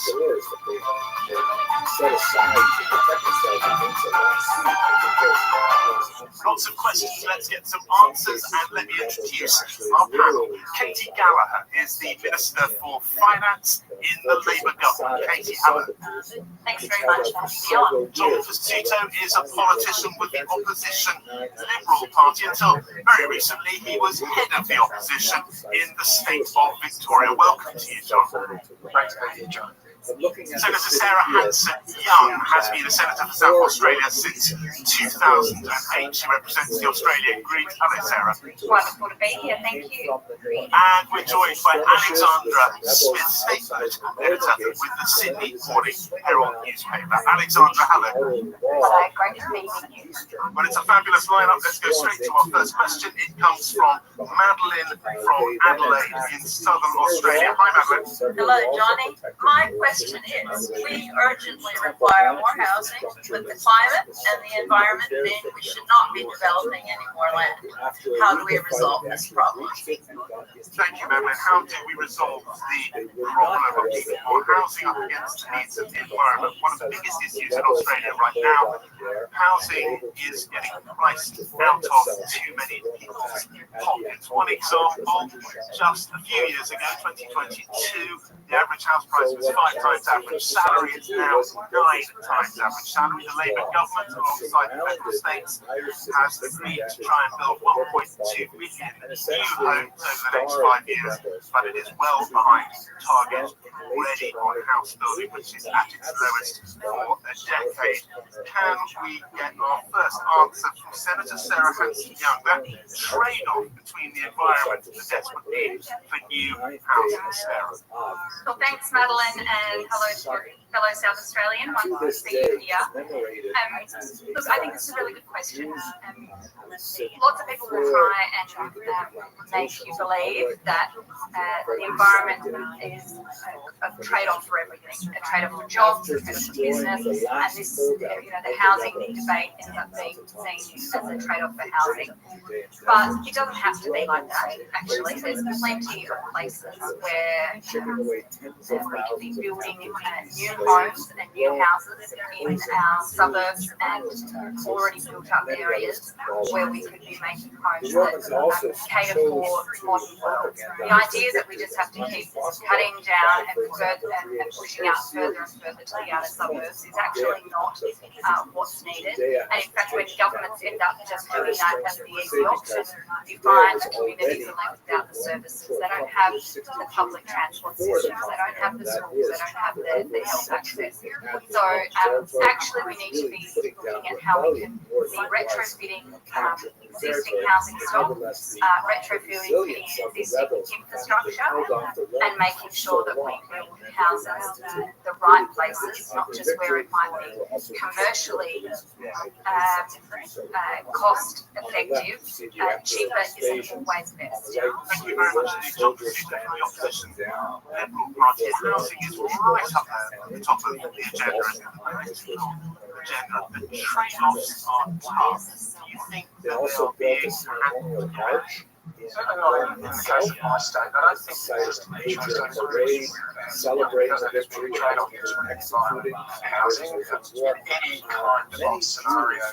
I think the key point I'd like to make, though, is that governments are not responding to patterns of population transfer growth around the country. So in the case of Victoria, and I know this is echoed around the country, there is an enormous population growth, probably 3 or 4 times the rate of population growth in what I call the outer suburban growth corridors. So if you are a young family and you want to buy a 2 or 3 bedroom apartment, you will not be able to afford victory needs to in Australian terms. Well over $1 million probably costs you $1.5 million to buy particularly a 3-bedroom apartment. So if you are looking to buy a home where you can house your family, young kids, the cities, as much as you might like them, are going to be the rich. So what's happening in Victoria, certainly, and as I said, it's a the country, is that people are looking for places they can afford in ways where they can exercise their choice. Many people want to live in a countryside, and that's great. Many people don't want standalone, detached homes as well, and I think governments have an obligation to deliver both. This other Christian very much. Alexander Smith, Sydney Morning Herald. I think one thing we really have to focus on in Australia, whether that's in a city like Sydney, where I'm from, Melbourne, Adelaide, so I think we really have to have a cultural change as well. I think Australia was built on the ownership of homes. The great Australian dream is living on a half-acre block, big backyards, playing cricket out in the back. We have to change how we live, and we have to get away from this attitude that unless you have a house with a family, then you're not doing the right thing by your family. Here in Sydney, and I know it's the same in Victoria and Melbourne, we're looking at the government's looking at higher density. Like we have to do it, that it's okay for families with young children. I have young children and live in an apartment. That it's okay to live like that. But that's one thing we're changing how we think about the ways we live. Thank you very much. Kate Gallagher, Minister of Finance. Is this the biggest challenge that your government faces? Certainly one of the top issues. Talking to constituents, there are housing accessibility, access to different types of housing is certainly right up there in the top 3 issues, I would say. I think the environment and how you manage that interplay between urban development and environment protection is one of the issues, but it's not the only issue. I think it's a long term, in some ways, people would say a decade longer of a problem in terms of lack of supply, lack of training the workforce we need to build the housing we need. So there's a whole range of issues there, but certainly supply is the main one. How do we get more supply? I certainly agree. I think with everyone, John, Alexander, Sarah, in terms of the comments that we've all made about different range of issues at play, and it requires us to everything from government to work together to live out the outcome of any decision on our theory. Thank you very much. Let's get back to Madeline. What do you make of what you have heard, and also your question about that trade-off if zero that between building more houses and the environment? I mean, I do see it as a trade-off. Developing more land means exacerbating the climate and the environmental problems, which means that a little bit further down the road, there are going to be a hell of a lot more homeless people. Some of the homeless people that we currently have are homeless because they've been inundated by floods and burnt out of their homes. And that's due to our screwed up attitude about climate. Talk about we can have it all. We can't. We have to change our attitude. Alexandra is absolutely correct. We need, I'm sorry, a more social look at this, because if we don't join together and fix this, it's not my lifetime. I'm 60 years old. In 10 years, my garden, I won't be able to grow plants in my garden. We have to stop talking about minimizing the problems and telling people they can have what they have and change our attitude. Madeline, thank you very much. Thanks for your questions. Thank you for your comments afterwards as well. Let's go on to our second question. It comes kind of here on in Western Australia. Hello. Johnny, hi. I come from a place called Denmark, which is on the south coast of Western Australia, and I'm intrigued to hear all the commentary about climate, because I live in a town that has become a refuge for people escaping climate in the northern parts of Western Australia. But my question to the panel is not about climate. My question is this: Australia has failed to celebrate and support its own First Nations people. Aboriginal people in Australia have significantly shorter lives, suffer a greater burden of chronic illness, and higher rates of incarceration than their non-Indigenous peers. How does the panel suggest we improve outcomes for Aboriginal people and recognition of their culture and knowledge, not just in Australia, but the world? Thank you very much. Thank you for that question. Australia's First Nations or First People have suffered mightily since Australia was founded, and their life outcomes today on nearly every metric are significantly worse than those who came later in Australia. And we had hoped to have someone from First Nations on the panel, but unfortunately, she was not able to make it. Let me first ask Alexandra Smith about this vexed question in Australia's dialogue about itself. There is no doubt that it's still very shameful where we are in terms of our Indigenous population. And I think no doubt, while it was divided and certainly wasn't a homogenous group in terms of the voice that moved to a referendum at the end of 2023 now, in many ways that set the country back a long way. You've been very briefly explain to those who don't know this was a referendum on a consultative body, slightly unclear as to what body would be, a consultative body to the legislature that would be express the voice of First Nations or First People. That's right, that's right. And I guess you could hit the nail on the head in some ways as to why it failed. This is a bigger issue that we could debate. But there was concern why the no vote prevailed. There was some uncertainty around what actually this voice of Parliament would be. Nonetheless, I think what it showed was there is still a big divide in Australia between our industry and our untreated group. And as we said, we still have rates of incarceration, lower health outcomes, lower education outcomes. And I just think that we're now in 2025. Quite shameful that we haven't come further. I know government legislation has tried from time to time, but we haven't come anywhere near close enough. And I think, as an Australian, talking to an international audience, I think a lot of us here feel quite disappointed of where we are in this country. How other countries are managing their representation, like Canada, for example. I think approach or New Zealand particularly, I think Australia has a very long way to go.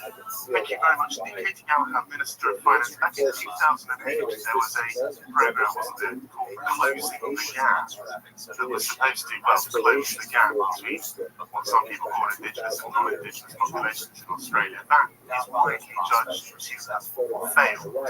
Are you concerned about the gap and continuing failures of public policy? Closing the gap, and we have an annual statement to Parliament on closing the gap, so it remains in place. Those targets remain in place. There's been progress in some, including the birthway of First Nations babies and areas like that, but there hasn't been enough progress. There's some areas where we're making no progress, and that's in areas like incarceration rates. In education, we're doing better with the younger children. But there's, as you say, against closing the gap, we haven't reached the targets that we've set, but it is an annual update to Parliament, which I think shows you how important it's treated. I think the voice referendum, just to return to that briefly, I think unfortunately we were supporting a yes case. It became very political. Referendums traditionally have to have bipartisan support to get up. It's very hard to get up and change our constitution. We didn't have that. It became very political, and it's unfortunate that went down very unfortunate. But from the government's point of view, our focus remains. It's really now how do we partner with First Nations communities to deliver the programs and supports they need. I think in the past there's been a lot of people telling First Nations people what they need. The progress that we're seeing, and we are seeing progress in particular communities, is where they are committed to we survived. Thank you very much. Dr. Zuffe, for your position. When you actually get into the history of Australians, I think want to say I'd like to take you through 8 very quick glimpses out of of the the map of areas Vietnam where that might be a little different than what you did in the original. First of all, we should understand that democracy in 2001, that is essentially a civil war. It describes a vicious, large and it's the hard work of delivering how they felt they should relate to the world around them. This is the result of the political situation in which Israel had been under Greek dominance, that is, Hellenistic dominance, Greek cultural dominance, since Alexander conquered the region and then died suddenly in the year 322 there. The Greeks were guests of the Jews long before they became an occupying power. But let's just try and understand the political circumstances first. So here, if you have a look at this map, you'll see that after Alexander died, his empire was divided amongst his successors. The 2 empires that are especially important for us are the Seleucid Empire, which is in the Galilee and occupies much of Central Asia, and the Ptolemaic Empire, which is based in Egypt. Now, the reason why the Seleucid Empire is often called the Syrian Empire is because much of their activity was based in what which they'd be called Syria, but they were fundamentally Greek in orientation. The original leaders in particular were all of Greek descent, and they were all participating in larger Hellenistic culture. But when you look more closely at where Israel is located, right here you'll see that on this map they have cleverly labeled it both yellow and purple because it was at the borderland between the Ptolemaic Empire based in Egypt and the Seleucid Empire based in Syria. And as a result, Israel was handed back and forth to much of the land, and only after the year 200 was it fairly firmly in the hands of the Syrian Greeks, and that's when most of the adventure of the Maccabean revolt occurred. The version of the story that you probably in your child had a very important role in this man, Antiochus IV Epiphanes, who was the leader of the Seleucid Empire between 175 and 164. He was definitely a very colorful figure.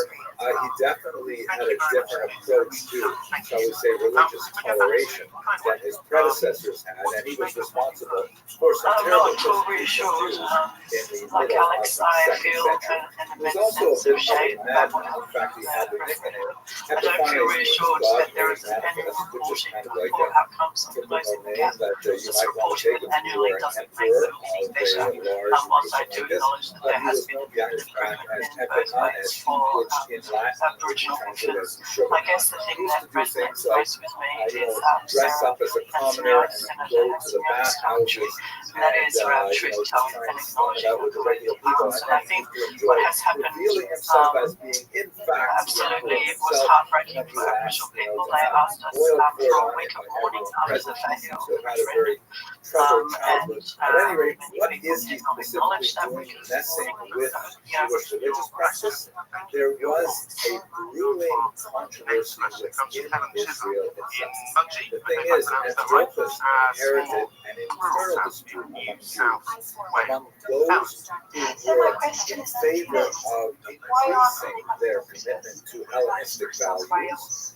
And on the other hand, there were those who were more traditionalists who said, no, this is too much, you can't take us into the cities. Now, Antiochus, who was stinging from some military losses and had a significant tax burden that he had to raise on his population, began to become involved in this internal dispute because the highest office that Jews were given in Israel was the office of the high priest, the Kohen Gadol. And there were two major factions who were vying for it, the Hellenists, which were favored by a man named Jason and another even more extreme figure named Menelaus on the one hand, and the traditionalists who favored someone named Tonya, also known as Onias.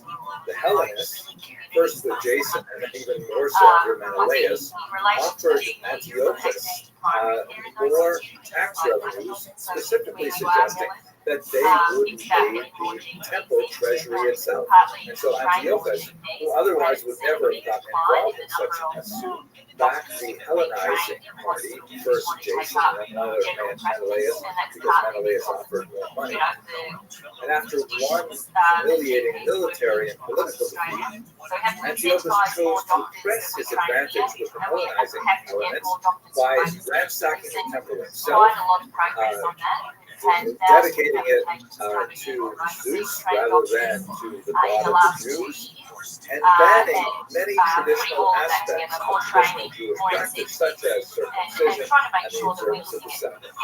This sparked a revolt, but the roots of the revolt were really between the Jews themselves, those Jews who wanted more accommodation to Hellenistic values on the one hand, and those who disagreed and said that Israel had to be called actually country Victoria. And back then, 40 odd years ago, we had doctors in the local hospital. Women could have their babies at the local hospital. There were midwives available. And if you needed specialist care, then there would be a doctor. You had a relationship with who helped facilitate that if you needed to go to the special service. Fast forward, and we're now in a situation where that town, this source, which is roughly contemporaneous with the period, is not well regarded within the Jewish tradition. How do you know about the events that happened in Israel? Well, we have three really important sources, and a few other smaller ones roughly from the period as well. Let's look at the so it hasn't always been like this, and it is a symptom of the workforce. Be a little bit cautious about describing this otherwise amazing event of the Jews actually achieving political and, more importantly, spiritual independence from an oppressor. And there are a lot of questions. Why doesn't the Talmud spend a lot more time talking about this? Why is there no tractate devoted to the holiday of Hanukkah, like this, for example, to the holiday of Purim? In fact, Hanukkah gets just a few pages really in tractate Shabbat, and it is in the context specifically of how to write the menorah. That's one of the biggest aspects that's discussed there.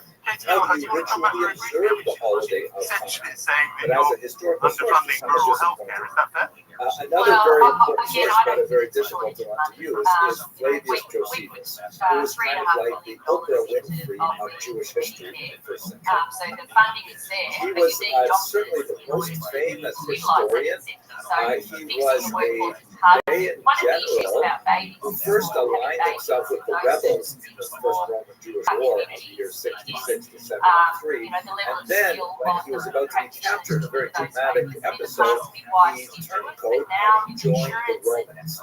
He rose to great prominence with the Romans, and primarily as a historian, as an official expert on everything Jewish for at first Titus, the general who was responsible for destroying Jerusalem, and then later for the Roman world as a whole. He wrote extremely important history of the Roman Jewish War, undoubtedly the most important history that exists. And after that, he went on to write a massive book called Antiquities of the Jews, which essentially covers all of Jewish history from creation right up until his death in the late first century. Extremely important work which has all kinds of things. However, as I've just given you a couple of comments about his biography, there are some difficulties with Josephus. He's writing only in Greek, which was a language of educated people in the Roman world of the first century. So he's writing kind of as a captive celebrity at the same time. He's officially adopted by the Roman emperor. That's why he has his surname Flavius. Is added to his name Josephus. So we're not exactly sure what his motivation was. Much more to say about him, but for now let's just when JPEG set up practice, particularly so it's very hard to get away from Josephus whenever you want to study anything in ancient Jewish world. But Josephus relies very heavily on this one. We also have to remember that they're running a business. This is and whether it's the regulation, whether it's the level of taxes they pay, it does put enormous pressure on the I'll speak if you go to case where payroll taxes are actually rich by someone who had tenant knowledge of the actual cost of the it makes it harder and it gives us an incredibly detailed below version of the events. Thank you very much. From the Helen, you asked the question. someone who You've got personal experience of this. It rather sounds as if you made it. Jewish side. Now, this has made it into the Bible, and Christians, in particular the Catholic Bible, but it was not made into the Hebrew Bible. Now, this book, you think, would definitely make it into the Jewish Bible. I mean, wow, this is a totally amazing story. But the rabbis, when they went through the canonization process to determine which books made the cut and which books did not, they elected to pass on the Book of Maccabees. Now, I hope to discuss this a little bit more in the next lecture, but we should understand that the rabbis, by this I mean the Pharisees, were not especially enthusiastic about everything that the Hashmonaim, the dynasty that the Maccabees founded, represented. And there's a lot of questionable things about whether or not they wanted to support and encourage and identify themselves with the Maccabees in every way. There are a lot of ambiguities that emerge from the first and second book of Maccabees that made the rabbis think, you know what, this might not be the best thing to put in everyday measures. So even though it was included in the Bible as formed by Christians, the Jewish Bible is not included in the book of Maccabees, and you can read about it on Wikipedia and books like that. Nevertheless, the book of Maccabees is absolutely fascinating for our purposes, and I think it's a lot of historical depth and a rich understanding of what was policy uncertainty and the drop in international students having a negative impact on the higher education sector and economy broadly. Australia has a flourishing overseas student population. Some say that its university sector is too dependent on overseas students. There's about 800,000 of them. That's one in every 30 years in Australia is an overseas student. The Maccabean Wars were absolutely fascinating, and there were a series of battles that were primarily led by Yehuda Maccabee, an incredible figure who was a brilliant military leader who understood that the asymmetrical nature of the conflict with a large Syrian Greek army of as many as 70,000 troops simply could not be engaged in a straightforward middle of the field kind of battle. And so he pioneered a lot of fascinating guerrilla tactics in order to defeat his enemy. But let's go to the beginnings of the war. As I mentioned earlier, there was a big urban-rural divide over how elements should be used. And in a town called Multistream, some enthusiasts of the Hellenistic way of life came and ordered, in accordance with the decrees of Antiochus, that the local population should sacrifice a pig to a Greek god.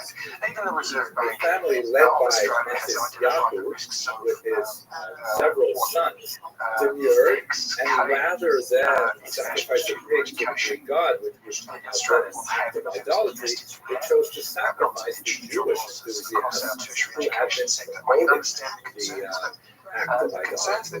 This sparked a genuine guerrilla war where the sons of Antiochus and he fled to the hills, quite literally, and from there they engaged in small attacks on the Syrian forces and more significantly on Jews who supported them. A tremendous amount of internal conflict here that made it a local conflict.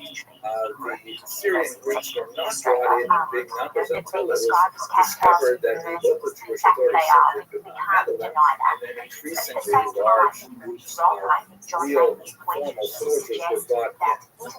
This is Montesquieu himself passed away early on in the conflict, and his son Yehuda Maccabee proved to be an incredibly able general. He acquired a reputation for ferocity and brilliant strategic use of the terrain. At one particular battle early on, he seized the enemy commander's sword and he used it personally, symbolically, for the rest of the campaign. At another very important battle at Emmaus, he managed to defeat a group of regular forces who may have been as many as 4 times the size of his own ragtag band by force marching his own soldiers to attack the base when half of the enemy was out looking for Yehuda Maccabee. They set the base on fire so that when the group that was looking for Yehuda returned, they found that they were outnumbered after an exhausting search, and the entire contingent was destroyed. Remarkable strategy in battle. One of the most dramatic battles, however, was a battle that involved great use of war elephants. Absolutely terrifying creatures. Imagine what it must have been like. That they would put some kind of fortified station on the top where more than a few soldiers could sit on top of the elephant and then attack from above. And so one of Yehuda's brothers, Elazar, thinking correctly as it happened, that Antiochus himself might be one of those war elephants. Elazar decided to attack the elephant from below and stab, which he did successfully. However, the elephant, in its death throes, fell upon Elazar and crushed him. This particular incident, by the way, was celebrated in Christian art because, of course, the Christians are reading the book of the Maccabees, Jews are not, but the book of the Maccabees becomes very popular among Christian readers, and so it has been described in all kinds of amazing medieval pieces of art described in particular. Let me just take you through some of them because they're just so fascinating. As you will know from this particular example, the Europeans who are describing this happens to be a 14th century German they don't know what an elephant actually looks like. So they sort of imagine some kind of a horse, maybe, and got some kind of funny nose. Okay, fine. Here's another one, which also has the elephant is some kind of horse-like creature. In fact, it looks exactly like a horse because apparently ours could not believe that an elephant exists. But we have lots of other examples. Here is one that makes a horse look something like a, sort of a happy Doberman picture of some size or something like that. This one's great. I think it has kind of like a sort of a cat-like, tiger-like look. And this one is truly original, right? It's got sort of a salamander kind of effect going on. Here's the last one, I promise. We're back to the horse again, and it looks a little bit like a Dr. Seuss kind of representation. Fascinating. But sorry for that sort of detour into the death of Eliezer. So basically, under the remarkable and brave leadership of the Maccabees, under Yehuda's leadership, the Syrian Greek forces eventually have to retreat. And so, they were saying the legislation wasn't enough in a sense. We think it was a measured way, that it did provide that certainty, and it was allowing a sustainable international education system, which I don't think anyone demonises international students. They shouldn't, but we need to make sure it's sustainable and manageable. And the system we inherited wasn't either of those things. At this point, you might be wondering, what about the miracle? What exactly happened with the miracle? So this is the part that usually gets first billing, but in the historical sources, it actually gets remarkably little bit. So ultimately, after a series of reversals over several years, we're actually not speaking about 1, 2, or 3 battles. We're talking about a long, drawn-out conflict that took several years to resolve. Eventually, Yehuda was able to take back Jerusalem, take back the temple grounds, cleanse it of all of the Antiochus-inspired idolatry, and restore it back to its original function as a monotheistic site of worship. Let us recall that the very name Hanukkah is dedication, in a sense of dedicating the temple. And one of the key elements is the menorah, which is shown here in the arch of Titus. For the dollar they bring, but not actually acknowledge the that education commemorates the defeat of Judea by the Romans in the first century, a little more than 200 years later. And as you can see here, they're carting away the spoils from the temple, the numbers of international students gold candelabra. This is, by the way, more or less how it looks today. But Stephen Fine of Yeshiva University has done some chemical analysis of these flecks and has been able to determine that it would have originally appeared to Romans like this in a painted version. Personally, I actually like the way we have it today. It's just garish and so on. But here you can see on the left, there's a sign, the law of the Jews in Latin, which previous years, have been refugees and asylum seekers. This time round, it's the candelabra of the Jews, of course, the menorah, and on the right, the holy thing of the Jews, which may have been the shofar, Australia is an importantly placed where we are. At any rate, none of the earliest sources have a really clear description of the miracle, which seems to get such high billing. The earliest source that we have for the description of this miracle is a Baraita that occurs in the Talmudic tractate of If we are cutting down on international education, then hopefully it would be more the supportive Baraita is government for essentially a domestic students statement and which higher is education. ancient in nature, I work in a tradition is regional handed down, university, and but in it this is program not we several times included talked in about the the skilled labor shortages in regional areas. So especially the that support was for brought regional together universities in is the really early 3rd important. century by Rabbi Yehuda Hanassi. I really So appreciate it's the difficult comments to date from the Baraita very well, That is all we have but time for with that World is essentially Questions the place Australia. where First, let me thank our panel. Thank you for your time and your experience. Thanks to all our questioners. Thanks, of course, to you, our audience. Next month, we will be there are other elements in other early sources, such as the Megillat Ta'anit, which is a school of fast days that was not really fast days per se. It mainly was days in which fasting was not permitted, and Hanukkah is one of those days. And other early sources do make reference to the need for a new menorah, the need for some kind of way of kindling lights, presumably because of the defilement. But the 8-day story is actually not represented there. What is interesting on top of this, however, is that the Megillat Ta'anit and others note the date of this event is the 25th of Kislev, that's the first night of Hanukkah, is on the 25th of Kislev, which happens to be the exact date that the Antiochus first defiled the temple. And so it is an anniversary of the defiling of the temple that marks the rededication on the top of the temple once again.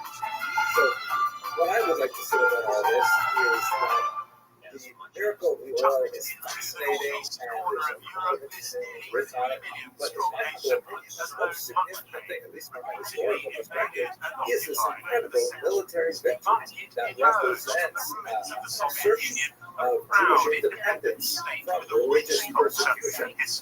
Quite arguably, the first such successful rebellion against religious persecution in recorded history. That's an amazing thing. That's an amazing miracle. Many of them leave for other nations. How can a small nation stand its ground against possible aggression from Russia, an enemy of old? Russia to the east, to the south, war in Ukraine, and over the water, President Trump challenges the alliances. The story does not end with the dedication of the temple. We're at the rebuilt palace of the Grand Dukes of Lithuania. One of the many things that I've had to omit for this very brief presentation is the fact that Yehuda Maccabee's earliest supporters were called Hasidim, meaning pious ones. And these were the traditionalists who really wanted to get rid of all these Hellenizing elements and so on. And they followed him with tremendous zeal and with tremendous self-sacrifice. The book of the Maccabees describes some amazing stories about the lengths that they would go to, like Eliezer, in order to defend their religious values. Yehuda Maccabee's remarkable serial successes could only bolster their support for him and for the importance of his mission. However, he had so much early success that ultimately the Greeks had to sue for peace. They did not, however, simply remove the peace. The Maccabees would not have full independence, that is, including economic independence and the freedom from paying tribute, that is, taxes to the Syrians, for 20 years. They wouldn't get that until long after Yehuda was gone, in year 142, even then, only 3. So, we're not talking about a full political independence. By the way, have a look at this interesting picture here, which I could not resist putting here. This is dated 1918, and it's a fascinating kind of artistic representation of the similarities between Yehuda Maccabee, who managed to take back the temple and establish some kind of independence, and on the other hand, there is a General Allenby, who, in the context of World War I, walked into Jerusalem with British forces and then placed it, of course, under the United Nations, or at that time, United Nations mandate. The verses that are attached to this are so fascinating. Under Hanukkah, there is the phrase in Hebrew reads, "Who is like you unto thee among all the mighty, O Eternal?" And that phrase, "Chamochim," etc., is the acronym of Maccabee. But on the other side, under Allenby, it says, "And there will come for Zion a Redeemer." I don't know if the Jews in Yishuv in about 25, 30 years would feel quite abnormally about Allenby and the British in particular because of the harsh nature of the League of Nations mandate and dissatisfaction with the British after the White Paper and so on. But it's actually similar to what we're talking about here, because what happens is the Syrian Greeks realized soon that fighting in this local conflict over whether or not the temple is Hellenistic in nature is really not in their interest. Antiochus has died. There are succession conflicts over who's going to take over after him. And so the general Lysias says, you know what? Let's have a do-over. I say we go back to status quo. Obviously, Antiochus had overstepped his boundaries and had banned your traditional practices like circumcision and observing of Shabbat. And I know he messed up your temple, you really didn't like that. How about we just go back to the way it was before 167, before all this happened? And Yehuda said, no way. Yehuda Maccabee, who was zealous for the cause cause of Jewish nationalism and Jewish religious freedom to the utmost, he said, no way. Tolerance is not enough. We want you gone. However, he lost the backing of his most ardent supporters who said, status quo ante. That actually sounds pretty good. In other words, the Hasidim felt that it wasn't really worth it to keep fighting the Syrian Greeks when what they really wanted was religious freedom. As long as they were free to do what they wanted with Shabbat and with circumcision and with the temple ritual, okay, so we have to pay taxes to somebody. We'll pay it to the Greeks. What's the big deal? And so Yehuda actually lost his main supporters because the majority of the people, although they were incensed at the idea of an infringement on their religious values, once those religious values were left alone and they went back to status quo ante, they were prepared to abandon Yehuda. And there's much more to say about the political fallout of that decision, but ultimately that's what happened. This is put in another Kohen Gadol, Al-Simos, who is actually much more amenable to the Hasidim than Menelaus, who was ultimately executed. And they were prepared to manage with the Greeks at arm's length, which was in many ways the end of the Maccabean revolt, even though Yehuda would press the issue further and then would be on their conflict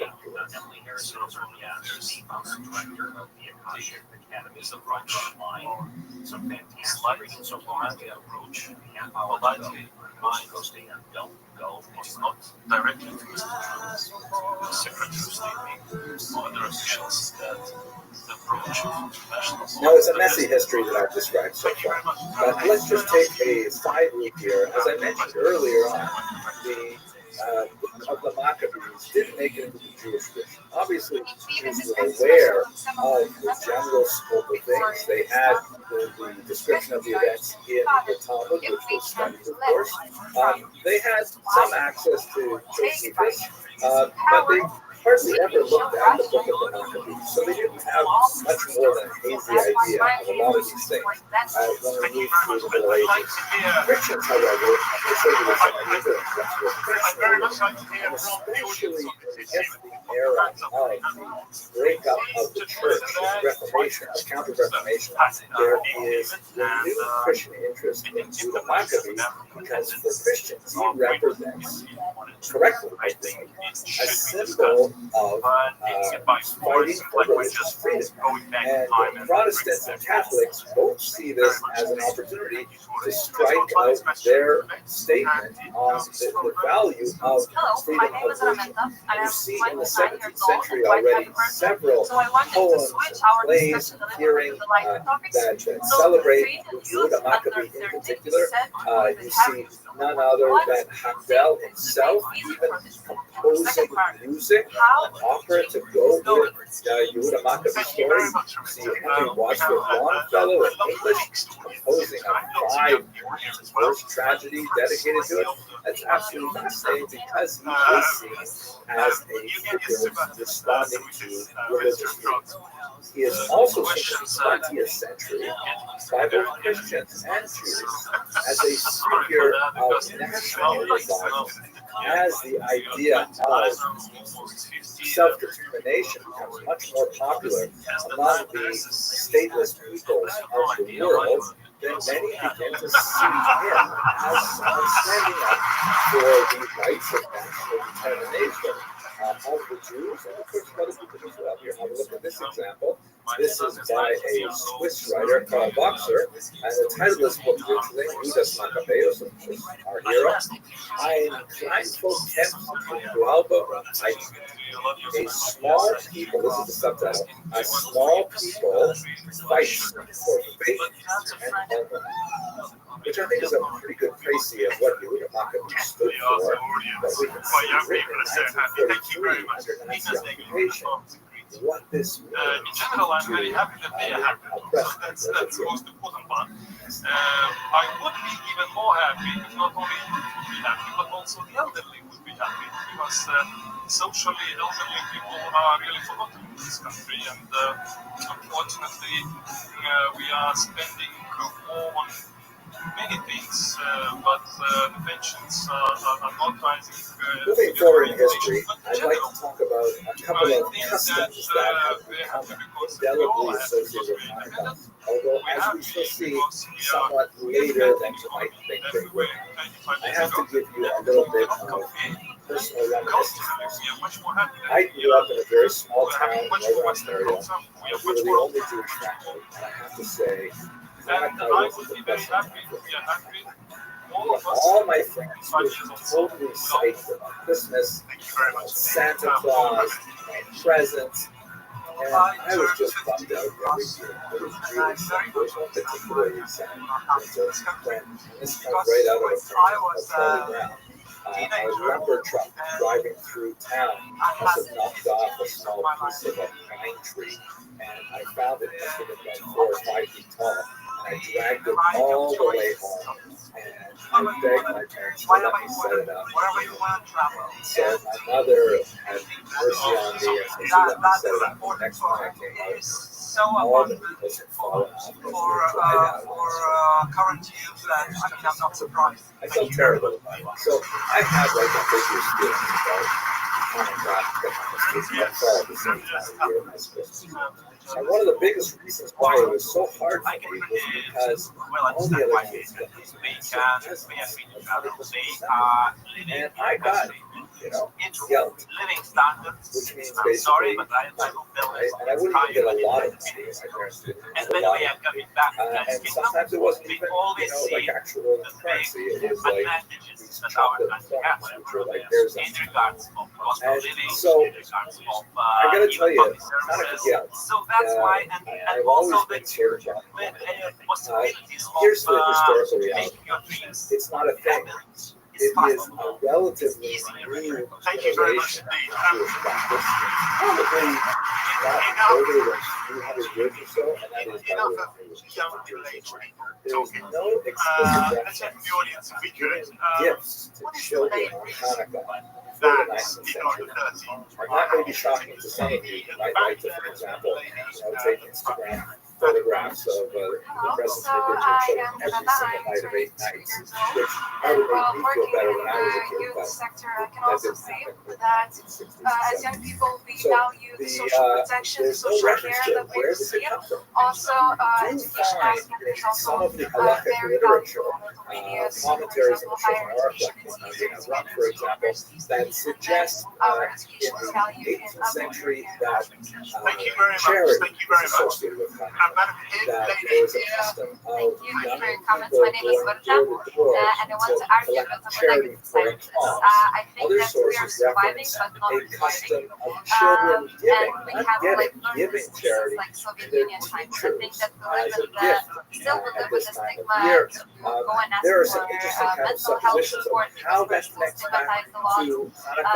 One of the reasons perhaps is because the custom on our year were the first Jewish kings to print coins, and there's a lot of things around it, so I think that's we have a lot of issues like still but otherwise I have to say there is really no explicit reference to Hanukkah guilt in the Halachic literature until the 19th century.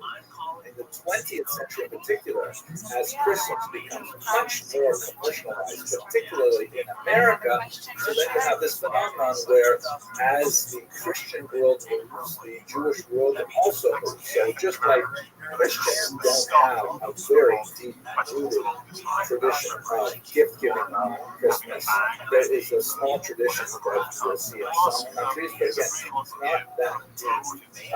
But in the very commercial enterprise we call the United States of America, it became quite a bit of a thing. So therefore, Christmas presents, and therefore you have Hanukkah guilt that comes. About life, how it is. And spoke about the flag and the right to the war emergencies that should be remain. For example, we have an unsafe of our land in Belarus. But I think it is important that children would understand that in this country that we live in, we got it back very dear.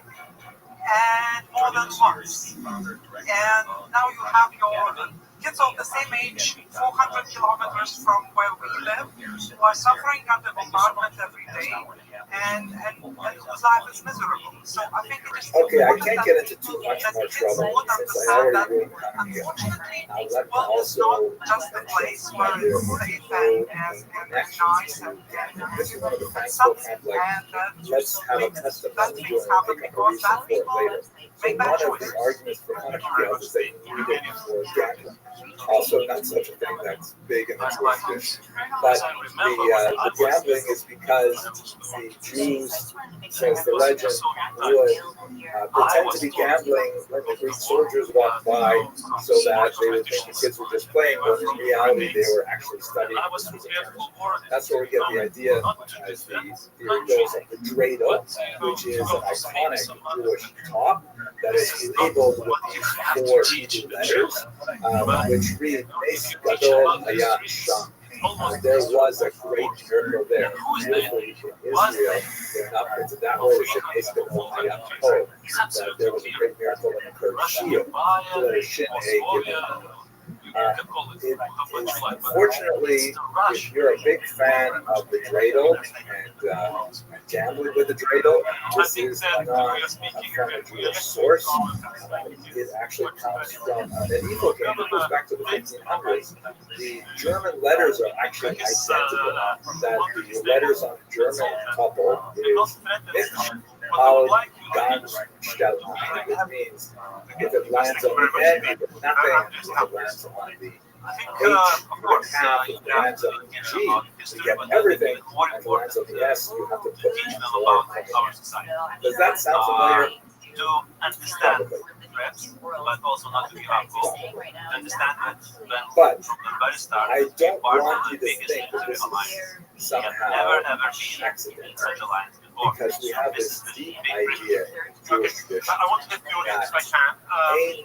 except the whole there is no such thing as all these I things agree are that we need to educate young made people explicit by the great for career professionals. We also need to devise specific education, volunteering, NGOs, private communities, how other possibilities, how young people can take self-motivated to the society.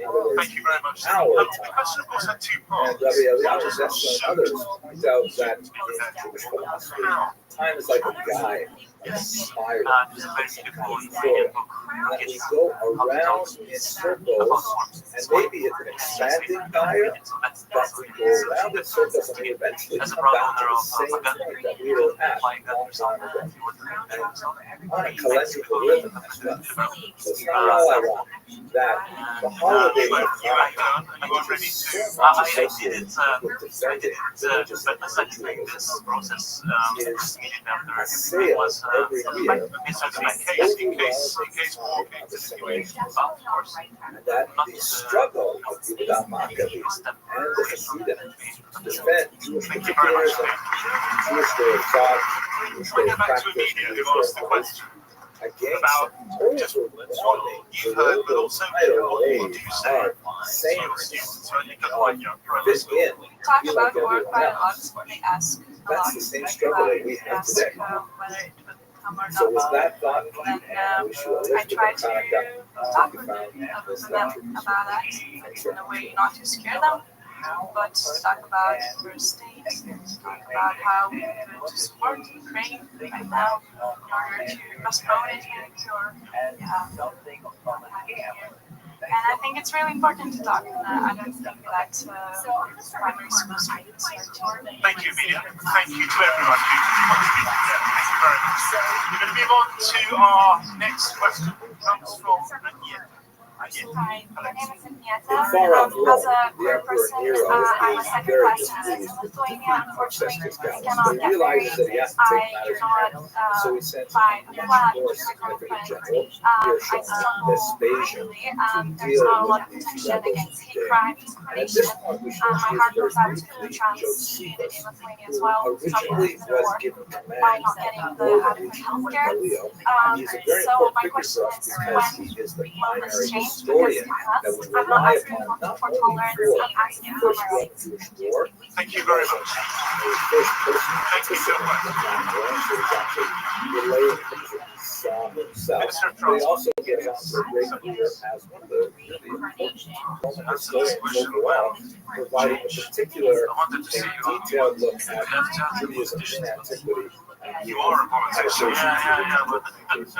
Venerate Josephus, a fairly young man, is associated primarily with the Pharisees, although he had some experience with all of the relevant Jews at the time.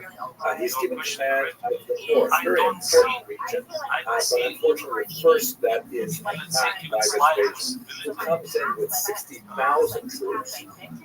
And in the space of 67, he essentially conquers the entire region. In the center there, you see the city of Yotapata,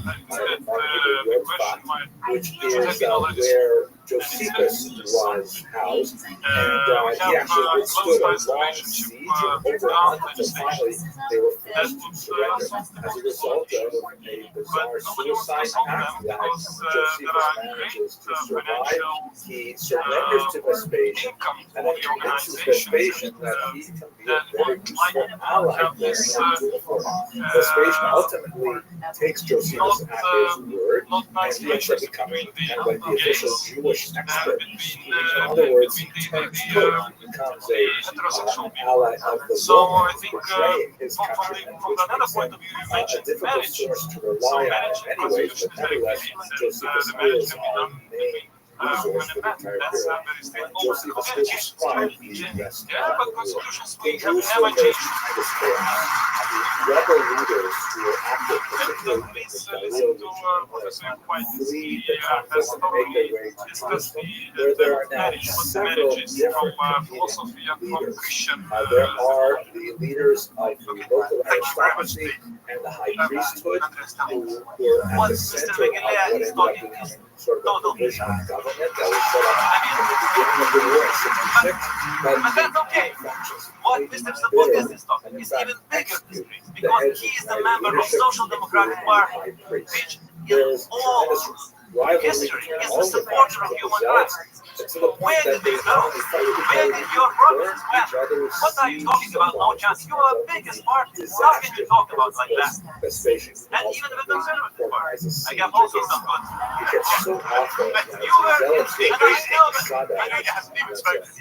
Yeah, but they know it's a supporter of human rights. But she didn't even manage to be a practicing conspiracy with the members of her own party to vote for the civil union, not for the same segment, even for the civil union. Meanwhile, the Jews are fighting with each other bitterly in Jerusalem and in the region.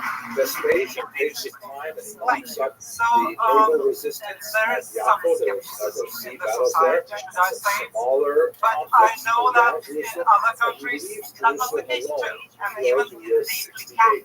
At that point, Nero dies, and there is a very significant competition in Rome for who is going to be the next emperor. Ultimately, Vespasian is invited to take that role, and he returns to Rome in the year 70. He hands the command over to his son Titus, also a very able general, who will ultimately bring about to his conclusion by attacking Jerusalem himself. By the time Titus approaches Jerusalem, there are two main leaders left in the region. One is to have an agenda, and this is the only agenda they have, because they don't have a agenda on pensions, they don't have an agenda on education, they don't have an agenda on infrastructure. So why not have a scarecrow to get shown how it's game for coming and taking your issue? So have a message and launch into this issue being sent to right politicians. This is not my DNA exactly, but it's very important for me personally. And the only reason I say it was that the Social Democratic Party did not support their vote in the parliament. Now, I did not manage to pass the but I managed one thing. And I hope that might bring the election. Because when politicians cannot do something, then sometimes it's the they attacked the Antonia fortress, which is this region that was built by Herod at the very north of the Temple Mount complex. You see in that square area there on the center right. But the rebels actually managed to push away Vespasian's attack in Vespasian turns his attention to building a siege wall all the way around the city in order to choke off any food supplies that could come in. He lets the Jews essentially starve for about 2 weeks. They're softened up by hunger. Let us not forget that the zealots in their zeal to beat one another were actually going to most of their siege supplies to do not have. Thank you very much indeed. That is, I'm afraid, all we have time for with World Questions Lithuania at the splendid palace of the Grand Place. Next month we will be in India. Now, thank you so much. Thank you. The fortress ultimately falls, and this results in the destruction of the temple itself. This occurred on the 9th day of the month of August, late August 1970, and to the present day, this particular event was marked by fasting by Jews all around the world. They sit on the floor, they read the book of Lamentations, and they endure this day of mourning for an event that occurred 2,000 years. This is the BBC World Service. I'm Johnny Diamond, and welcome to World Questions Canada. President Trump called it the 51st state of the USA and has threatened to use economic force to make that claim a reality, starting with high tariffs of 25%. The Canadian Prime Minister says the country is facing the most significant crisis of our lifetimes, with its sovereignty under threat. The federal election full steam ahead will debate passionate questions from across this vast nation. Understanding of this as a revolt where some Greeks or were they somehow Syrians or hyphenated Syrians invaded the land of Israel. Once upon a time, the first visit a new US president and a new Canadian Prime Minister was to their closest neighbour and oldest ally, each other. No more. The US hasn't just turned its back on Canada, it's turned on its northern neighbours, slapping down import taxes that would throttle Canada's economy and taunting it over Canada's existence as an independent nation. That has upended politics as Canada plunges through a federal election. Burning issues such as immigration, housing, and the cost of living now enmeshed in a battle with the best deal with Donald Trump. With me to debate some of the many questions we've received from around the country are Nathaniel Erskine Smith, the current Minister for Housing in the Liberal Party government. The Conservative Party was the largest party of opposition in the last Parliament. Kate Harrison is Vice Chair of Summa Strategies and Conservative Strategies. She's an activist and right-of-centre commentator in this election, but she's not the official spokesperson for the party. Stéphane Bergeron is a founder member of the Bloc Québécois, a party that supports independence for the largely French-speaking province of Quebec. He's been the party's spokesperson on foreign affairs and international trade. And Clifford McPherson is a member of the New Democratic Party, which was the fourth largest party before the election. She sat in a former coalition with the governing Liberals until last year. She's the NDP's foreign affairs spokesperson. Thank you so much for joining us, all of you. Let's go straight to our first question. And it's from Alexandra Hibbert from Southern Gulf Islands. Hi, Alexandra, how are you? Hi, well, thank you. Thank you fundamentally for having me. Thanks for coming on. What's your question, Rob? the original leaders in Okay. particular were So all while most 100% Canadians and they are were aware anticipating that the larger people of the domestic UK and Europe When you look stand with more Canada closely at where regarding Israel their is located right here, determination we to see that remain on this map sovereign, we have we are dismayed by the lack of support publicly expressed by the leaders of these same regions.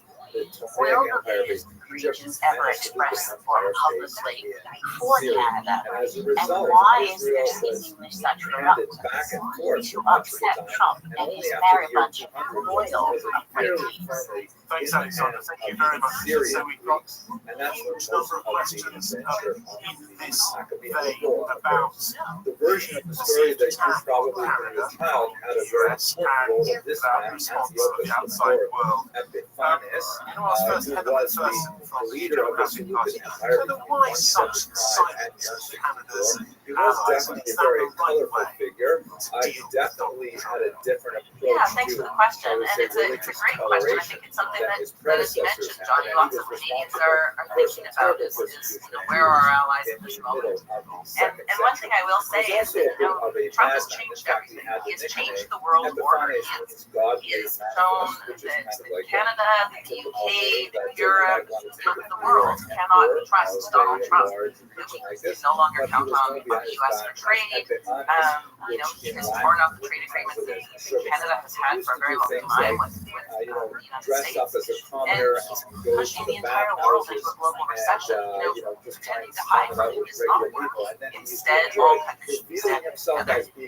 Those of us that respect the rule of law, respect international order, respect democracy, we need to be standing together and we hope certainly that our allies in Europe will be with us. As Donald Trump continues to sow chaos and terror around this globe. Thanks very much. That's really part of what politics is all about. How do you feel about the silence from your allies? I do agree with Heather that we should be stronger together.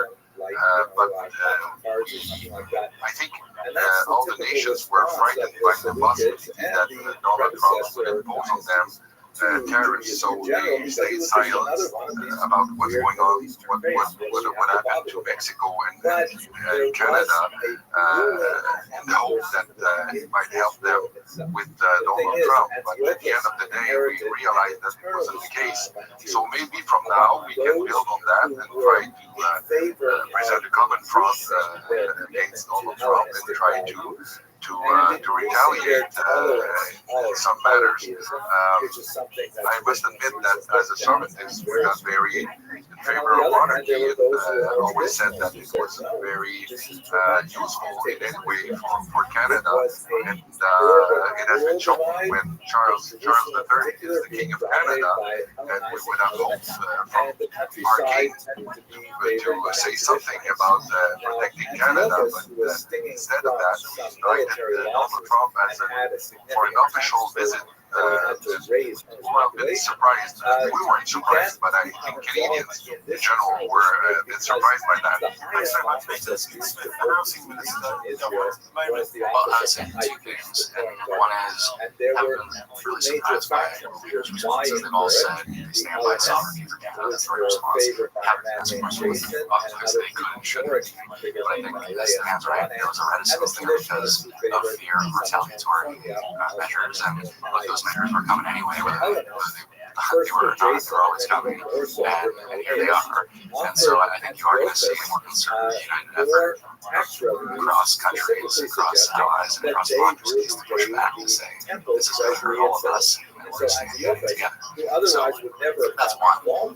The second thing is, look, the ballot question this election is who is best placed to stand with Donald Trump in Canada. And so, yeah, it's nice for world leaders to stand up for us, for sure, but at the end of the day, we've got to stand up for ourselves and be the leader who's best placed to stand up for our interests as the experiencers. And that's the ballot question that Canadians face. And I think Canadians are very recently looking at this and saying, we want someone who's got experience and who's going to have the serious leadership we need as well. Thank you very much. It's a distraction. You surprised by the silence from Canada's allies. Does it seem the right way to deal with Donald Trump? Well, thank you, Alexander, for the question. I don't think surprise is the word I would use. Every nation and leader has their own considerations to make when it comes to how they plan on managing the immediacy of Trump and tariff threats. To me, though, Alexander, what this does do is reinforce the importance of strong bilateral relationships with other countries. Canada has been left for too long, far too dependent on the United States. And, I would argue that the policies of the last 9 years of the Liberal government have left us exposed and vulnerable to some of these challenges that we are now facing. Canada had significant challenges before tariffs. Now those are made worse by the tariff threat that we face. We had some of the lowest policy growth as a country.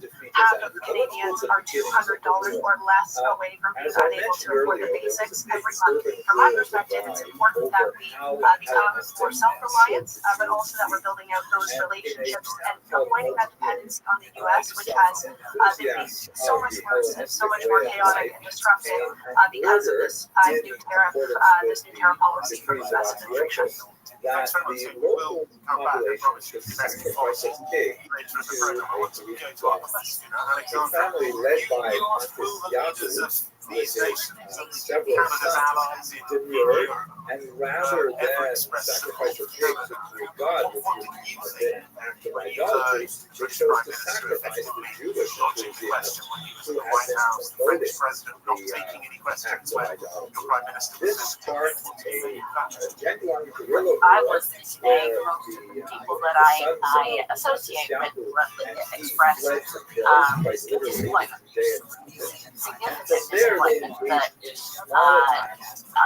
given the threat that Trump has voiced with respect to Canada's sovereignty, right down to the very border between us, we're part of NATO. I was unhappy. I would like to see a lot more support from our organization. Thank you very much for your question. Thank you for your thoughts. This is So we will move on to our next question. It is Roberta Spinoza, who lives in Toronto. Okay, so my question He is, we're acquired global a economic reputation system for by ferocity a belligerent warrior country, which happens to be the most powerful country. at one This country, particular battle however, early these on. names are extremely And complex. he My commanded question is, sword can Canada and used it and Europe's personally democracies all and of shared the common rest histories of and values the campaign. unite to form a large mineral Another resource very important battle at the using Japan to balance Russia, China, and increase group of regular forces who may have been as many as 4 times the size of his own Thank you, Roberta. It's a very valid question. We have seen new Prime Minister as his first statement going to France and United Kingdom first instead of the United States, indicating that he wants to work to establish relations with reliable allies. And I think it's an indication that Canada and Europe should work closer together. We have a free trade agreement with Europe, and I think the exchanges, the economic exchanges, the commerce between Canada and Europe have grown a lot since this accord. And since we have set up the conflict with Denmark over the Hans Island, we have now a land border with Europe. That might mean something for the future. Thanks very much.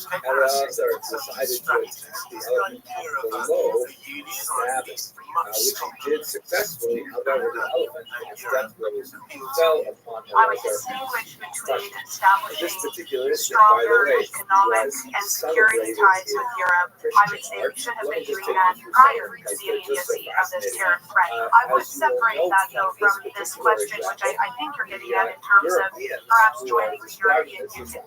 Just defense, when we are separated by an ocean, I think there is a distinguishment that can be made between what that would mean for Canada, and I would say it's much more complicated than it appears. And when I even think about how we relate to other European countries on defense spending, Canada would be an outlier in that group. We're only getting 1.3% GDP on defense spending. Most European allies are far exceeding that. So perhaps less about whether or not Canada wishes to join. What would the conditions be that Europe would place on having Canada do that? Lastly, in a time of such emotional tension and anxiety based on the relationship with the U.S., I have the conversation around European Union, anything that has to do with the future of Canada's nation and sovereignty. What's going to be of such a threat? This is the part that usually gets first billing, but in the historical sources, it actually gets effectively little. So ultimately, after a series of lists over several years, we're actually not speaking about 1, 2, or 3 battles. We're talking about a conversation in Canada right now where everyone is saying I'm proud to be that took several years to for this resolve. country. I don't think the Eventually, answer is let's Yehuda was able to take back the temple ground, cleanse it of all of the idolatry, and restore it back to its original function as a monotheistic site. like-minded countries. They're going to stand Let up us for one recall another at the very when name we're under threat of another attack. dedication. Another example of that is threat of weapons. Dedicating To strengthen trade. Yes, and trade. one of the Of course. elements Now, where I would is disagree with the Kate is menorah, we which is actually shown put ourselves in a here place over the last 100 years to realize that we have a free trade agreement with Europe and the EU, and we're able to now, I think the next step is to make sure we take advantage of that as much as possible in this particular conflict. I wouldn't leave it. We've got a free trade agreement with Australia and South Asian countries. There's a huge opportunity there as well to realize. People should know, but geography of course has had the vast majority of our exports. There's the reality of our geography. Over 70% of our exports are United States. It has declined honestly, and we have to make sure that we want more independence on how we are. We've got to look overseas, but not just actually like the way we have it today. It's not garish. But here you can see on the left, there's a sign of the law of the Jews in Latin, with Europe against Russia and China. I would say nothing really should be off the table at the moment. Our interests are far more aligned right now with progressive European governments than they are with Donald Trump and his administration.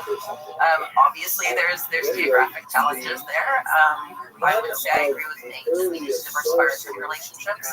The Indo-Pacific strategy was one example of how we are looking at Asia and South Asian countries and developing trade there. I love looking at the African continent. This is the fastest growing economic bloc in the world at the moment, and we shouldn't be there. But absolutely, we should look at European relationships. Should we continue to build those? We can no longer count on the U.S. as a trading partner. We're not going to stop trading with the United States. That's not possible, as Nate noted. We have a very large relationship with them, but they're no longer dependable, and we need to act accordingly. Thank you very much. So it's difficult to date Raita very well, but that is essentially the place where we get the source of the story. The United States is no longer going to take over Canada's what does that actually look like? There are other elements and other early sources, such as the Megillat Ta'anis, which is a school of fast days that was not really fast days per se, it mainly was days in which fast was not permitted. And other early sources do make reference to the need for a new menorah, the need for some kind of day of taking lights, presumably because of the defilement, but the 8-day story is actually not represented here. Thank you for joining us. What is interesting on this, however, is that the Megillat wrote what really matters is Canadian sovereignty. If the U.S. were to invade Canada, would NATO defend us, knowing that the U.S. is part of NATO? It may sound funny, but I'm not joking. It could happen just as Russia invaded Ukraine. Canada needs to rearm, straighten its defense, and reestablish its own nuclear deterrent, as it had between 1964 and 1982. Thank you very much for that question and comment. Let's get to Heather McPherson. Yeah, thank you very much, and thanks for that question. Listen, there is, I think, probably unanimous support for the idea that we do need to increase our military spending. There's two things that you brought up in your question that I think I might disagree with you a little bit on. One is the idea of the rearming us with nuclear weapons and using nuclear deterrence. The idea of nuclear deterrence is based on the principle that the leaders are rational actors. And right now, I have to say, we don't have rational actors that we're working with. Trump and Putin are chaotic, they are destructive, and the facts that they would not put their own population at risk, which is the nature of a deterrence, is the issue here. And I don't have that confidence. And the other thing I think that we also should think about is, we look at military spending, but at the same time that we look at military spending, let's look at the other things we need to do to make the security of the world better. More diplomacy, more investment in international development. When I hear Pierre Poilievre, the leader of the opposition, say that he would cut international development funding to fund the military, I think that's the absolute wrong direction. Thanks very much. Kate Harrison, the spokesperson for the opposition Conservatives, that is including economic speak at times maybe the criticisms you heard there from I think that it's fair to say the foreign aid approach of the current government has been ineffectual. It's also fair to say that the current government has not made significant advancements on defense and military spending. We have significant recruitment and retention issues for the armed forces. To the point on nuclear, Denise, to your question, Canada does have a very mature nuclear industry that does not necessarily translate to a defense and security capability, but I think the limit we need to demonstrate on procurement and spending, have recruitment and retention, and then have these conversations around deterrence. My perspective is perhaps that's best done in a more collaborative manner as opposed to just for Canada going it alone. Thanks very much. Stéphane Bergeron from le Québec. Alors, bonjour, et merci pour la question. Your question is a serious one. And the fact is that I was in Brussels last February taking part in the meeting of the Parliamentary Associations of NATO. We discussed that question about what would happen if the United States were to invade Greenland or Canada. And the fact is that this alliance has been set to defend its members against a foreign threat coming from outside.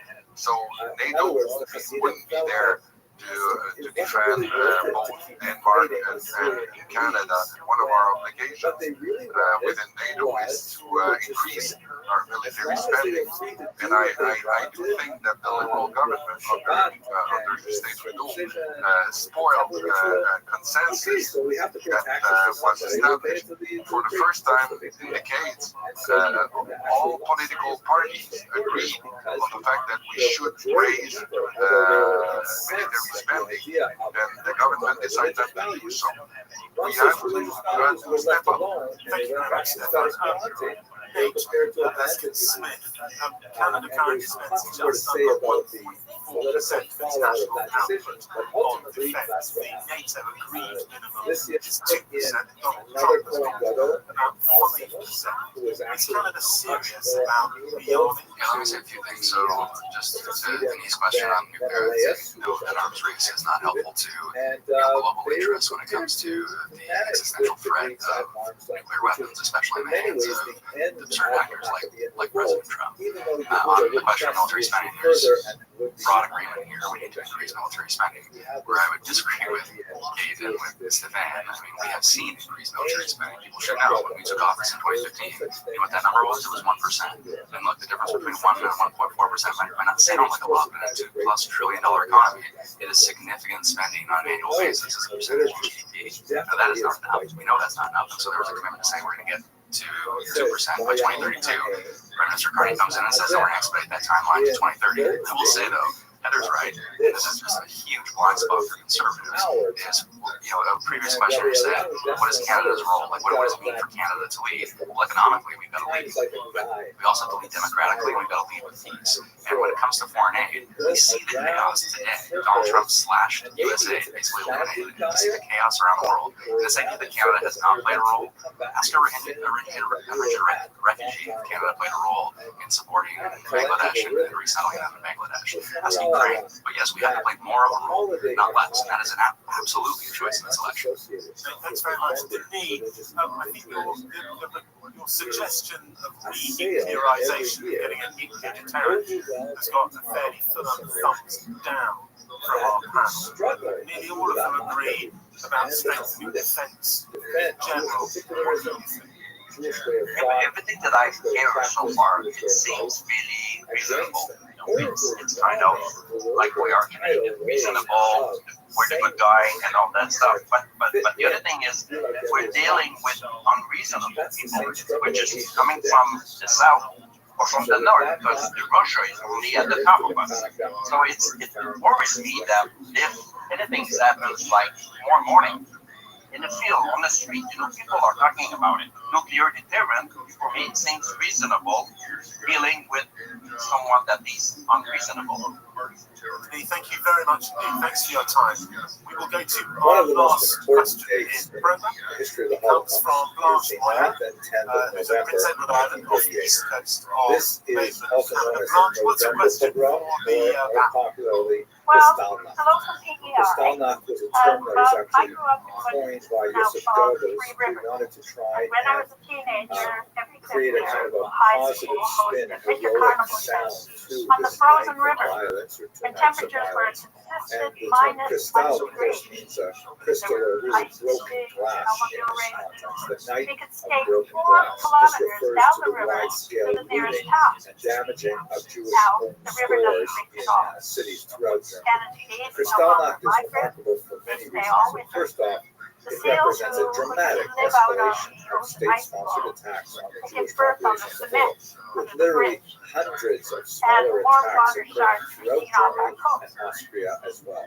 And it represents So a if we were dropped in dramatic the carbon escalation tax, in terms of how are we the going to combat violence of the climate attacks as well. and protect The the environment? precise number of those Thank you very killed much. is Thank you not for that certain, very vivid but it most likely is from in your the youth. triple You digits. asked the There panel were for also an just unknown one number of thing rapes rather and than their certainly entire no environmental policy. But wide-scale one thing damage of they would property like to was see perhaps the happen most to protect prominent feature of Canada's Kristallnacht, the destruction of environment. Stefan synagogues, Bergeron from the nearly Rothschild. 300 synagogues. Merci, thank you, Belge, for this question. There's I also think we a have massive to collection fastly of Jews stop for subsidizing concentration camp the systems that oil had and been gas growing industry throughout the and 1930s. starting And to this represents subsidize actually the first the time that green Jews are energy, actually because seized this is for the future. being Thank Jewish you very much, in Stefan. the Can I Nazi go Empire. to Some Peter Erskine Smith, 26,000 housing Jews minister? were rounded up I think the in big the picture context thing of is atrocities clean of energy and Kristallnacht storage and and transmission. sent On a local chilling level, I would say message I have one to school the in Iraq wider Jewish that has population solar panels that they and were is working definitely on not is welcome to reducing its Germany, own emissions and and its net things zero are end, and actually it's an going to get incredible, worse before they get better. it's making So climate let's action take a possible. minute and go Thank you through very much indeed. the events that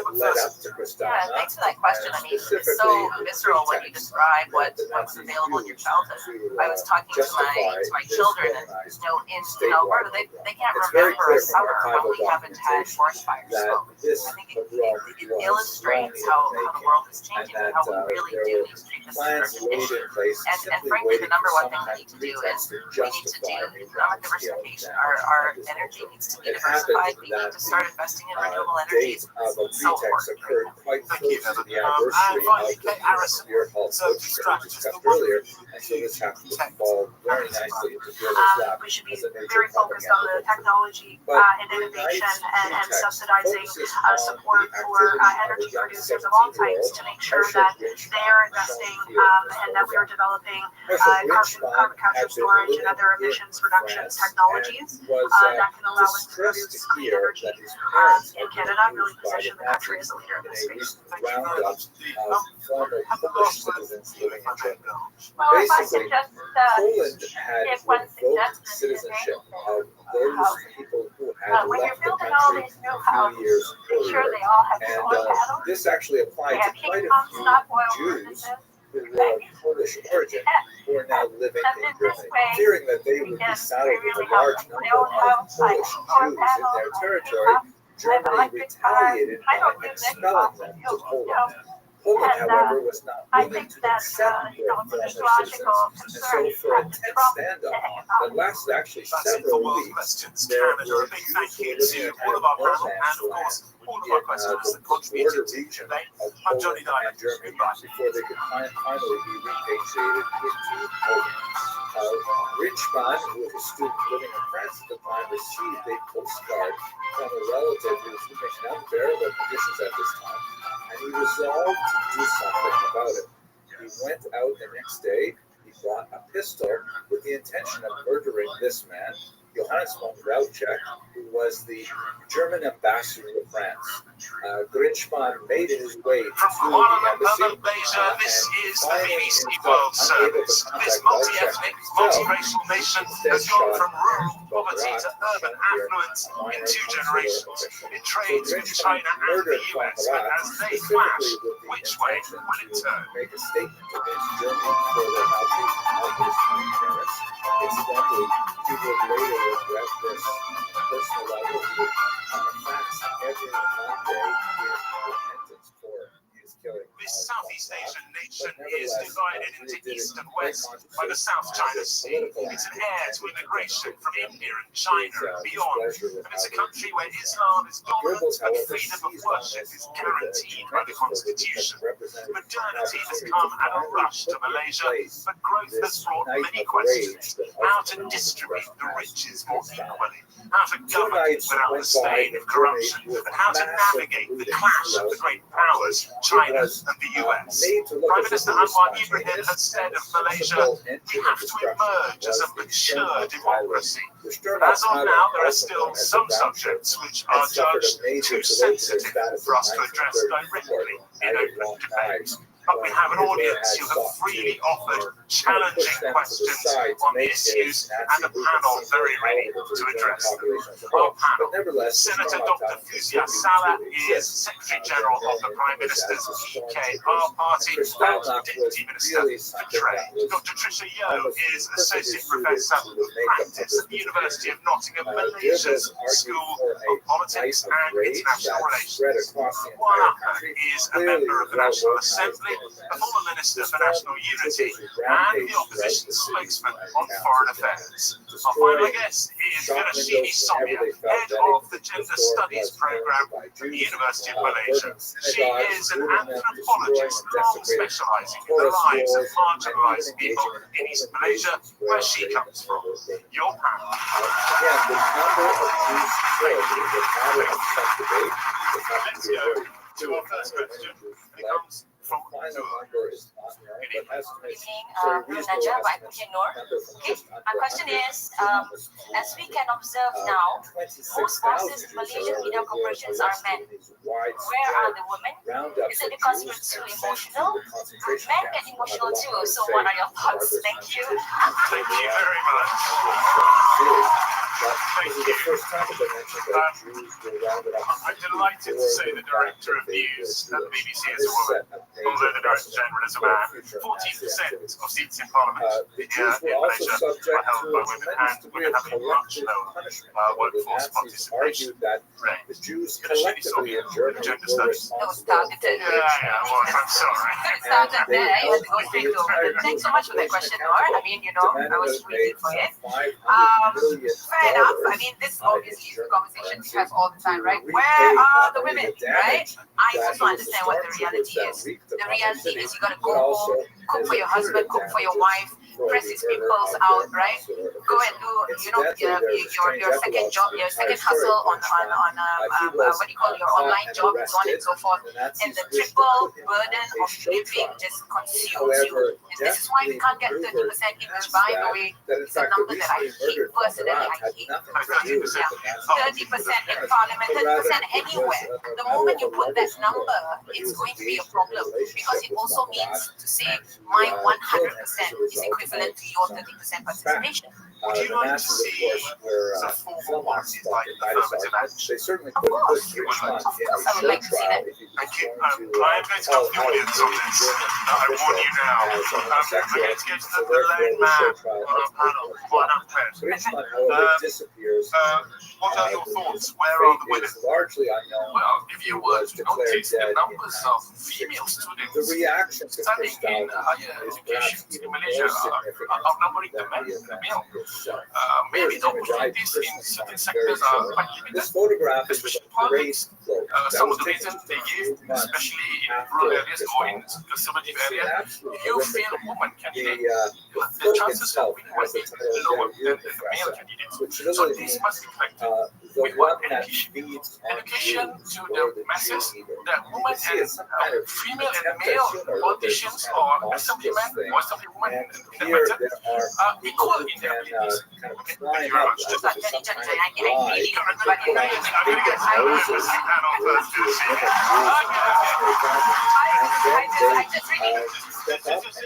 I'll let you get away with this for 5 seconds. Okay. I promise I will come back to you. Actually a long tradition of German art. So I think that there are extremely high barriers for women to enter politics. The political culture is really not something that Malaysia specifically that women can actually endear themselves to. The politicians, the real conversations and the real meetings happen at night when the women are supposed to be home taking care of the children and cooking and taking care of the home. The cost of politics is very high. Campaigning costs are very high. And of course, this one goes, I'll say, across the board, not just in politics, but also the support system. Malaysia is among the lowest returning rates of women to work. So we have a high rate in the twinsies, but once women have children and you have a home to take care of, they don't come back to work. I'm very proud to say that I have a strong support system. So thank you to my husband who's somewhere here and my family to allow me to do the work that I'm doing and to be here tonight to be with you. But to return to Crystal, thank you very much. There was a huge outcry worldwide over the attack on YouTube. You have ascended to let us behind possession of the political system, despite all the obstacles. When you talk about that and about how difficult it has been. I must say that there's a tremendous amount of finger pointing and finger wagging at Hitler, but ultimately not much was done. And in fact, not too many Jews were allowed visas into various countries. So it was simply kind of like an outward show of displeasure without really much enforcement going on. In Germany, fascinatingly, Hitler was quite unhappy to see that there was general disapproval among the population over Kristallnacht. But not so much for its anti-Semitic content, but more because of its mental disorder. And Germans were not happy with the idea of hooligans, even affiliated with the Nazi Party, running around their streets, destroying businesses, which of course had significant economic impact on the entire country. And so Hitler essentially had three very important takeaways from the entire experience of Kristallnacht. The first is that based on his reading of German domestic reaction, Germans would tolerate the persecution of Jews, but it had to happen out of sight. It could not be something that was so obvious and so violent as attacks on Jews had to be transported out. No, I didn't mean any disrespect. I just want to say this. I understand Trisha, the senator, coming in here and really, making it important to point out the places in which men have supported them. But herein lies the problem for me. We constantly go back to this celebratory language for this very minimal participation of men. We constantly we amplify the places, and I'm sorry, man, we over-amplify the places in which you do this much. What you need to be is an ally.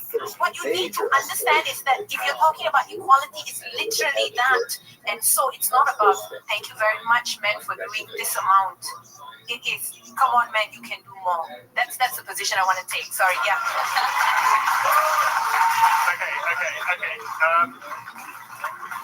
Lots of passion here. Thank you very much for coming. It's wonderful to have an audience here. I'm amazed that so many people have the same kind of passion for learning Jewish history.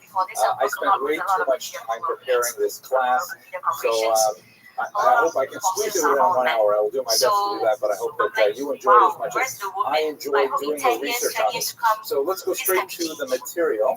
We're going to focus on the tumultuous first century of Jewish history in the modern era. I'm speaking now about the first century of the first millennium, right? The zeros up to 100, and we'll just edge over a little bit into the second century. We'll cover the following events in in this lightning tour of Jewish history. We're going to look at the first Roman-Jewish war that began in the year 66 and extended by most scholars' count to the year 74. Some will date a little bit earlier. We're going to look at the Kitos Rebellion, sometimes called the Kitos War, which is certainly not a war, not exactly a rebellion either, but we'll get to it to try to understand what exactly happened at that point.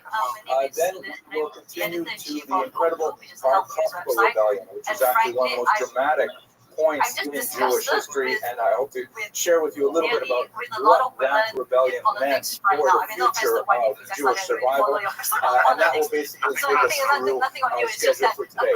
We're also going to look at the positive side of the ledger, meaning all of those battles that I've described, the Jews essentially lost. We kept running our heads up against the wall, tremendous barriers. The Romans were able to defeat us at every turn. We inflicted tremendous losses on the Roman occupying powers, but nevertheless, we were defeated in each one of those battles. But the one battle, the war in reality that we won, was the battle of the mind. It's expressed in the codification of the Mishnah. So we're going to look at what exactly the Mishnah is and how it provided for Jewish survival over the next centuries and in fact millennia. I would like you to bear in mind some of the thought of this great historian, the phenomenal Salo Whitmire Baron, who is generally regarded as the greatest Jewish historian of the 20th century. He was a towering intellect with multiple languages at his disposal and a phenomenal grasp of so many different cultures. He's a very difficult scholar to read. I mean, when you look at his massive 16-volume, unfinished social and religious history of the Jews, you really need a PhD just to figure out what he's talking about. And it is written in English, but nevertheless, it's brilliant, brilliant work. And in this regard, he warned us against what's been called the lachrymose school of Jewish history, the tearful vision of Jewish history. The lachrymose view of Jewish history is this kind of indoctrination. It's very common in day schools. It's a great kind of model for Jewish history if you want to build Jewish identity, where the Jews are oppressed over and over again, and that nevertheless they manage not only to survive but to thrive, and they have a heroic kind of renaissance despite the most awful suffering. There is remarkably a lot of truth to that vision of Jewish history, which other scholars have called the books and pogroms and books view of Jewish history, where Jews are creating these tremendous intellectual achievements and contributing to world civilization despite their oppression. And we will see it, I think, fairly clearly in today's lecture. But there are moments when Jewish oppression is pretty close to total, and we don't see the other end of the story, not even in our own lifetime.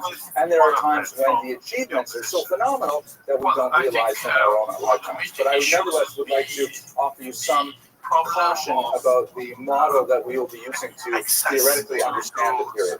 Let's look at our sources quickly before we get to the actual history. We're going to, of course, rely heavily on Josephus. We met him last week. We looked at the testimonial of Flaviana and his problematic relationship to the period. We're going to see that problematic relationship actually occur here because whereas in the previous period, Josephus was a chronicler. He was working with sources, he was working on archival documents. Now he's actually a first-person player in the story that he is describing, and he corresponds with many of the figures who are writ large in this history. So he is a participant observer in the history that we'll be studying today. We will also be relying on some Roman historians like Diocletius, some church historians who will look at this period of history from a very different perspective and yet offer quite an enlightening perspective on the material that we study. And we will be relying on the Talmud, which, although it is not a very reliable source for history, as we said before, because it's not trying to write history, it's trying to teach ethical, legal, theological concepts, and yet historical data is sometimes very useful for that purpose. So we will see the Talmud view on some of the passages in Jewish history discussed today. We'll also be looking at some great archaeological finds. most notably the amazing finds in mid-century of the Bar Kokhba tunnels. Here's one of my children here who's exploring some of the Bar Kokhba tunnels, which are now open to select groups to go through them. These are the tunnels that were dug by the rebels in the 2nd century to evade the Romans as they were mounting guerrilla attacks on them with tremendous efficacy. By the way, if you're ever, this is sort of a product placement. He's wearing a cap I got from Osher Riverboat Cruises, so if you want to do something fun this summer. So the question for me would be, anyways, is there a better question to ask about policy around an example the of the price amazing of documents automobiles? we get from the archive or By the the way, Malaysia archaeological finds very highly are, for inflated example, the costs Babatha vehicles, archive, which is and a housing phenomenal policy is trove something that really of the needs to be most addressed precious as well. documents from an otherwise completely anonymous woman whose name was Babatha, and she was hiding out with the rebels during the Bar Kokhba period, and she left behind a precious trove of documents that says so much about the experience of women from a woman's perspective. Really quite an amazing document. So these are the kind of things we're going to rely on today, and I look forward to getting to them over the course of the next 15 minutes or so. Okay, so let's go right to our history. Where we left our heroes last week, we had just seen the death of Herod, and we took a few minutes to leap forward in time to look at early Christianity, the growth of this movement, and its impact on Jewish history in the 1st century. We will, of course, be coming back to this very significant movement over the centuries. But what about the political life in Israel after the death of this phenomenal leader who had left such a major impact on the life of the region? So he had 3 sons, and he nominated one of them, Herod Archelaus, as his successor.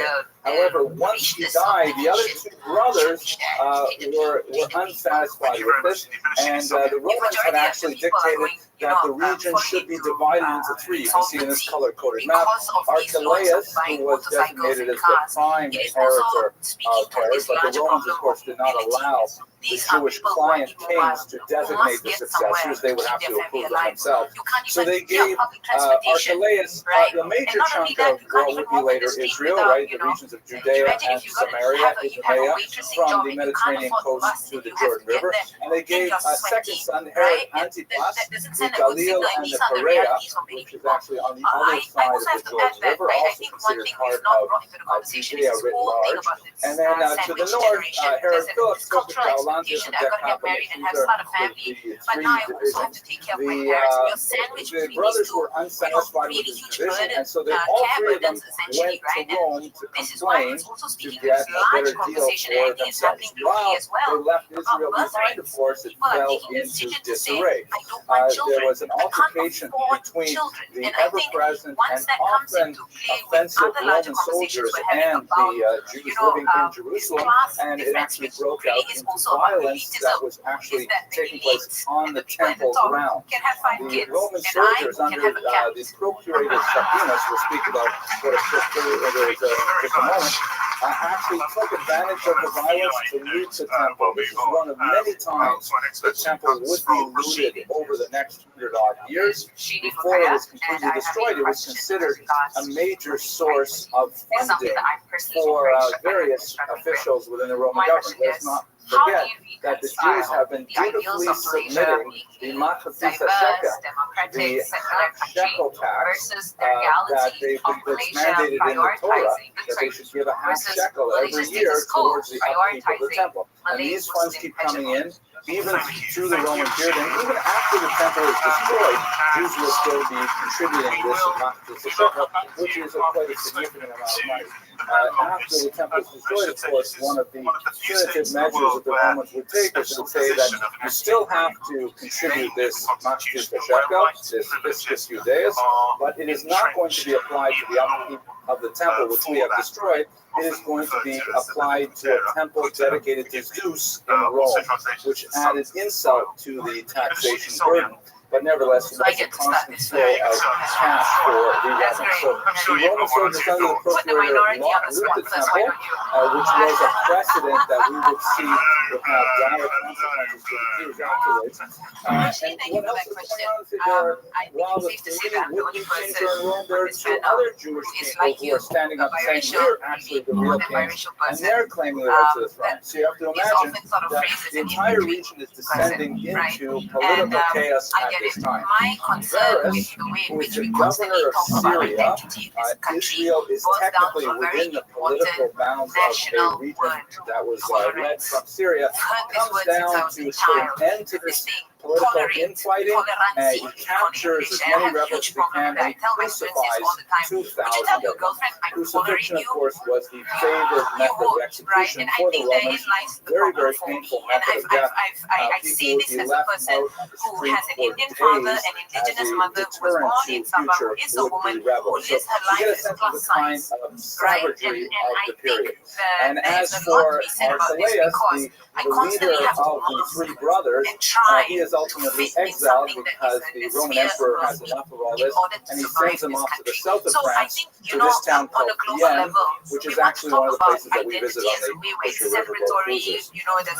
there's a kind of a So now let's think a happiness little bit about about the reclaiming political your agency and your organization of identity. the But that's Jews at easier this said time. than They're done. living under And I think someone if called there's the a way for us to procurator, sort of mitigate which that is not without exactly constantly a feeling so provincial afraid leader, but of, nevertheless someone with a tremendous amount of power. injuring We the will get feeling back of to the those Jewish are client in kings power, who members of are the status present quo. It throughout would the be a first huge century. conversation. The procurators were based in Caesarea. You recall this is a city that Herod built specifically for the Romans, with all kinds of amphitheaters and gymnasia and a beautiful deep water port and things like that.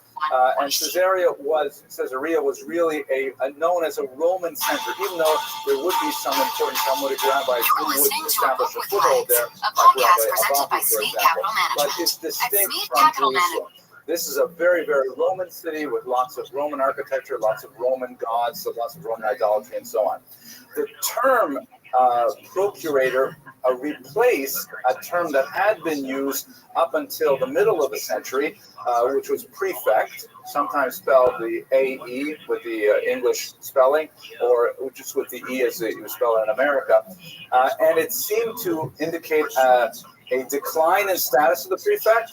The prefect had more authority. The procurator was primarily a financial figure, collecting funds. The most important prefect, of course, in the history of this time is Pontius Pilate. And in 1961, this stone was discovered in Jerusalem that actually names Pontius Pilate. You recall, he was the prefect who put Jesus to trial, and he wanted to, substitute him for Barabbas. And when the huddled masses decided they wanted Barabbas to go free, something which has no precedent in any example of Roman law we have from the period, then Pontius Pilate famously washes his hands of the affair, which is how we get the expression in English. Here he is. You can see the inserted letters, which are kind of wiped out, are from Augustus, which would be from the Caesar, Tiberius, to Pontius Pilate, the prefect of the Jews or of Judea. This is dedicated. This is kind of like the first shul plaque in history. I thought that was funny, but I just made it up now. So, okay. So it's interesting though. It clearly is an archaeological point of data to prove the existence of someone named Pontius Pilate, and one can, by extension, argue that many of the other stories have some historicity as well.